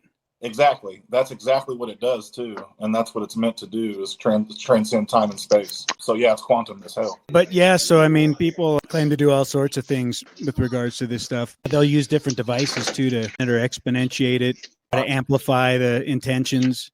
Yeah. And it really is a trip. I would just say I'd never heard it described as Reiki. So when you said, I was thinking about like an intimate exotic massage or something. And I really know you that well, B. So you might have to talk to me a little more before you get me in the hot tub with Jack Talcott. Yeah, massage therapist. So that's why you couple that together. Anyway, good stream, Jack. I didn't get to listen to all of it, but I've been, paying attention from the. I hope you don't feel like it's a failure stream or something, because so much growth happened in where it needed to, because we're all using our throat chakras right now. We're all speaking, and and the bickering and the complaining is necessary for us to, you know. That's right. And we have a special guest here, folks. I brought here from Tennessee, Mr. Tom. He's here to join us today. And our topic today is facing adversity. And so since Freedom Grower's here and Tom, I'd like you both to give the viewers out there something you could say about how you faced adversity, overcome it, or how you've asked for help along the way, or some kind of like tactic. Give the people something good. Welcome, by the way. Not to put you on the spot, Tom, but thank it's you. all right. And yeah, we've all got these stories of adversity. I'm sure you've got some. I mean, Anything yeah, I would. you've learned? I started facing adversity at a really young age. I was born with severe rheumatoid arthritis and was the cripple kid up until high school, and picked on, beat up. People didn't want to be around me, thought I was contagious, all kinds of stuff. So that, I think, as a child, started off pretty the beginning of it. And then I don't know, I have a huge personality now, and I get along with most everybody, and I'm about the loudest, most talkative, outgoing person you could imagine. And most people nowadays, even though it's something I've had my whole life, wouldn't know for the most part that I have, you know, major medical issues going on. And but as a kid, the adversity with that would be just wanting to be involved and not being able to, you know, especially back, you know, I was in school in the 80s and early 90s when it was, you know, we didn't have bullying programs and anything like that. So you just had to freaking deal with it, you know.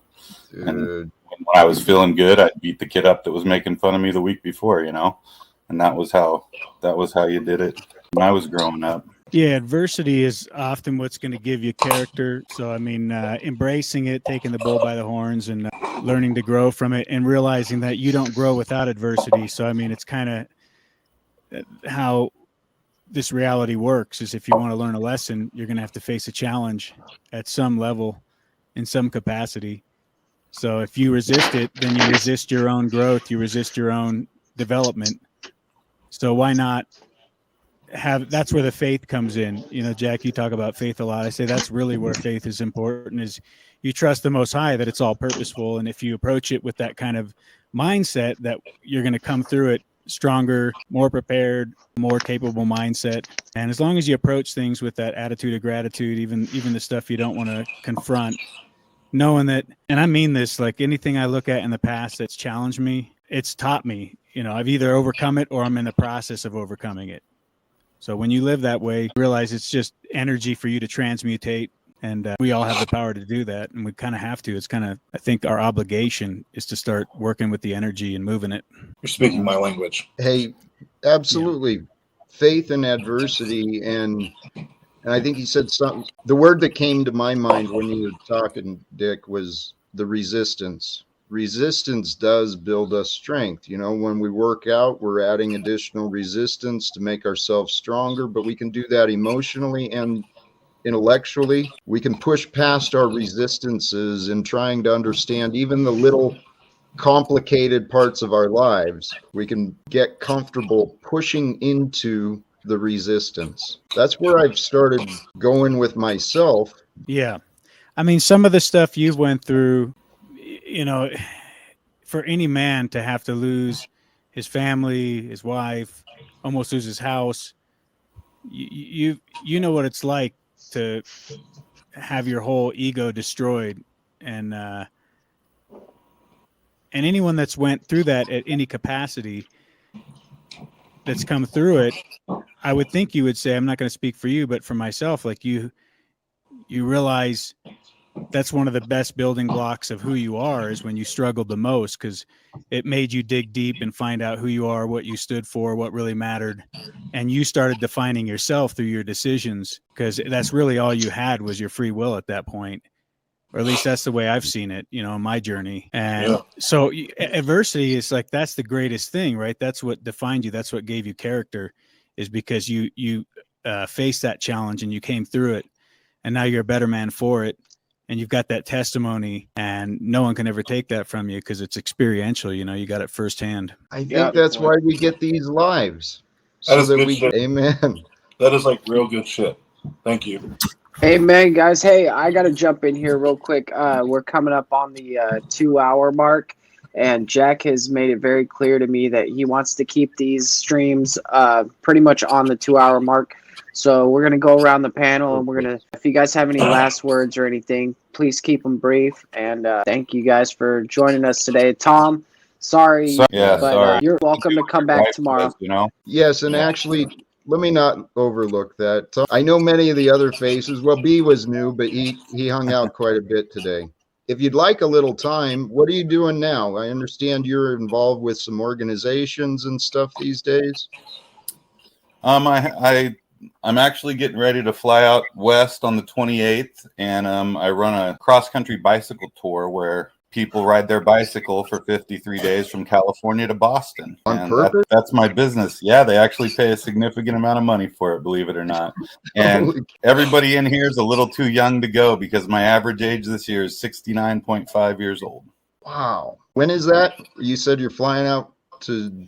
I fly out on the 28th to get ready to Arizona, and then we start in Los Angeles. And it actually, the wheel dip in the ocean and the first ride day starts on the 6th. Very cool. You've been doing this. You're the organizer? Yeah, I own the business. It's a for-profit company. And this will actually, I got into it because of my mother, and this year will be my 71-year-old mother's 22nd trip across the country on her bike. Damn, dude, that's pretty impressive. I can't. That's pretty cool. Gnarly. I drive a truck and do the support and look out the window and go, I couldn't do it. Yeah, I don't know if I could do it. That's lit though. Reincarnation so much. That's so awesome. Cool. It's so rewarding. It's so rewarding. Hey, I want to offer, please, the invitation. Please return another day. It looks like if Moose and I, if I'm understanding, I think what we've been doing is going to be kind of consistent now. 5:30 each night, different topics, and a space for people to come together and share some ideas. So I hope you join us again. And with that, though, if we may, any other final words from others? Just check out my music, guys. My little link down there below my name, betherapper.com. Check it out. Man, and I'm gonna pop that in we'll put that in the description later too, but I just dropped your link in the chat. Thanks, for those bro. who are interested. We didn't get to highlight his talent today. That was the idea, but for those who were here at the beginning, we had the technical difficulties. But yeah. Anything else from you, B? B, you as well. Serious. I want to hook up and talk. And yeah. No, I just appreciate everybody, and I love the conversation and the growth. And man, it was lit. I think dude already left, but I love what he had to say. It really. Anyone else? Smith, Wizard. Yeah, I'm. I'll share one with you real quick. So if anybody's familiar with my eclipse from the other day, and it's going to have totality over Torion, Mexico. Toro meaning bull, like very so Toro, which also means bull. Well, that eclipse is going to have a magnitude of 10.566, and that's the zip code of peaks kill. Like, don't peek at an eclipse because it will kill your eyes, or like peak skill, like I have skill at what I'm doing. That's all I got. I'm different. You are, bro. We need to do one sometimes, Jack.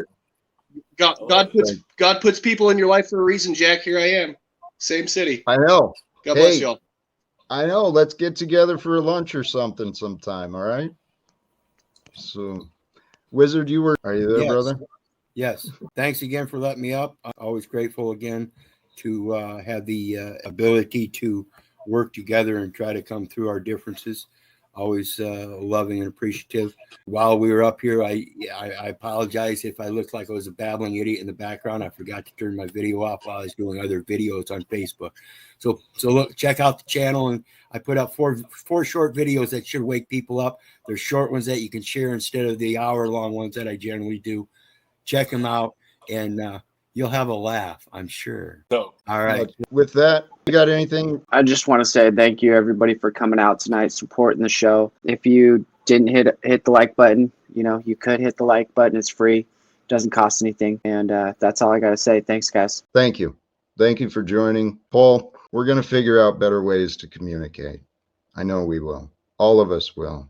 And you know what, brothers and sisters, do the subscribe thing. Let's help this grow. For right now, this is a tool. This is a message board. This is a path that we can use as like the town square to share the solutions, because we're here to bring the light, bring the hope to those in need. We're here to help end the suffering of those who are waiting. And We're here to change the world. So thank you again, brothers and sisters.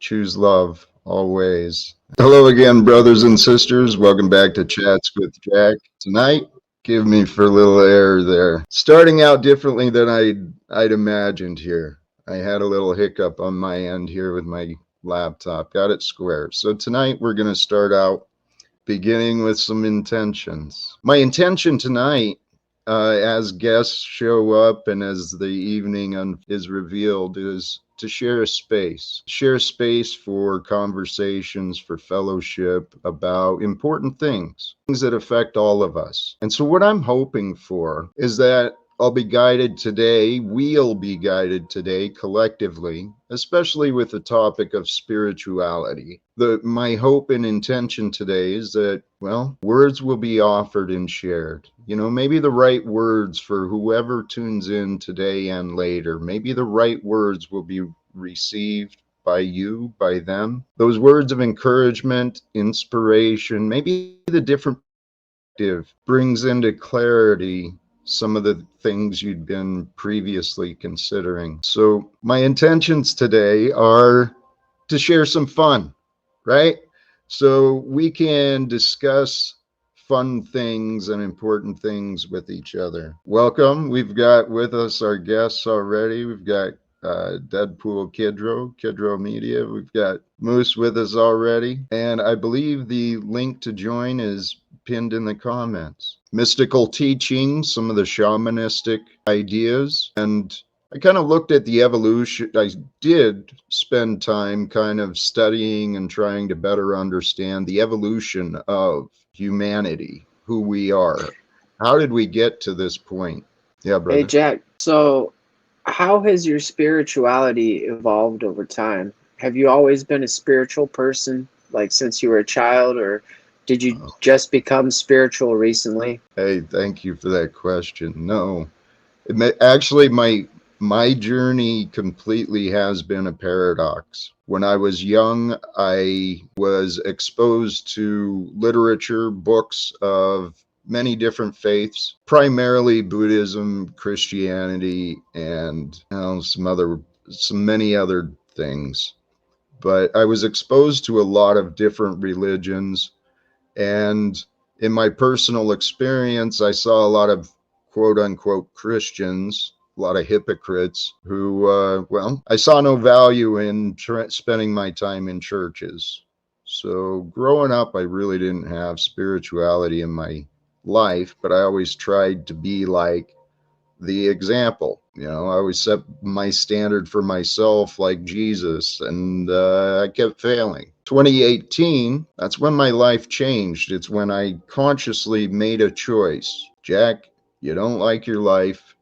It's time to change it. So I chose to change. And in 2018, that's when I started my studies, started opening my mind and learning different things again. And as I was saying, it was a sudden transformation when I accepted it. But the journey of understanding, well, even that's been pretty rapid. So I'm gonna do a follow-up question here. How has your spirituality helped your growth to where you are today, where we are at this very moment in the now? Oh, in the now, man. So I know that I feel incredibly blessed within. I know that I am safe. I'm blessed with all that I need. And I've imagined a future. Holy cows, man. The imagination. Well, should I ruin the surprise now or I just discuss it? Go ahead. Well, it's been pointed out that, you know, many times I talk about people need to get out of their heads, get out of their imaginations and get into reality. But man, if you can paint the right imagination, oh man, we'll get into Jack's imagination later. But the words I'm speaking of spirituality, right. It's from experience. These are the words that are coming through me today. And, you know, here's what I've been really thinking. Back to spirituality in my story. January 1st, I made a choice to make a change in my life. And then I started changing everything I could about myself. And later that year in my path of progression, I identified an image of myself that could be Christ-like. So I set the goal to become more like Jesus in 2018. It was December 30th of 2018 that I recognized that I had achieved my practice of a calm mind, a meditative mind. And since then, I've just been learning how to expand my heart and expand my levels of surrender and my faith. So what I actually learned about is that's what we all are. We are all the image of Christ when we are loving and kind and pure and innocent like a child, right? That's what all the words were saying. Yeah, man. Hey, and Kidro, we got you up here today. So how have you been? How are things going for you? I've been pretty good. I've been doing me. This logo here, Talcott, is poking my eye. Okay, and I don't want to. There we go. I didn't want to go blind up there. But yeah, it's good to see you. It's been too long. Yeah, nice to hear from you guys. Kidro, it looks like you got some haters in the crowd out there, and I mean, like, anytime you guys want me just to prove you wrong, all you gotta do is look in the mirror. I mean, like, just it's not that hard. But back to Talcott's words of wisdom about love. And, I agree that, I think that we shouldn't just things based on religion, because in my experience, I believe in religion, I believe are two different things, because you can believe in one thing and then say you're something else. So for me, I believe that all religions are right because all religions are wrong. And I've had this discussion with Talcott that religion is just different points of views of the same thing, in my opinion. Like, if you want to look at it, go ahead, I'm sorry. Thank you. What you're saying is true. The religions, they're the fingers pointing towards the divine. And the direction really doesn't matter. What matters is the result. And the result of the religion, the result of our teaching, is shown through our fruits, the fruits of who we are. How do we present ourselves? What actions are we doing? What efforts are we bringing into the world? So you're right, the religion in them, but that's kind of actually the topic I wanted to bring into discussion today, is how to establish your own personal connection with the divine, with God. And what is the image of that? What's the definition of that word for you? I think there is one word that I think we all can agree on with that, and that's called faith. Faith in? Faith in. The more you have faith in something, the more your drive is to believe into it. And the more that drive to believe into it is the more dedication you will put into that drive. So if you have enough faith in something, am I going to get punched by Mike Tyson? No. No, that was a test just in case. And it was a good spot to do it because it was like a boom, I know I could have dropped a bomb right there, but I wanted to test the bell. It has a certain effect. Why didn't you just have a soundboard of me yelling yeet?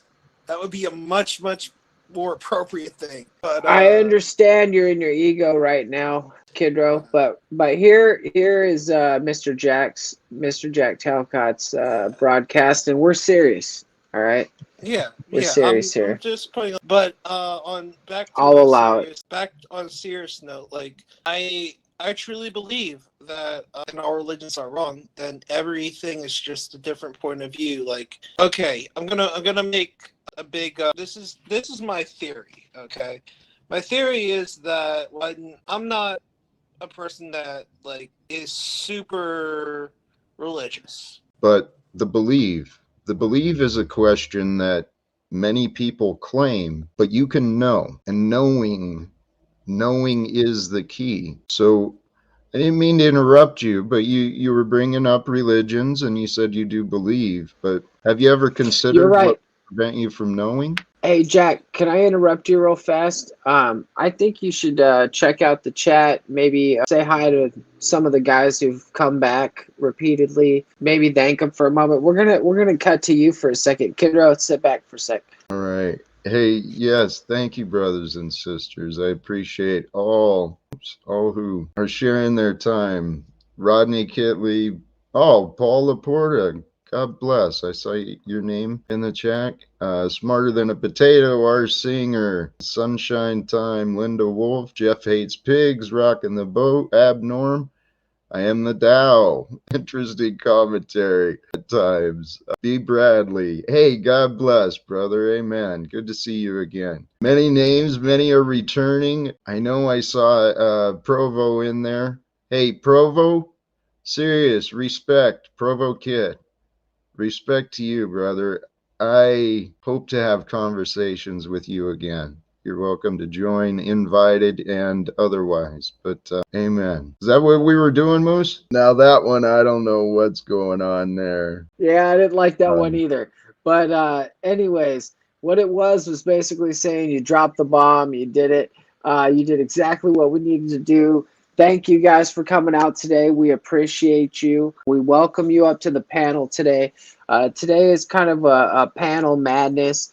We have a theme today. It's called here we go. Where is it at? It's called Runaway Topic. So we're gonna have conversations. I mean, that's the intent. This is a space for conversations, but the intention, I'm not gonna lie, Kidro, is I don't know where you stand on the spectrum of belief versus knowing in individual relationship with you and the divine. Like I said, my intentions are, I'm hoping that with the right explanations, the right conversations, you know, the right different perspective. Like you said, religions are different perspectives. Well, I'm hoping that through the right conversations, people might find some help, find some hope, find their own, you know, maybe, I don't know, inspiration. I know, honestly, in my own path of development, it was through a guided meditation I was doing and brought me to a real calm place where I was just at peace in the moment and took me through a visual exercise of where I wanted to find myself in the future, right? And at that time, I felt this love come in that kind of, it replaced where the anger used to be. I was like, holy shit, man, what happened? Well, hey, yo, Jack, I always have these stupid, like, mind, questions and stuff, but how can spirituality be a source of comfort, during a difficult time? Like, how can you use your spirituality to, like, push through these trying times that some people are feeling out there? That's a beautiful question. It kind of ties in with where I'm trying to bring this to, so it's coming out. Well, the recognition of the essences, right? A spirit is the essence. It maybe has no physical form. And recognizing there is a spirit to you. There is a spirit with nature. There is a spirit with all of existence. And beyond the limits of form and space would be the creator of form and space. And for me, that creator that's beyond form and space is what I call God, the God that is beyond and yet is throughout. So, hey, brother, so the idea of spirituality is to raise your perspective beyond just the physical meat suit into the idea that you are a spirit having a human experience through this time. And so the way to get past the problems, the way to get past the problems in the world is to get out of your head and stop believing there's problems. Fuck yeah. And we got our brother B here, B the rapper. If you guys don't know, out there in the chat, this is his second time on the Jack Talcott broadcast. Welcome back, brother. It's nice to see you. You too, guys. You too.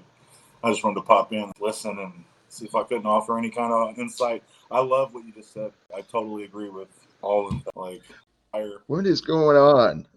Is that you or us? Is it messing up? You disappeared for a moment again. I don't know if it's you or us, but hey, no, brother, you are absolutely welcome. I'm telling you, after the little bit of conversations we've had, there's a reason we've crossed at this time. And the reason we all are at this time is by some greater purpose than what we know. Definitely. So the only thing we can know is what we can know, right? We can't know what we have not learned. Yeah, That's right. And I got to introduce you to our next guest as well. This is Linda Wolf. Just me right there. Just me. What's going on, Linda? I asked the ladies to come out and show Jack some love. In the ratings, I was going through the ratings, and it's really skewed. Let's get the chat to let's get the chat to put whether it was above 50%, 50-50, or below 50-50. 1 for above 50-50, 2 for below 50-50. Nah, fuck it. We only have 10% females. So we're trying to reach a higher crowd out there. So yeah. Linda, I asked you to come here, bring a feminine spirit. Kidro, you kind of bring a feminine spirit with you sometimes, but you know that's just part of the way it is. I love that about you. All right, so Jack, we're gonna take this back to spirituality real fast before we get too wild. Holy shit, he's bouncing around the screen. It's distracting. He's All right. teleported, man. How do you interact? How do you integrate spirituality into your daily life, Jack? How can we help the people at home integrate some spiritual practices into their daily life? It is so simple, the mind will reject it unless you allow it. Okay, so the answer of how do you become more spiritual in your day is you surrender to that reality that you are a spiritual being experiencing moments of form. In the greater perspective, we just flash into light and then we're gone at some point. We're a temporary spark in the evolution of humanity and in the greater scope of creation, but we get to be. So I'm telling you, the key to happiness and the key to inner peace is to really stop fighting. It's that simple. Accept what is real in what you know and stop creating conflicts and arguments and disagreements in your mind. And when you do that, you get to accept being you, being who you are, how you are, and then just be better than you were. Right? This resonating, B? I mean, oh yeah, definitely. Definitely. So Linda, can you answer that same question if you don't mind? Is that all right, Jack? No, please do. Yes, please. All right. Okay, I had the Linda. driver in my ear. Yeah, ask me again. All right. So how can we help people at home to impart some spirituality into their daily life practices? And before you answer that, one sec. Before you answer that, I want to introduce our friend OTW News.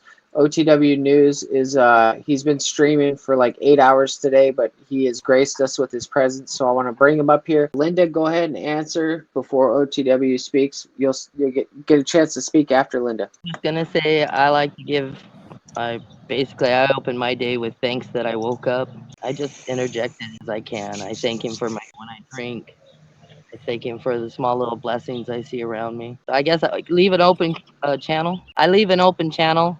So I thank him every time I see something good going on. Okay. So I didn't answer. No, that's fine. Jack, can you basically interpret that for the people out there? Because you're a better spiritual person than I. No, please. There's no comparison. We are who we are. But what I heard her say was gratitude. I was thinking this thought earlier in relationship to our individual relationship with God. God is a word that, many people have these weird ideas of. It's a word that's thrown around a lot, but it is an important word to consider because it makes sense, honestly. If you just follow the logic, why would you not believe in God? Other than the belief that you have some illusions of control. So if there is a God, well, how might you know it? Well, the talents, the intelligence of the creator is found in the creations. And so look at nature, go hug a tree, connect to nature, and you'll know the divine. And I knew if I came here, I'd get that kind of inspiration there, Jack, because I was on Benton's panel, and dude, it was chaos. I mean, Illumitami was there, and I just had to fuck off. I couldn't take it anymore. And I see you up here live, and dude, I said, okay, I'm gonna have a spot where I can actually sit down, have a conversation, and there's gonna be a nice a energetic flow where there's not going to be any chaos. And and then I come up here and you literally say hug a tree, man. I'm like, oh yeah, I'm in the right place. I couldn't take it anymore, man. So thank you for having me. So right, you're just how you're supposed to be.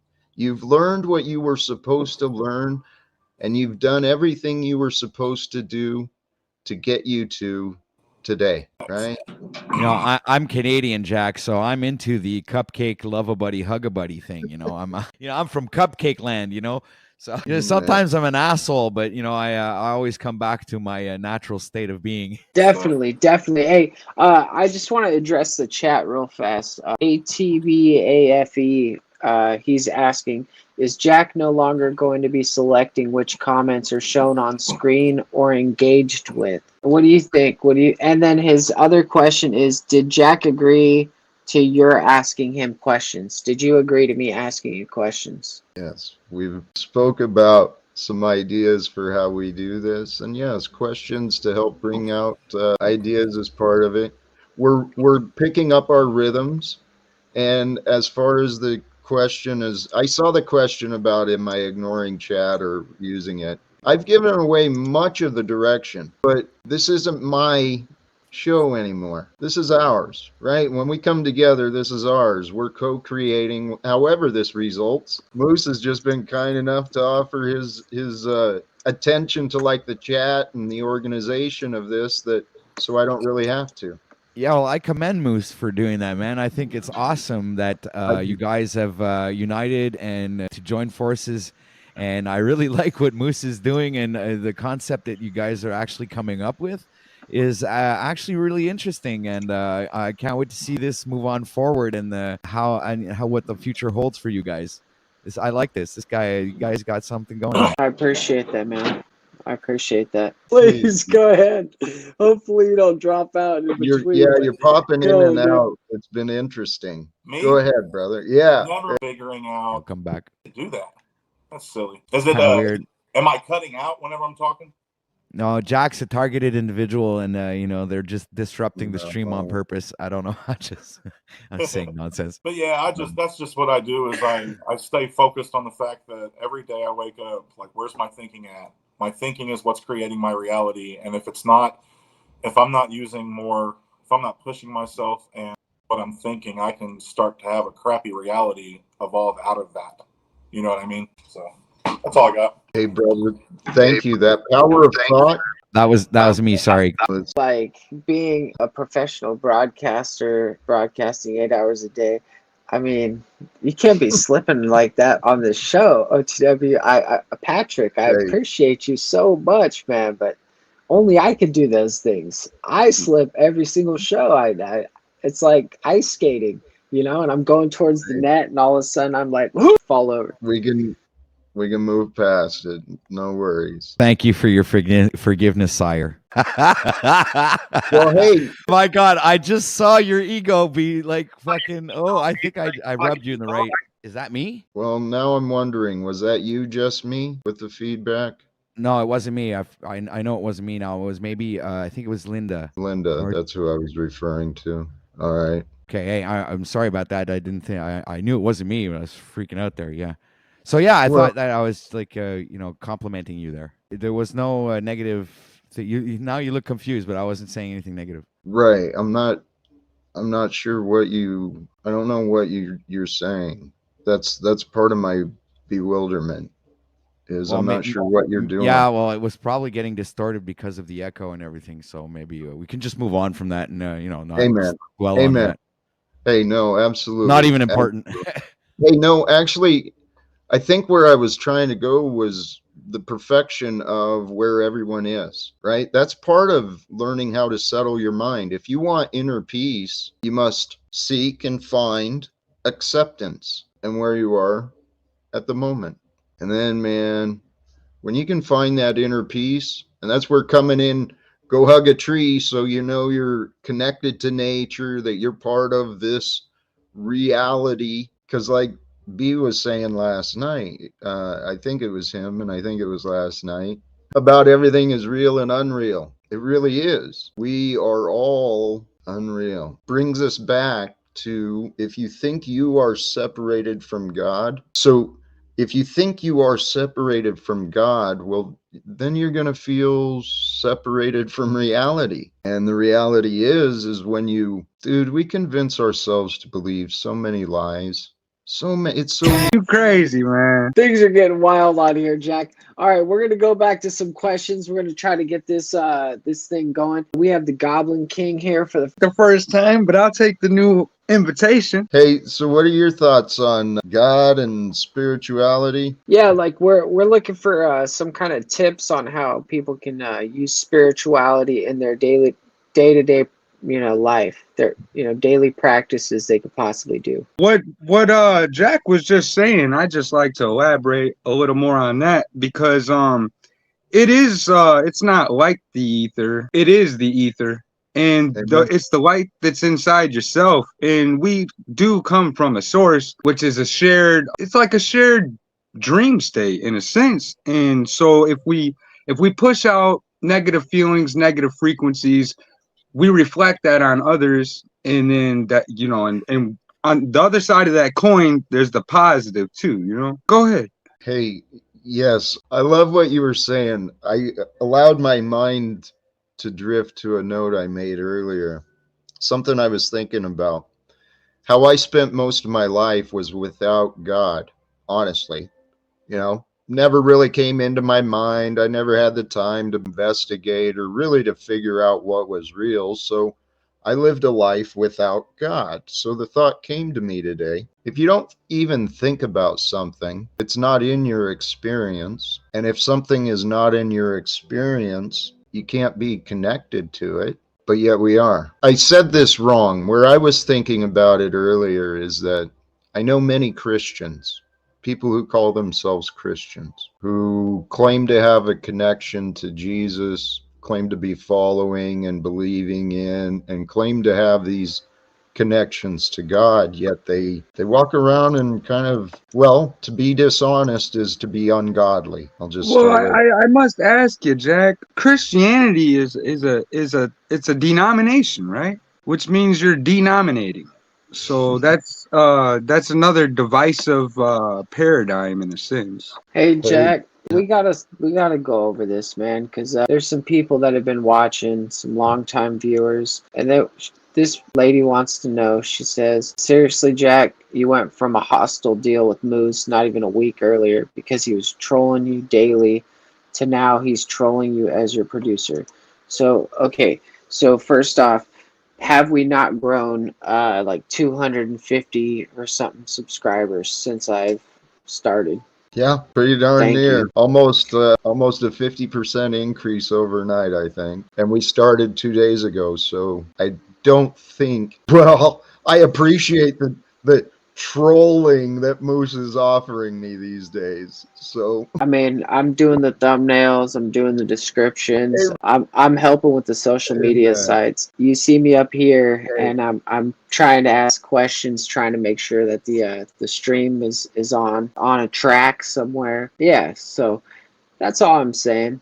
A week ago, it might have been bad, right? A week ago, it might have been bad. It was a learning lesson. It was a step in our journey. The past was the past, but there's already been, and here, this is my words.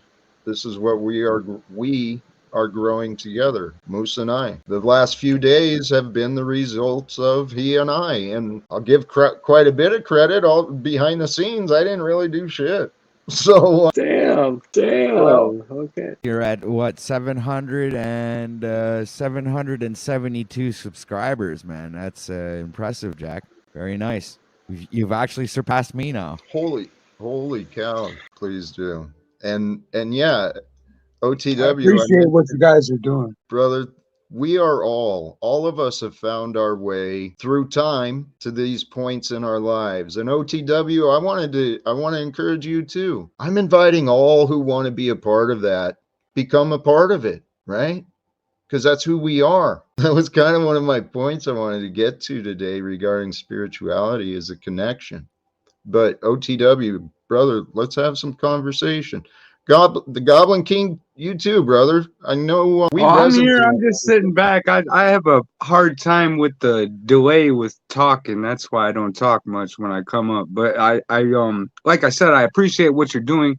And yeah, when we speak from terms of different religions, if you will, it's a denomination, so it's a tear. The spirituality, that is the all. That is the I am that I am.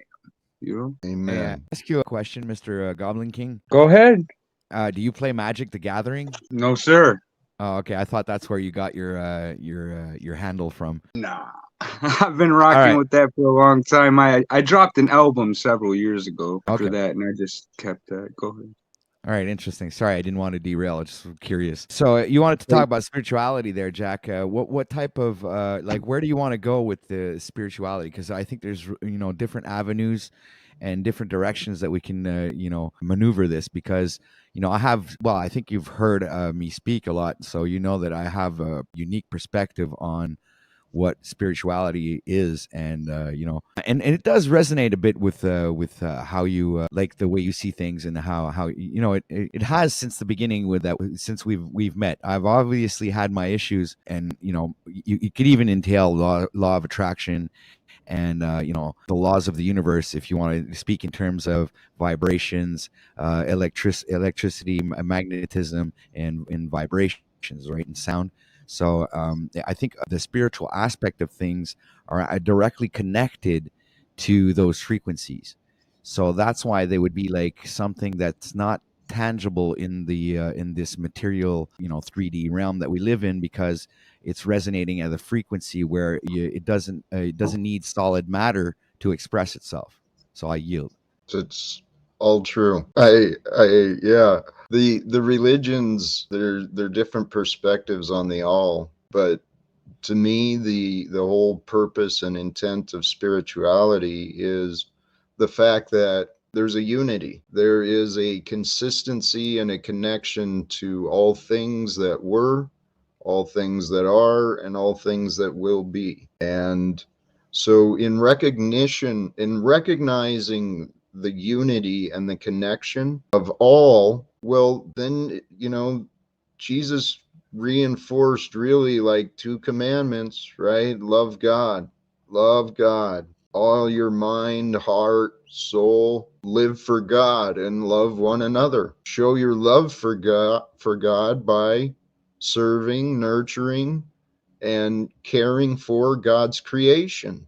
God's creation is you. Jack, you summed it up right there. I had an uncle that he dropped that off to me several years ago. And yes, if you love God and you love people, yes, you're gonna follow the rest anyways. It's gonna fall into suit, if you will. It's really that simple. And I don't know. Guys, I want to introduce Provo Kid on here. Provo is a wonderful longtime friend of the show. He has his own broadcast. Don't go over to his channel. Don't don't share, don't subscribe. He has some of the best content I've ever seen.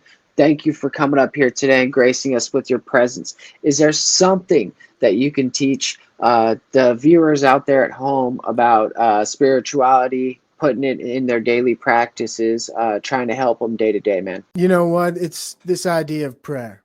Everybody thinks you got to set some time aside in your life to pray. And I think every word you speak is a prayer or a curse. So with that in mind, and with everything else we say, are we going to make this next hour or two a blessing, or are we going to make it a cursing? With that, thank you for allowing me on your platform, Brother Jack. Good to see OTW, the Goblin King, and Moose, and of course, Tommy. Always great to see you. Hey, Provo, is it because you feel the storm is coming?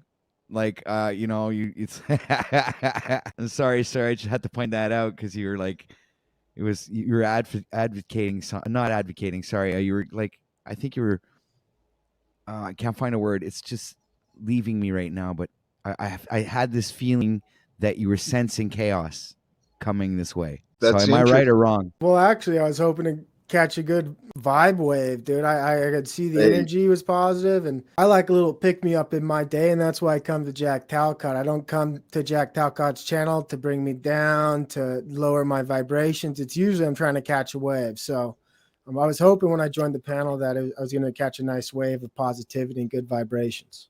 That's cool, because I actually came up here for the same reason, sir. Hey, and let me point out, Provo is bringing the high vibrations, much love, much admiration. And what I saw Provo doing, honestly, was demonstrating spirituality, right? The strong humility, care, sharing the love, man. It's really, really that simple, right? And OTW, yes, you came here at the right. You came from chaos, man. So please, yes, you are welcome. And this space is chill, but it is high vibe because we care. Yeah, you're absolutely right. And I actually see Freedom's in the house, and actually I think Freedom was searching for some good conversation as well. And I hope that you click the link, Freedom, and come on up here. And I'm pretty sure your opinion would be valued and respected, and you'll actually have your 2 or 3 minutes of voicing time, because this people up here on the panel are broadcast respectful and will actually listen and wait their turn before speaking, right? So hey, speaking of, I want to give Tommy an opportunity. Welcome, brother. How's it going, Jack? Fabulous. How are you doing? Doing great, man. I'm always good. So I wanted to tell you I did a thing that I didn't even get to tell you I was going to do for you. Oh. But I finally ran into Nubs on a panel, and Nubs is free. He can still interact with me on panels. Thank you, Provo. I am I was trying to undo that. Your host is still getting the hang of this whole talking turn thing, isn't he? Kenny, go ahead, please. I set him straight, Jack, that in all the history of man, a leader and his ability to lead people is totally separate from a father-son relationship, and that there are 4-star military generals who lead our armies and their sons fucking hate them, and it doesn't matter. And he looked like an idiot.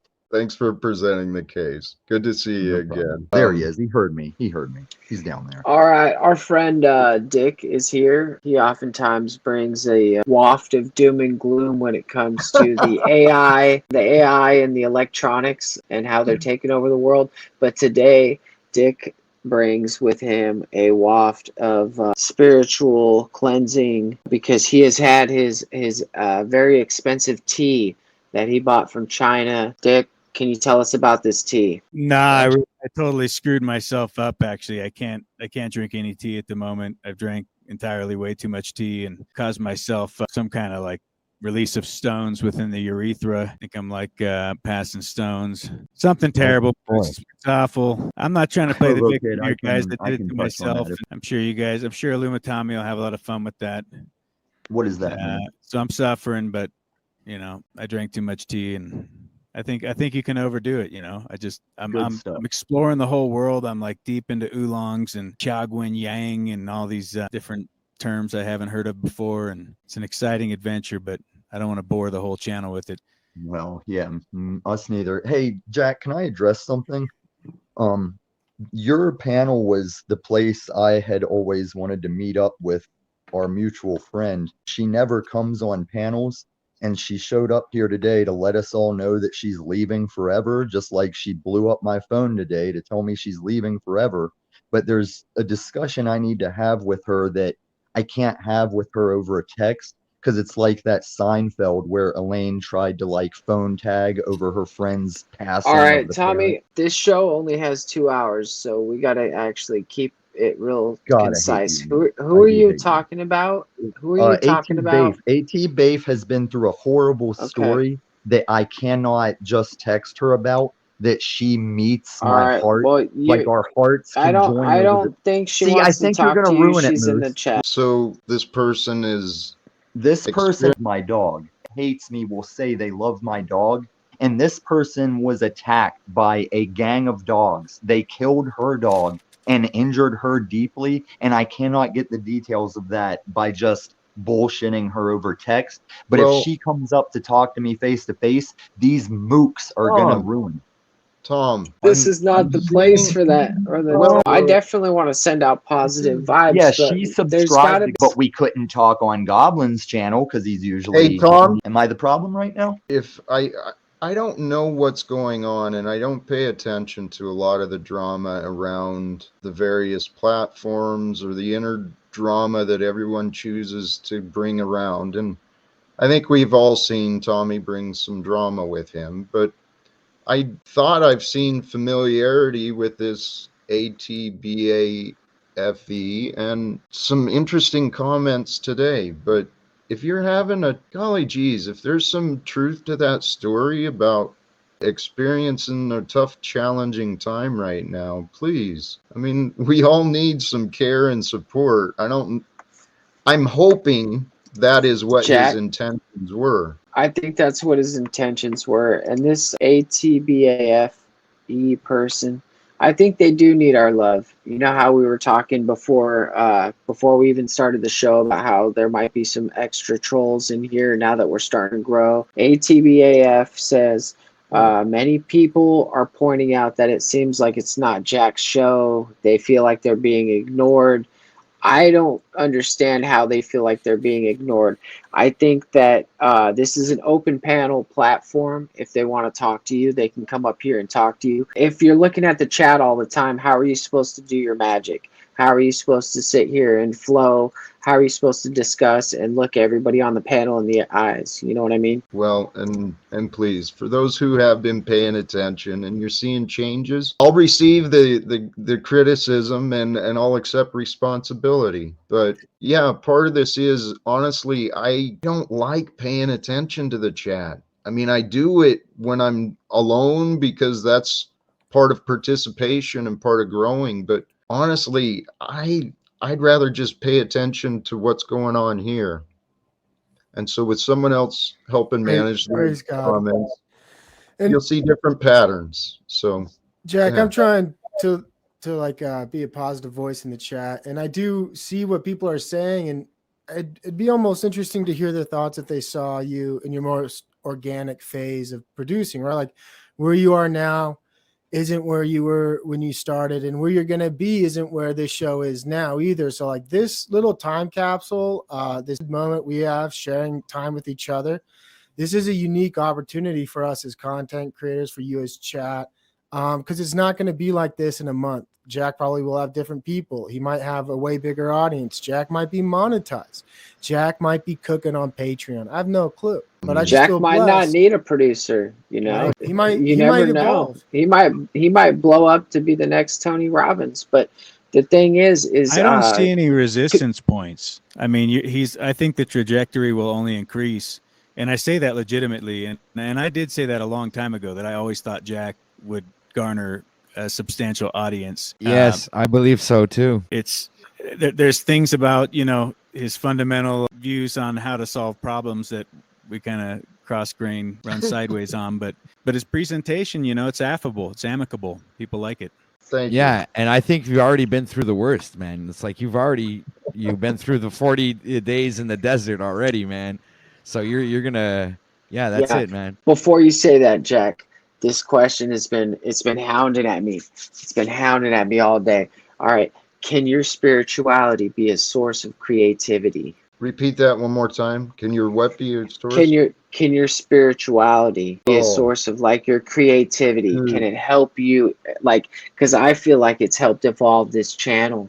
I feel like it's helped evolve us as people, as a community, as friends. Yeah, guys, believe me or not, but try it for yourself to prove me wrong. But yeah, spirituality in your life is a very, very important topic. It's one that I encourage everyone to start exploring. What does it mean to be a spirit? What am I? We're not the problem. We are the self. We are the I am that is. Different perspectives of the universe sharing a moment together. And brothers and sisters, please join, subscribe if you have not, share the channel so others might learn that there is something cool growing here, and we are all growing together. We're part of something amazing. It's called history. Jack, can I throw this out there real quick before you keep going? Please. A lot of people are resistant to the whole growing together because they're like, oh, the oneness with the new world. But if you actually get to looking into, the literature books, it's going to happen regardless. And it's a matter of back to the frequencies. Is this going to be for the greater good, or is it going to be for the beast, if you will? Go ahead. I love that. The essence of God is the totality, the wholeness, the completeness, the perfection, right? It is the one. Well, within the one, there are the many, and the many perspectives, the many forms of creation, but only thinks it's important to be separated because we're confused. But even the story of the angels, right? God created the heavens, and then there's these angels. What are angels? They're just beings of consciousness who happen to exist beyond the limits of space and time, so they say. But first, there's at some point, first or last, whatever, some point there's these divine creations, and within them, all of them free will, all of them gifted and beautiful. One of them gets into their head, says, "Oh, I'm better than the rest," starts making divisions amongst them, manipulates some of the facts, in order to be selfish and have selfish gain. And then, as the story goes, that one is sent to Earth. And hey, hello, brothers and sisters, here we are. All Definitely, part of the definitely. one. So I've totally okay. So Jack, I wanted to ask you and Provo Kid a question. Sorry, I got nervous for a second. We're here streaming globally over here. I'd get nervous too. Since I got here, Jack, I've noticed you almost got 10 more subscribers. This is insane, dude. So everybody, this guy's out of control over here. He's a content machine. It's on a trajectory. Creating a good energy, and that's what I really like about what you're going to. Moose, you're going to ask us a question. I don't want to take it from you. Yeah, man. So, how do you think spirituality can contribute to your overall sense of well-being and your mental state? Because there's a lot of people facing depression, anxiety. I know a lot of people that won't come up on the panel because they're a little anxious. They feel like people are going to make fun of them. Obviously, you look at the chat and there are some ruthless people out there, but how could spirituality help people overcome something like that or anything? Gosh, that question could be answered in so many ways, but the end result is, as we increase our spirituality, we bring more peace into our inner being. And there is a lot of people out there. I don't know where anyone's at, honestly. I can imagine there's a lot of people in despair, a lot of people in depression. There's some crazy, crazy stuff going on around this world. So I can imagine there's a lot of people who are in states of depression, anxiety, fear, a lot of uncertainty. The savior is you. You've got to become your savior. You've got to become the light within you. And so if you can find gratitude in this time of uncertainty, find a little strength within you, and then push yourself. See how much light you can share, how much hope you can share with another. Right. And Jack, I'm going to jump in here. You have to keep going here. It's another question to build up on it. Angry Rooster says he feels lost at times. How can you feel found? How can you find that North Star? Sorry, Provo, you're coming up next on the question, brother. I love that question. Yeah, I'd love to touch on that if I could too, whenever. Yeah, you go next after Jack, Freedom. I'll keep this short. You find yourself wherever you are. Check in, humble yourself to the truth. This is the truth. Sometimes it gets dark and scary, but check in, and then you know where you are, and then you can see where you want to go. What do you think? Okay, yeah. So the question is, how can spirituality help your mental health and overall well-being? I would say that it will cause you to be accountable, which will give you life purpose. So by looking at the part of you that is not in form, but is also guiding you. It's a conscience that sears you, and tuning into that part of you that's, you could call it the Most High or the Holy Spirit, but having that sense of stewardship or a need to do the right thing, what's good, right, and true. So if you're looking at your decisions that way, because I hear a lot of people say there is no right, there's no wrong. Well, perhaps you can make that argument from some perspective, but as you're going about your decisions, it's very much like, what's the best outcome? What's the best use of my time? And so having that purposeful type of intention behind everything you do, I think comes through spirituality, because you see it as life is very much a gift. And so you want to seize the day and embrace that opportunity. And movement with it. What are your thoughts on Freedom Growers' response? And maybe you two can exchange off of that. Well, I actually saw a comment, and I don't know to put it on the spot, but there's many people who have not yet found their purpose. And that is where that feeling of I'm lost, right? If I feel lost, if I don't know my purpose, that's it. I'm just floating through time as me, just trying to survive. And you know what? Survival sucks, right? Death at least brings peace at times. So survival sucks. We're here to live. And when we don't have a purpose, when we're lost and we don't know where we are or why we are, yeah, it can be dark and kind of hopeless. So finding your purpose, allow yourself to be wrong, You're amazing, Jack. You're amazing. You've been doing such a great job. This is a question that I don't think I could answer myself. Can one of you guys answer this for us? Jack, maybe sit back for this one and then answer this last, because I want to hear your perspective as I really respect it. How can spirituality help you with decision making? Anyone want to start? Volunteers? How about Provo take this one, since I jumped in on the other one? Well, for me, chat is spiritual. Hey, Moose, what's with these questions, dude? Pull up a question from chat. I like those ones. Can spirituality help you with your decision making? Well, I mean, it almost complicates things more than it helps things sometimes. But because you have the complication of even where's the right spiritual path, I think we're answering some of these things we want to make decisions on, right? Like how to feel purpose, or so. I think it's kind of a tough question, but I think if you find the right spirituality, it can lead you to the right problems, so you can ask the right questions and then get the right answers. But what are your thoughts, Jack? I love the depth of that answer at the end. It'll lead you down the right path to get you to ask the right questions, which will lead to the right answers. I think you said something like that. That's the truth. The key to spirituality is to start questioning. Stop believing that you know that which you've not experienced, that which you've not confirmed. The human ego is built on our memories. And so we're taught to rely on our memories, and many people they'll trust their memories more than what's right in front of them. So that question of, for me, how do you allow the spirituality to guide you in your questions? First, allow your spirit to guide your questions, right? But you need to direct the spirit. That's the key. You direct your spirit. So the spirit will bring you the answers in your mind and throughout your experience, right? You may ask a question to yourself that you don't know the answer of, but within the next couple of days, man, someone will come by or you'll hear what you've been thinking of. And Yep, you're so right, Jack. And the Goblin King, he put a message in the private chat. He was being really respectful.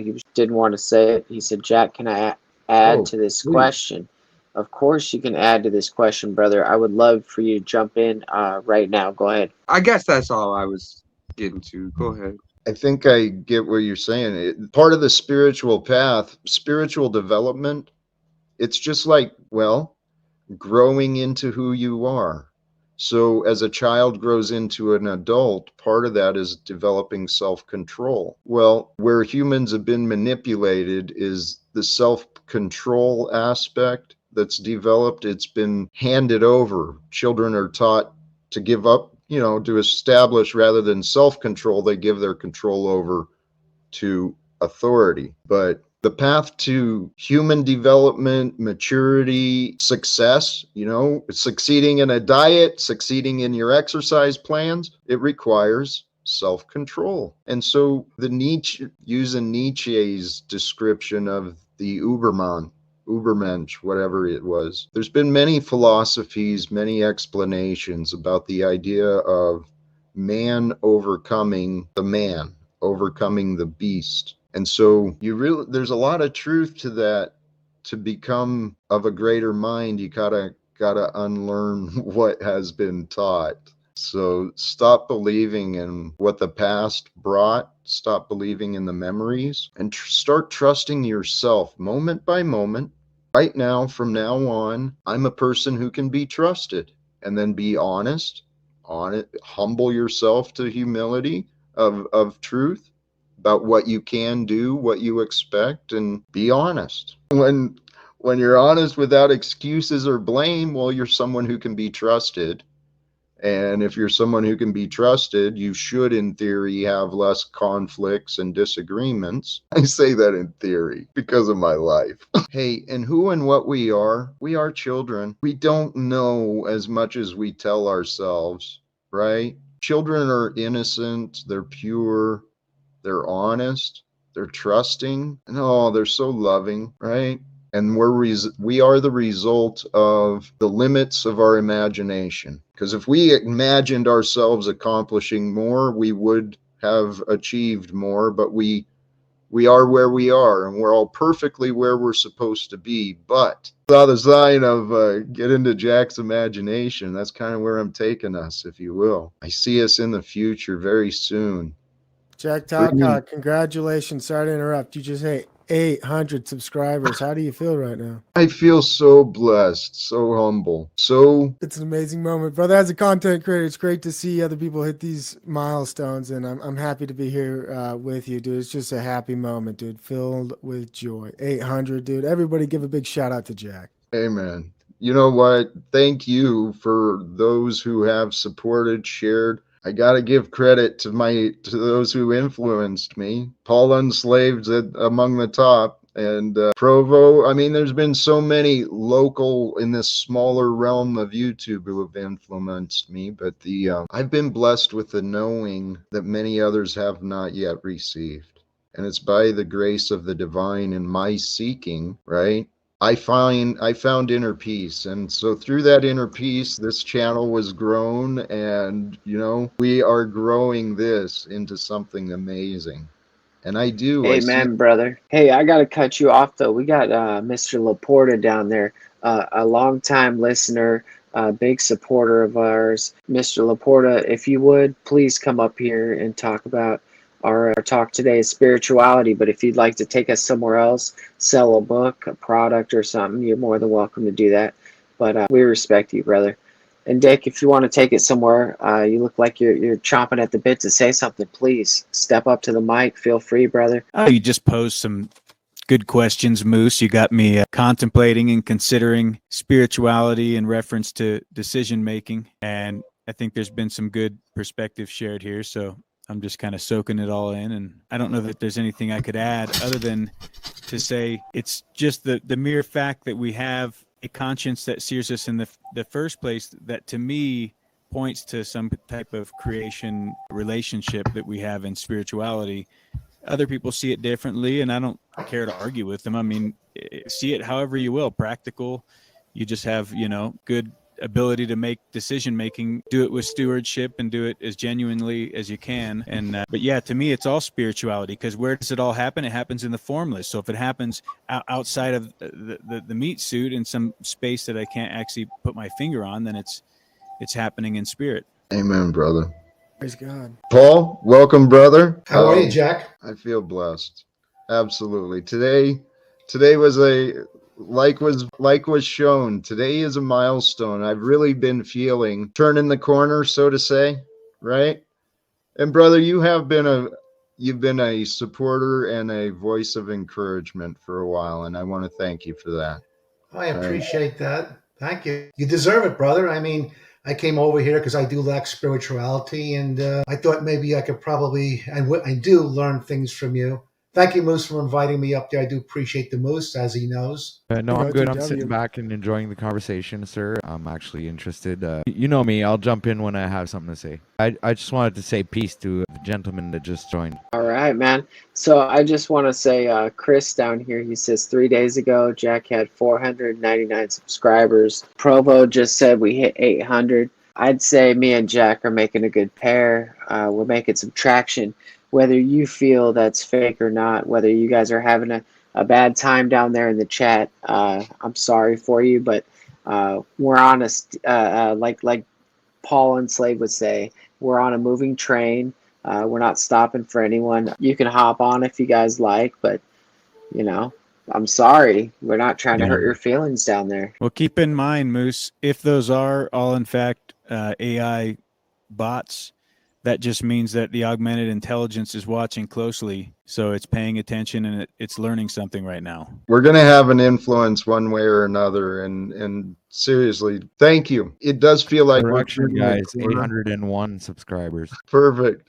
We are turning a corner, and I've been saying this. We, the unifying we, all of you here on the panel, in the chat, all of those who will discover this later, and those who they won't even hear about today. We're all part of something pretty amazing. And I'm telling you, the future I see for humanity is one with peace, one without wars and the oppression, the divisions of wealth and Speaking government. of peace, speaking of all that, we've got Jesse Howell in the back. Jesse, I'd like to introduce you to the stream. Welcome, brother. We appreciate your presence here today. Welcome, Jesse. Thanks. Hi, everybody. It seems like I hear an echo. There's not one here, so unless perhaps you've got something else open, maybe, but I don't hear it here. Oh, yeah, there we go. YouTube. I had it open, the YouTube link open on another thing, so every time everybody was talking, I heard it again, and then when I talked, I heard my voice, and I was like, what the heck? Definitely, Jesse. And I got a question for you, brother. Yeah. How can it help steer your ship? Well, I guess spirituality to me is moral righteousness and that connection, knowing that there is more than just us or just this here time and space and now. So basically it guides, my entire life. Amen. Well, and this is the thing too, as humanity, those of us today on our various platforms, our various forms of media, as we're using these instruments, we're sharing the truth, and the truth, seriously, brothers and sisters, there is nothing more than important than what is true. It's the conclusion of logic, right? That which is true is real. If we don't accept the truth, we live in this pretend world where people are literally dying because of man's imagined money. And it's a sickness that I believe humanity can overcome. The sickness I'm talking about is the division and the insanity of profitable secrets. What the hell are we doing? Intellectual property. People are making millions and billions based off intellectual property and the collective brainwashing of the masses. The point I was trying to get is with these medias, and we can overcome the political nonsense as well, because it's all been used to divide us. Religions, politics, and wealth. They've been used to keep us divided. You are so right, Jack. And I just want to point out it's 10 o'clock here Eastern time. We've got Freedom Grower up here. I'm going to drop the link. We've got OTW News. We've got Mr. Laporta here, Provo Kid, Goblin King, and Jesse Howell. So, Jack, let's try to go around the panel and maybe I'm sure you've been dying to ask the guys a question. Maybe you should throw a question out there for the guys and give everybody a chance to speak since they came out here to support you today. Beautiful idea. All right. Before you go, Jack, I just want to say we got Lou Bass in the back. I tried to bring him up right there. I tried to be honorable and respectable and stuff, but obviously I bring him up and his audio is fucked like always. Lou, if you can't fix the audio, get your fat fucking ass out of here, okay? It's been over 7 months, over a year of broadcasting, and you can't fix that shit. You're not doing it here, okay, Lou? We love you. Don't do it here. All right, Jack, take back over. I yield. Yeah, the agent of chaos showed up with the patterns of interruption. But you know what? That's the life we're living. So I don't know the right question to ask, but maybe what I'd love to hear, it's a question I never thought to consider before, but for those who are willing, what would prevent you from having more faith, having greater faith and greater inner peace than you used to? Anyone want to take a stab? Any ideas? The reason I ask that question is when we know the answer, and the answer can only come from within. If you can find an answer to that question, what would increase my faith? What would increase my trust? If you can come up with an answer, it creates an opportunity for it to be revealed, for it to be seen. Or you said at first, what would stop you from having more faith, right? Yeah, Didn't you that's say how it? he asked it first. Yeah. Maybe I did. Maybe I Because that asked when the you question. said it that way, I was really, trying to look at like, okay, well, the Most High will impart me as a gift, in the spirit, whatever faith that I'm needed for whatever situation. And I do agree with the good book on that, where it says you'll never face a trial too great, that will overcome you if you're willing to utilize the faith that you have. At least that's the way I paraphrase it. Is that you're equipped, you have what you need. And so I look at it as it's not a self-lack thing. Like it's always available, what you need there. It's just a matter of you're willing to have the confidence to walk in that faith, knowing that every lesson, every experience, it's all teaching you something. It's all leading towards wisdom, purposeful things, if not even for the futures and your ancestry and all that kind of stuff. Amen. Paul Unslaved. Welcome, brother. How are you, Talcott? I just wanted to congratulate you on our momentous growth that's been achieved. They're saying you bought subscribers. I say no, I don't want to believe that. What I choose to believe is that my tireless promotion of you, my endless using of your likeness for memes to embarrass you and humiliate you and degrade you has actually worked. It's starting to pay off. That's it. It's starting to pay off, sir. It is actually paying off.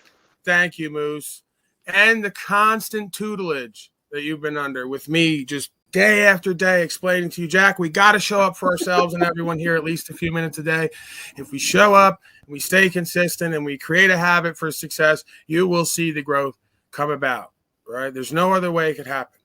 So I'm here to celebrate today, and there's love in the air, and I'm going right into my Hillary Clinton. That's how you know I'm empowered. Hey, amen. I'm glad you're here to help celebrate because you're right. I've said it before. I don't know what anyone hears or does not, but I've been very clear that Paul Unslaved, proper instruction motivates people, has been a great positive influence in me, my development professionally and personally. I'm not going to say it's all been pleasant, but it's sure been fun, Paul. Right, Jack. But again, are the things in life worth doing ever really pleasant? Right? Or does the growth and transcendence and transition come from the hard work, from, seeing who and what you are through adversity, right? Like they say, adversity makes men, prosperity makes monsters. So you've been introduced to a truer and more empowered and secure version of yourself. I've helped to facilitate that through my endless mockery campaign. So much like our masters, I've used their technique of sorcery and mockery and spelling and word crafting to bring you an experience, but not to destroy you, to help you rebuild. Thank you. Thank you, Pop. You've actually, I think you've skyrocketed Jack Talcott to almost celebrity status. We have an old-time friend of the show, the Paul Unslaved Show, Mr. Dirty Larry, backstage. Dirty Larry, I'd like to welcome you. Hello, how's everybody doing tonight? Good to see everybody. Hope they're doing well. Howdy, Larry. Larry, you didn't have the balls after you all, demeaned me and degraded me to go out and buy a professional microphone. Jack, do you see what they do? They make spin-off panels. They shit on me, tell nobody to come here. Then they go out and buy professional microphones because everyone's a broadcaster nowadays. You're an influencer, Paul. Admire the right, but why am I not like all the rest of the influencers, like Tony Robbins? Well, right? Nobody ever hates on Tony Robbins and then goes and does what he does and never give any credit for the inspiration. I've heard lots of people badmouth Tony Robbins simply because it was someone I liked. But I wanted to point something out. I might not be remembering accurately, but I'm grateful to see Dirty Larry here tonight with Paul Unslaved as I hit the 800 mark. Because I think one of the first times I saw Paul was when you helped. I saw Larry come forward at a time of real weakness where he was in a vulnerable place. And I saw you share fucking love and support. And I think I cried that night Right. with, I know you're a very loving man, and I know you cried, and we all had a tender moment, but nobody cared. oh, come on. No. This is the thing, Jack. You got to learn is Larry didn't care. His wife didn't care. The whole community over there didn't care. Right. They were too busy telling everyone, stay away from that gorilla. He's very abrasive.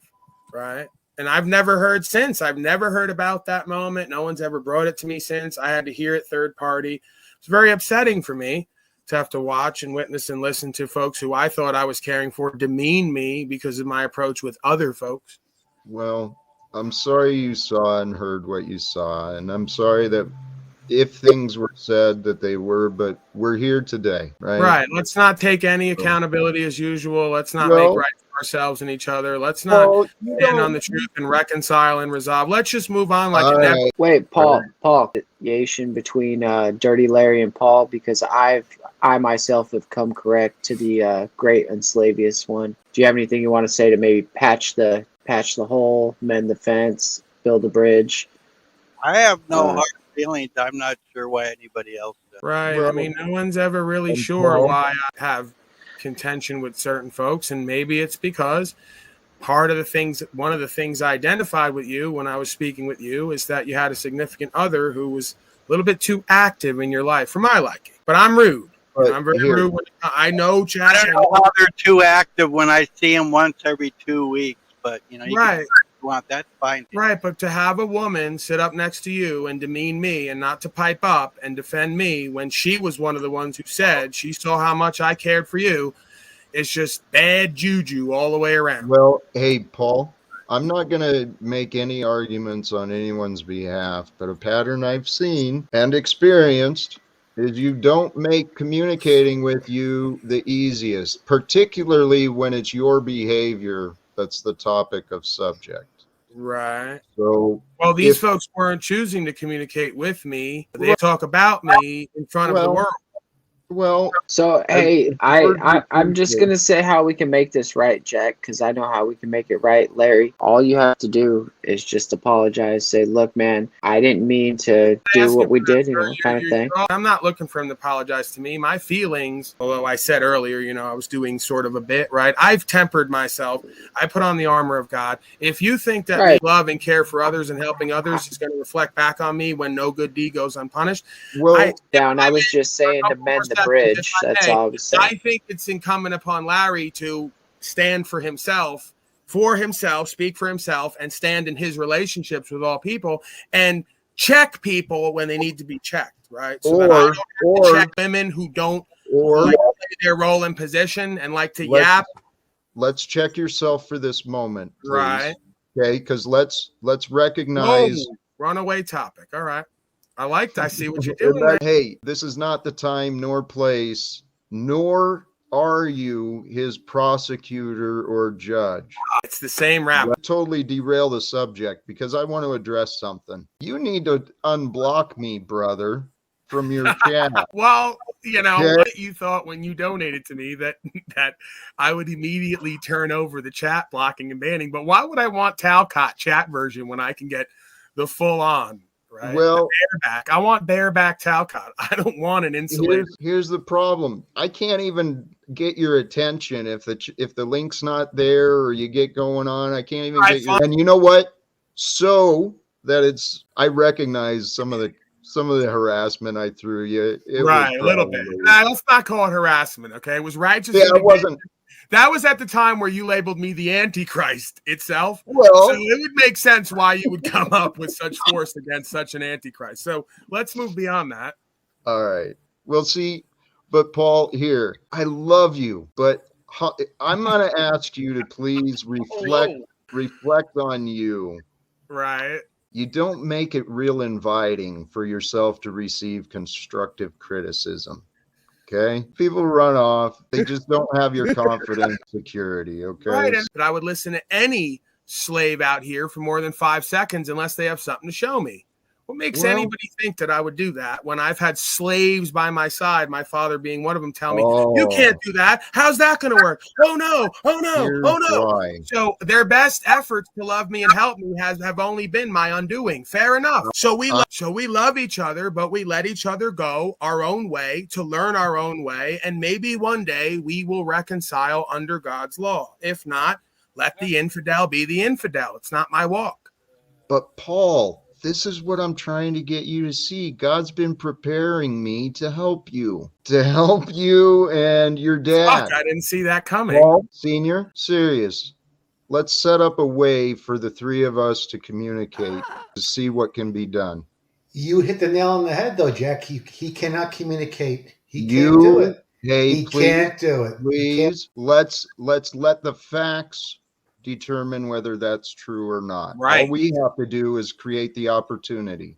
That's Hey, all we what makes you think that I can't communicate? I choose not to most of the time because I don't want to equally yoke myself with infidels any longer. How about you allow me an opportunity to present to you the case of why you should? You can, but I don't think you're going to overthrow the eternal truth that's been here since the beginning of time that has created this whole civilization. You could give it a go. I don't think you got it in you. I know. He's too infatuated with his boyfriend.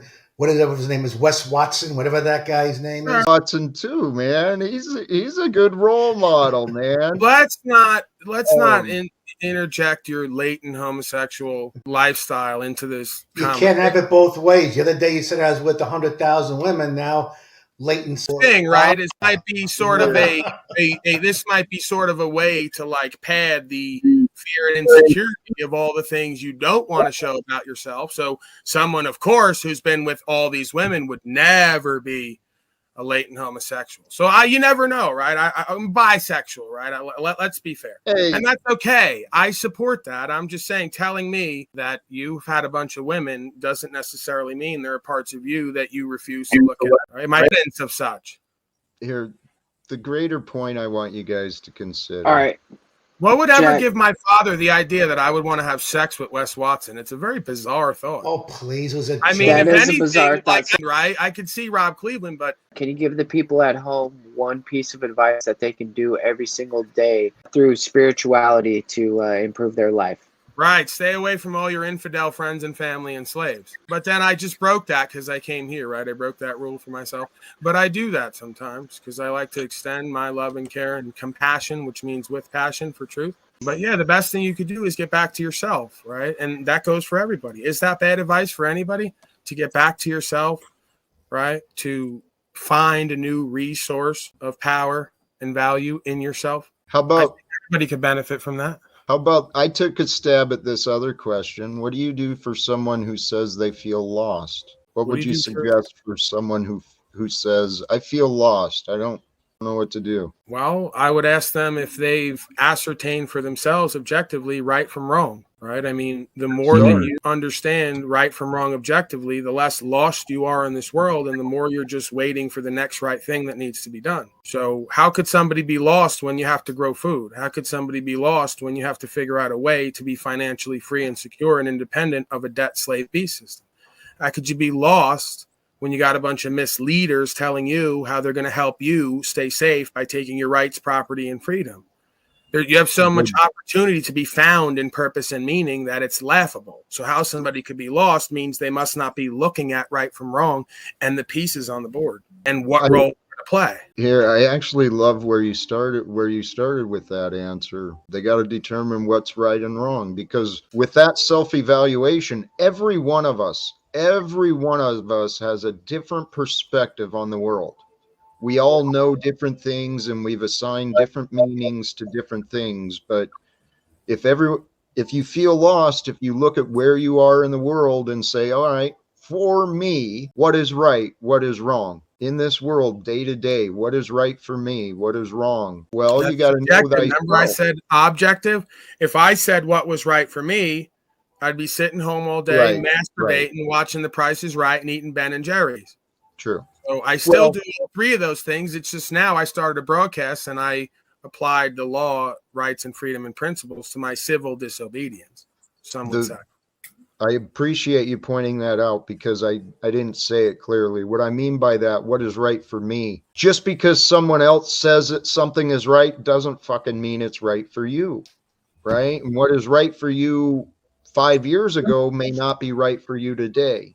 So there is an absolute right and wrong, but there is the development of you and what is right and wrong for the moment. Well, that's the thing. But see, somebody on the path of constantly doing what's right for them, thinking it's right and getting horrible results time after time, once they get to the point where they say they're lost, they're beyond that because they're desperate for change.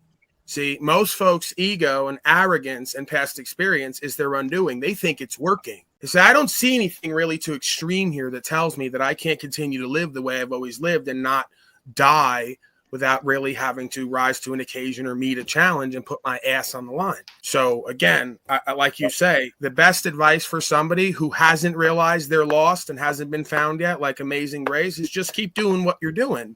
Just keep generating the same results. And at some point you'll be sick and tired of being sick and tired and be anxious and depressed and lacking in will and discipline and not being fulfilled and not having peace when you sit. And then you'll be desperate for change like I and everyone else was when I was done with the drugs and the needles and the cultural programming. That's the result. Yeah, I was going to say, if you know you're lost, you're on the right track. Because, I mean, look at how many people who have no clue that they even have anything to figure out or that, you know, anything might be off about their circumstances and their behavior. Well, the scripture says that most folks on the world are in the hands of the dark one. So most folks are, in fact, lost and confused. They just don't know it yet. I know it because it's self-evident.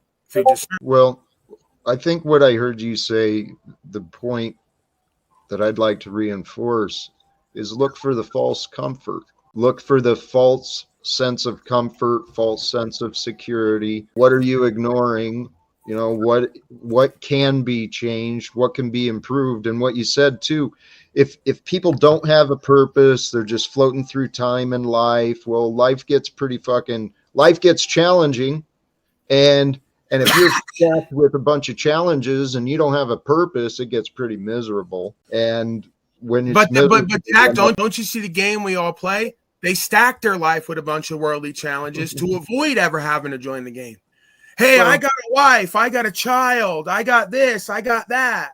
All just handy excuses for subconsciously knowing you got to do and be more and apply more and stand for something, and you won't. So now you have a great set of excuses you've created for why those things are going to fill your inner space with fear, and you're never going to step out into faith and purpose. I think shame. That was for those peoples that will never step out to their. That was good. The more lost you You are, should be probably shameful. the less you know yourself. You should be shameful if you're a disempowered, disintegrated slave who wants to sit on the metaverse like 6079 and wave his head constantly and doesn't know whether he loves me or hates me day to day. Right? You should feel shameful. You should feel depressed. You should feel anxious. You should feel hopeless because the world is full of people like you. Imagine that. I don't own a Facebook account. I don't go on the metaverse. Never been on it. And, you're on it now. I do think it's weird, though, that you say about being unslaved, not being a slave, but a pimp literally enslaves women. But I guess that's cool if you're in the master's role. But to figure out what I'm doing pretty much ever. And when I tell them who's living in the trailer, bud. So, like I said, with anything interesting, listen to me talk over and over. Like you say the same thing over and over. Don't be a slave, eat pizza, smoke weed, and live in a trailer. Cool, bro. Cool. Right. I made $100,000 last year almost. Right. Yeah. Now what? How much did you give? Yeah, now what? We listen to you ramble on and on more about not being a slave. We got to go back and forth here. So the reason I call it pimp is proper instruction motivates people because I'm constantly dealing with broken male hoes like you who fuck for the devil. All right, let's fight. Is once again peace and this and that was when I first met you, Paul. I came on and go back and watch a video. I said, I love what you do. You're inspiring. I know you don't. And that's your attitude towards everyone in the community. You are better you want to work your way into my life if you don't. Because you can't figure out the pattern here that we were. You're right. I figured out your pattern, Paul. Okay, so I just want to say we have a lot of people here. We got Jesse Howe, we got Freedom Grower, we got Mr. Laporta, OTW News. I'm just saying we got a lot of cool people here, and let's refocus the conversation. Let's get back to a positive light. We're coming up on the 2 hours. This is where we were supposed to About get time. into your imagination. You know what I mean? Well, We we were supposed to. started doing that before it was derailed. And Yeah. Smith, did you get your point out? I mean, I don't. Yeah. I'm Just, you know, this like is I'd said this 4 or 5 days ago about not having division and right. stuff, So and it's what just, are you you know. repeating? Sorry, Excuse me, Zach. I interrupted you. You treat me like Paul sometimes. I'm not him. Yep. You are right. You are right. But dude, this guy comes up with love. He comes here almost every day. He doesn't mean harm. He honestly does not mean harm. I know. If you're referring to Smith, I know. Okay. I'm very. My We're bad. gonna have later too, but not today. Yeah. But soon we're working it out. We're working it out. But this domination of Paul, that wasn't the purpose. I was very clear in the intentions of today, right? The hope and intentions of today was to create a space where we could share conversations of spirituality, maybe offer some different perspectives, some different inspirations, maybe some encouragement for others to maybe work on that relationship for themselves, maybe try to ignite the spirit within themselves to make a change in this world. I mean, that's my purpose. That's our purpose of what we're doing with this Live Without Fear is to create a world, a better world in the future, right? So my idea for us in the future is a world, like I've been saying, where each of us, there's no confusion, there's no religious dogmas or traditions or political ambitions or economic needs or goals. We're going to get past all of that to where humanity together here and around the world, where we all know the truth. And the truth is, there is a divine order to all of creation. And all that divine order of all of creation throughout space and time brought us to today. And today, holy shit, today has been special. The future I see, it is us. The second coming of Christ, you know, the Savior that people have been praying for and waiting for, it's always been us. Been waiting for Angeline! us, for you two, for us three to talk. Please, I'll do whatever I can. But the whole problem, Jack, is 3 of us won't be talking. Only be Hey, I one got to talking. jump. I just wanted to say real quick. I thought that was pretty ingenious where Moose was asking the questions and people were going around. That kind of stuff is pretty engaging, you know, and thought provoking. That was cool. So hey, thank you, Dick. And Moose is bringing Thanks, some Dick. great questions. I love how he's drawing it Moose, out. Everybody else, have a great evening. Yes. Peace God and much bless. love. Thank you for having me, joining Jack. us. Much success to you guys. All right. Au Thank you, revoir. brother. Thanks for being a part. Peace. Any words on the future or any parting words?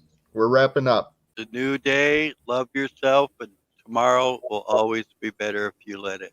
Amen, brother. All right, Paul? I'm out here. You guys take care. Thanks for having me up there, and we'll see you later. All right. Peace, brother. Oops. There we go. Thank you. Paul, you got anything? Yeah, just congrats again, Jack. I see you just getting bigger and bigger there. And I see the future, you know, thousands of followers. And it's going to happen. It's going to happen for you. Hey, thank you, brother. You're welcome. Moose, anything from you at the end? Well, I think you said we have to talk, so we got to talk now Well, after the broadcast because you know I can't sleep without talking. it'll be just a moment. Here, I'm going to put me up, throw you guys in the back. All right. Brothers and sisters, those who joined tonight on the panel in the back. All right.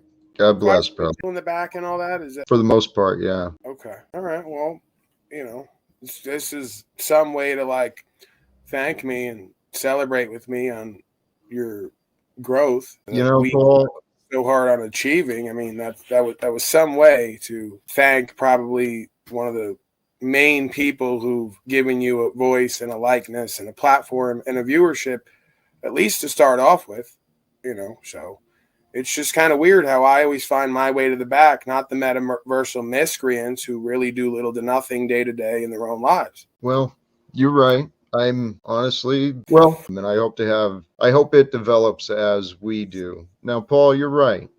There was no way to share my admiration or to celebrate the achievements with someone who's been a great influence. You're right.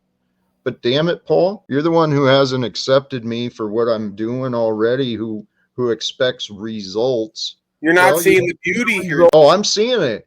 I'm It's seeing the beauty. it's precisely because I've been doing what I've been doing that you don't like, that you are experiencing a lot of, as you've said, the changes and growth. That's what you've said. Paul, you're taking far more credit than what you should. Okay. I'm just going by what you said. I'm not taking credit. I You understand. said, right. You've part of what I've said, and you've ignored much of else of what I've said. All I'm contending is, Jack, is you may use me as you wish in a positive sense with whatever negativity you think I bring. So every time I challenge you and others, you have a choice to get triggered by the challenge or find a way to do better. Now, you've done that a few times already in different ways, and you've seen the results. So why are you diminishing now your results? The Tao says, do not belittle your virtue. Your drug fills drop by drop. Do not belittle your wrongdoing. Your jug fills drop by drop.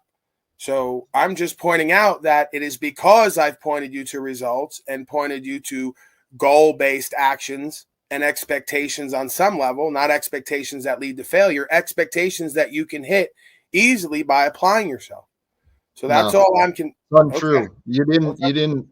It's not like I was going through life unaware of goals and expectations until I met Paul Enslaved. That's a bunch of bullshit. I didn't say all that. That's what you heard. What I said was, well, here, Paul. I was the biggest proponent that you even argued with me that you should show up every day, at least once a day. Oh, that was your idea. I've been doing that, dude. You're the one who brought that up, so I thought Brian O'Shea did the same thing. I wrote a whole joke for him, and then he said he wrote it. So I've seen this many times with folks, right? I don't expect thing. You don't pay attention to what you ignore. Obviously, you ignored your words during that exchange.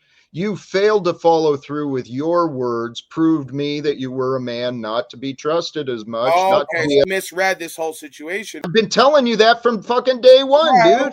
Okay, so now I'm getting it. So not only did I not encourage you and help you and challenge you and say that you did do those things. Jack, should we be doing this on the air? Oh, you know what? I forgot we were. I was well, thinking. What's wrong with us having a real and open conversation here? Are you folks who have something to hide?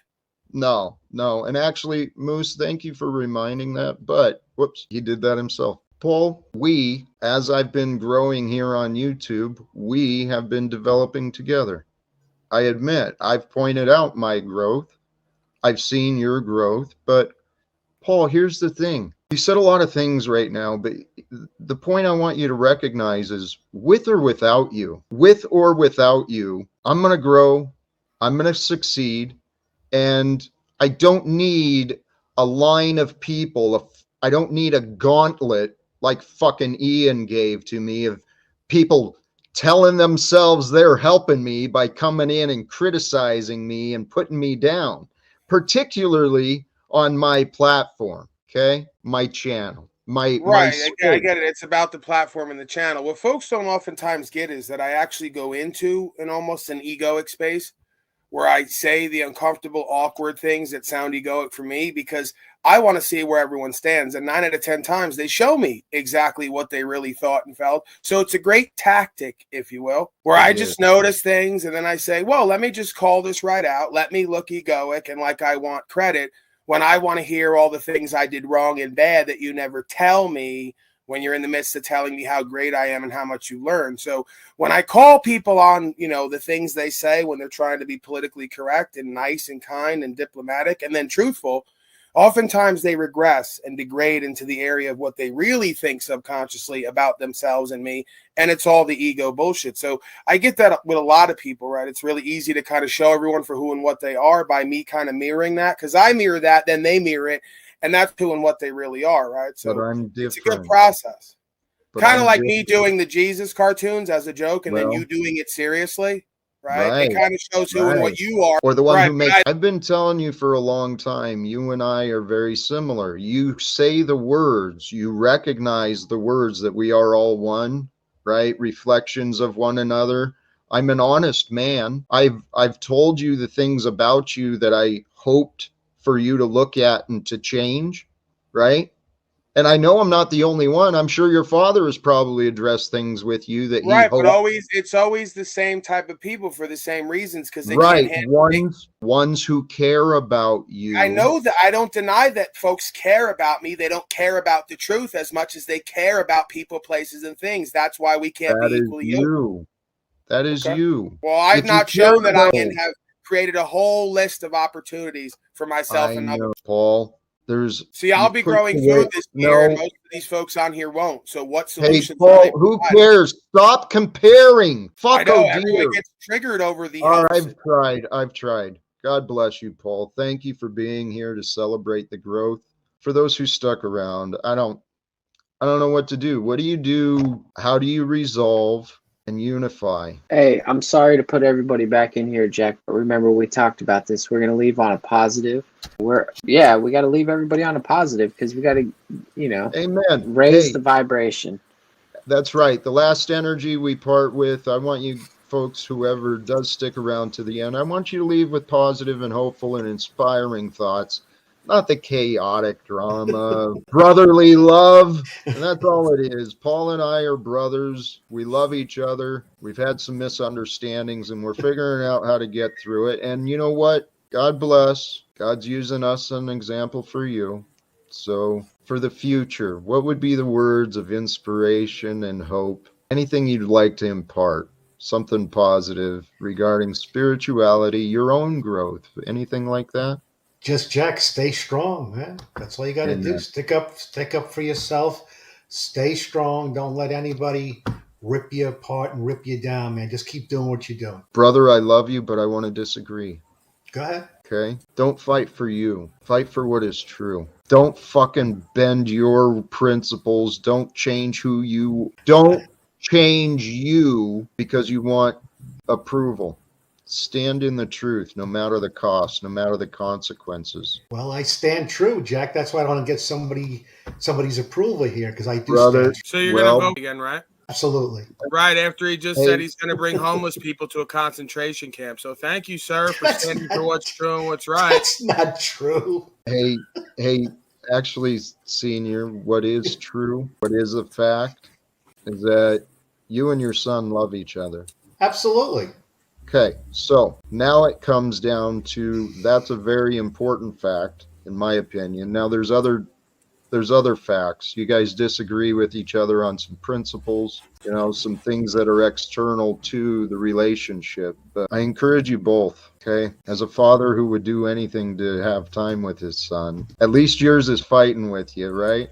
He knows I back him up and I've always I been know. there for him. He knows that. Well, maybe not. No, he Okay? does. And hey, Paul, please don't assume, especially in our relationships, interrelationships, please don't assume because every experience is unique. And, brothers and sisters, whether you're on the panel, in the chat, or just showing up, what is really special is today. Without today, you wouldn't know you wouldn't know the others. And so hopefully we get it tomorrow. Because then tomorrow we'll unite even stronger. We'll take the knowledge and the experience we learned today. We'll dream about it tonight. We'll implement it tomorrow. And tomorrow we'll start the new lives for our future. What do you think? You're going to have some nightmares tonight, Jack. Nah, sweet dreams for everyone. I'm going to wrap it up here with All that. right, Jack. Thanks again. God bless to everyone. Peace and choose love. Welcome, brothers and sisters. Welcome back to Chats with Jack. It's Jack Talcott. Talcott time, as some may say. Tonight we're going to discuss the art of relaxation and open the panel up. We'll have some guests, hopefully. I know invitations have been made.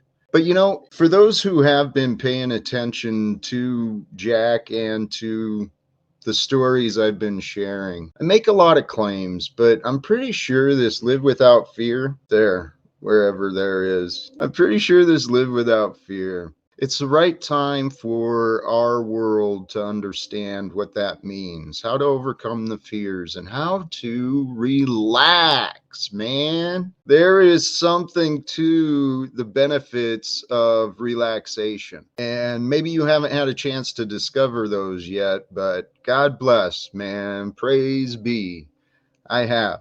See, the past few years in my path and my purpose of self-development and trying to expand my mind and, learn different things, I dove into the spirituality quite a bit. And that's been discussed here on many different occasions in many different ways. But the spiritual aspect of becoming